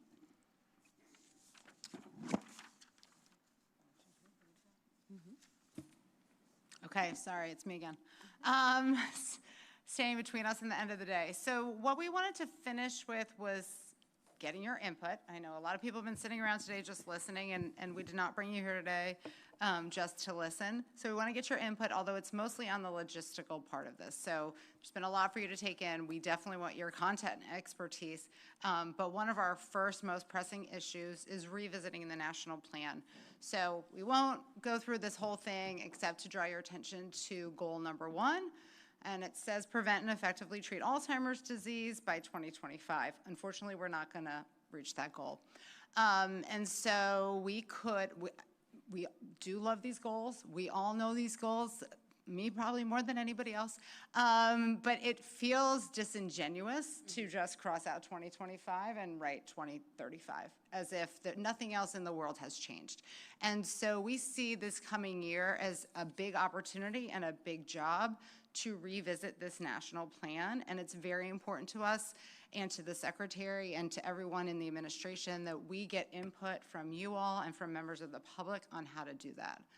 So I'm not going to go through the whole thing, but we're thinking about what approach we should take, how to engage the public through a request for information and/or listening sessions, definitely through the advisory council. And then our goal is to develop a framework and build out, similar to what we currently have, goals and strategies that align with HHS priorities, but that set ambitious goals for us. I will say when we put in the 2025 goal, I mean, you can ask Dr. Hodis later what he thought about that. We were like so ambitious, but it was so important to the field for us to do that. So how can we set a genuine ambitious goal towards 2035, and how do we get there to do that work?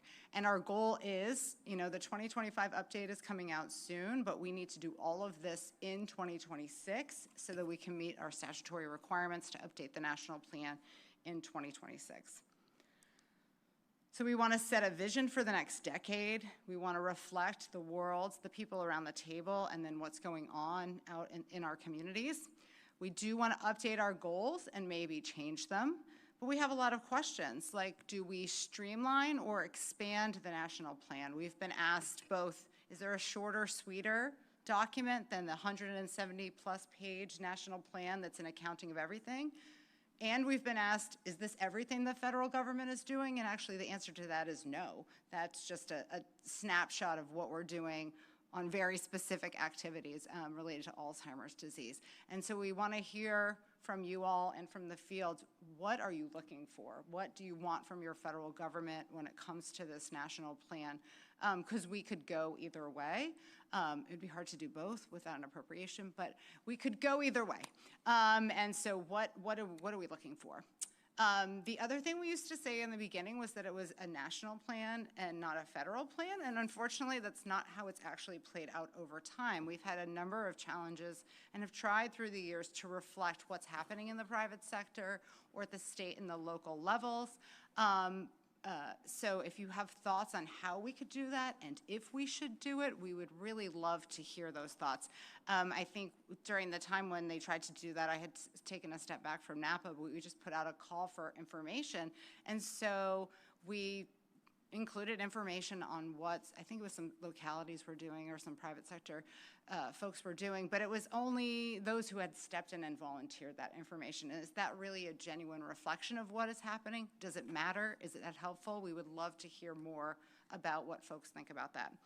And then the other thing I didn't put on this slide, but Amy reminded me of today, is that only 6% of people who die with dementia have Alzheimer's disease only. So that means 94% of them, if we find a magic bullet for Alzheimer's disease today, we will still not have addressed dementia for 94% of people. So how can we reflect that in our national plan? Do we change the language that we use? Do we specifically call out related dementias? Because I think we can all agree that even if we were able to find a cure for Alzheimer's disease tomorrow, we would still have a ton of work to do on the related dementias. So how do we reflect that in our work? Because the nomenclature is very, very important. Another place we'd like to get your thoughts is this is a rough graphic of how the goals overlap with the disease trajectory. So along the bottom, you'll see from pre-symptomatic to symptom onset to mild, moderate, and severe dementia. And when we added the sixth goal, we thought this was useful to show where the goals fit on that life course perspective for dementia. One idea is to take it from pre-symptomatic and to think about our goals from pre-symptomatic through end of life and then the cross-cutting goals. So that's one possible approach. But as we've broadened out the populations that we are targeting through our work, how should we reorganize and rethink about that?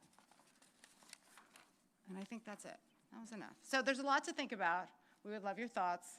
It is 4:11. You don't have to tell us anything. But if anyone has done this in other parts of your life, in other work, or if you just have some principles that you think would be helpful for us to consider Helen, as we go forward, we'd love to. I just wanted to say it's incredibly humbling to me. Well, everyone's presentations today, amazing, enlightening. It's humbling to be here. Just wanted to say, Helen, we spoke about this when we initially met. And I just want to talk to Michelle for a quick second as the chair of this council. A lot of people define themselves by their job and their role. They define themselves that way. They introduce. I don't think you're defined by the chair of this council.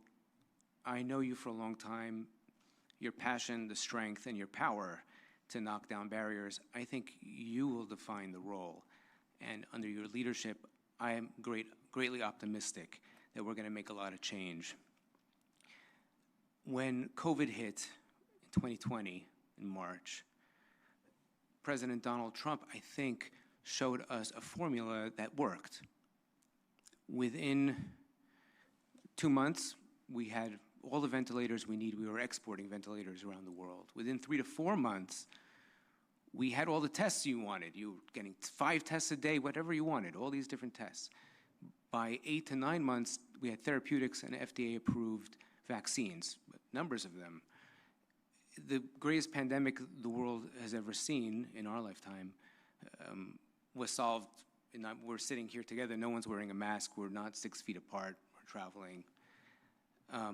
That type of mentality, if we apply it here, would make a great impact. I've heard of tens of billions of dollars that we're spending on research, tens of billions in all these different sectors, and just a handful of things trickling through the FDA that are reaching people. How is that possible? What the president showed us was how to put the pieces together in the proper balance. Where does the FDA fit? How does capital come in? How do we unlock the engine of innovation from industry in order to solve these problems? And I'm incredibly optimistic that we'll be able to deliver some concepts and ideas that will be able to be brought to Secretary Kennedy and Congress. As you said, this council reports to both. So thank you for your leadership. I look forward to being part of it. Hey, Helen, I think that your comments are spot on. I completely agree with what you just said, but and it was very well said, I might add, but just to bring it down specific to the goals for a second, I too am incredibly impressed. The quality of I'm not surprised by this, I've said it to my 2 colleagues to the left and right of me, the quality of the federal government employees and executives around the table is outstanding. I mean, I'm not surprised by that because I've worked with the federal government a very long time, but it's kind of nice to see it in action in a different capacity.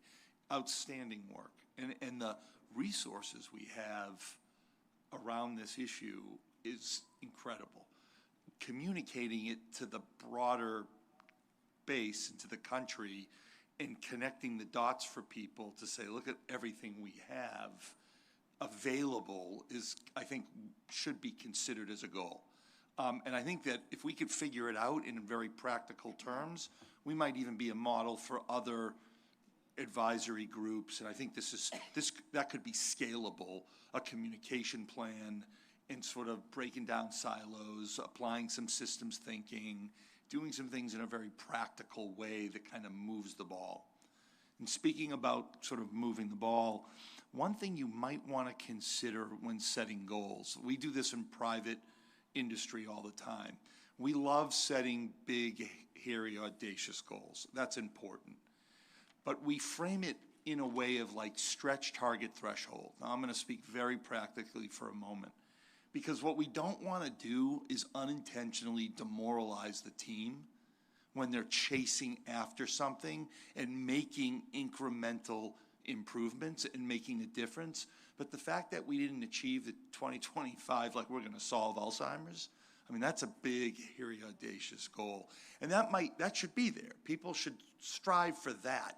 But there should be a target and a threshold so when teams do achieve success, they do make a difference in the lives of patients and families and caregivers. They can see it through a threshold and target goal.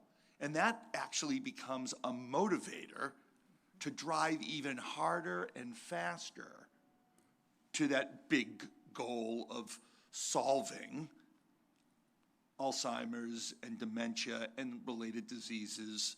And so I think give some consideration to that. I mean, obviously, I'm excited to be here and happy to roll up my sleeves alongside the whole team and be part of it, but you might want to think about it in terms like that. It can be very motivating for people as it's all about incremental improvement, right? It's always about going this way and achieving your goals and your desired outcomes. You've got to incent people and get people excited along the way and build them up. And I think you have a great opportunity to do that because the work that's already been done is extraordinary. Something to think about. I love both of these comments. They're so helpful. And I think, Helen, to your point earlier, in looking at the disease pre-symptoms, so really taking the time to look at root cause, pre-symptomatic pieces. So, and that goes back to, right before early detection, early diagnosis, risk reduction, things like that. I want to make sure that we're capturing that. So if you all are okay with that, I think what might be a healthy discussion is take all the notes from the members, get all of the input here, and then Helen and Maria and I can and we can work with Kate and just sort of synthesize all of that, come back to you with some really good goals that I think are more reflective of where we are today.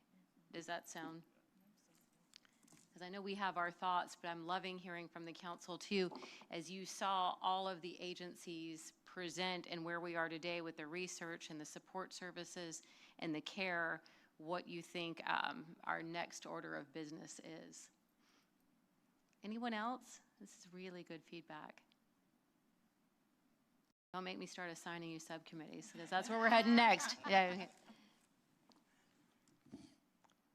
We've spent a lot of time today digesting, which I think has been incredibly important. And like John and Jonathan, I hope that you felt really reassured, as I've said before, that your federal government is plugged in, that your Secretary of HHS is plugged in. I've said it several times that he is the first secretary I've ever heard of mention Alzheimer's on the Hill. Not once, not twice, not 3 times, but 4 or 5 times. That he has got innovations. There's an innovation program that Mary and I were talking about too, about caregiving. So there is so much out there, and we have leadership at the very highest levels that are spotlighting this important disease. So when I first began, all we could say is, sorry. There's no prevention, there's no treatment, there's no cure. And all I could do is stand next to families like Steve and Gina Waterhouse and say, I'm here to work on the future, but I'm so sorry about this present. But we have a different present happening now. Is there anything you wanted to say, sir? Oh, your mic. Sorry, when we started this journey, Gina made a cape that said first survivor of Alzheimer's, and she wore it to all of the Alzheimer's events. And she slowly started to realize she wasn't going to be. But I think at the end of today, we're starting to realize we might know that person. We might know it in your lifetime. We're close. Thank you. Michelle, I want to echo what everyone else has said, and particularly my colleague John Corus. For us that are in the operational field of getting this work done, what I'm most impressed with is there's attention not only to finding cures and remissible opportunities, but we're focusing on how to help families and individuals like Steve help their family members, because education of families and caring for folks going through this is monumentally important. It's one thing to have these advances. I'm excited about this surgery opportunity and Dr. Bateman's work as well, but educating families to take better care of both themselves and their ability to take care of their family members is so very important. So I don't want this committee not forget that as well, because I think a bigger picture behind what the Secretary is doing is a healthier community throughout our country, and we've got to promote and encourage people to take better care of themselves, and we may start that right here in this work as well. So thank you for your leadership. Thank you, sir, and thank you, Steve. Anyone else? Dr. Hanna? I just thought you stole my line, Michael. I think the concept of unmet clinical need, hearing that from Steve and Gina, it's here. We don't have 10 years, guys. This has to happen in 5. Again, and every time I'm in front of the FDA, I tell people that I have the utmost respect, because as agencies, you advocate against possible risk exposure to our patient population, as physicians will do the same. But I think we gotta find a way that we can work together to make this faster. And it's phenomenal to hear Dr. Bateman talk about AI again. We gotta find better ways than 2 years of an animal implant waiting for that device to mature, where maybe in Europe we have treated 1,000 patients, 2,000 patients.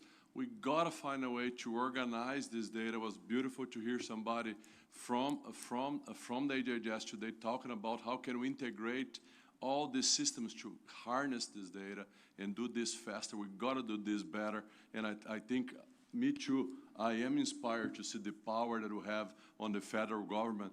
Hats off to you guys, because the backbone is here. And I think stepping on what you guys have here, I think we can do this better for every single one of our citizens. And that, I think, is our goal here. Everybody that comes through the door here wants that, to do what is best for your mother, your father, your sister, and those that suffer through those diseases. So I'm honored to be here and serve side by side with you guys. I think with the brains in this room, I think we can make a huge impact. Thank you for the opportunity. I think you hit a very important point. It's about risk. The federal government or the FDA is not built to take on risk. I mean, industry typically takes on risk, and there's a certain comfort level around that. And you can't blame somebody for saying, you know what, no, give me 2 more years of data, right? Because how are they gonna justify that when they go home, and just too much risk for, so I think perhaps building into our goals is to explore how to de-risk some of these agencies where there is room to try, or the right to try, where there's a signal, enough signal. What is enough signal? Thank you. And we've got one more comment before we have to go to public discussion. So, Christy?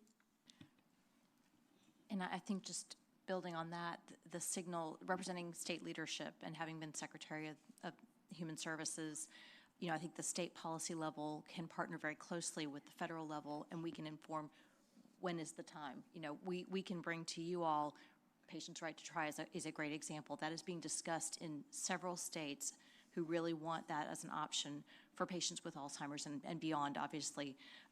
You know, I think the really critical thing that I'm hearing around the room is we have all these resources that may or may not be connected. I have a saying that I use all the time. It's people don't come to us in pieces, and yet we are planned to budget and plan for them as if they do. And so I'm very encouraged by what I'm hearing here about bringing it all together, connecting the pieces, and us trying to help from the state and local level with what kinds of policy changes are being demanded in the operational space, in the field, that we can help bring to the federal level and bring it together. So thank you all very much. It's an honor to be here. Thank you. Thank you so much. All right, we are now going to turn to public comments. I think we're going to start with the folks here in the room with us. There's a microphone in the back of the room, so please feel free to walk up when your name is called. First up, we have Dr. Lisa McGuire from the Gerontological Society of America. Good to see you, Lisa.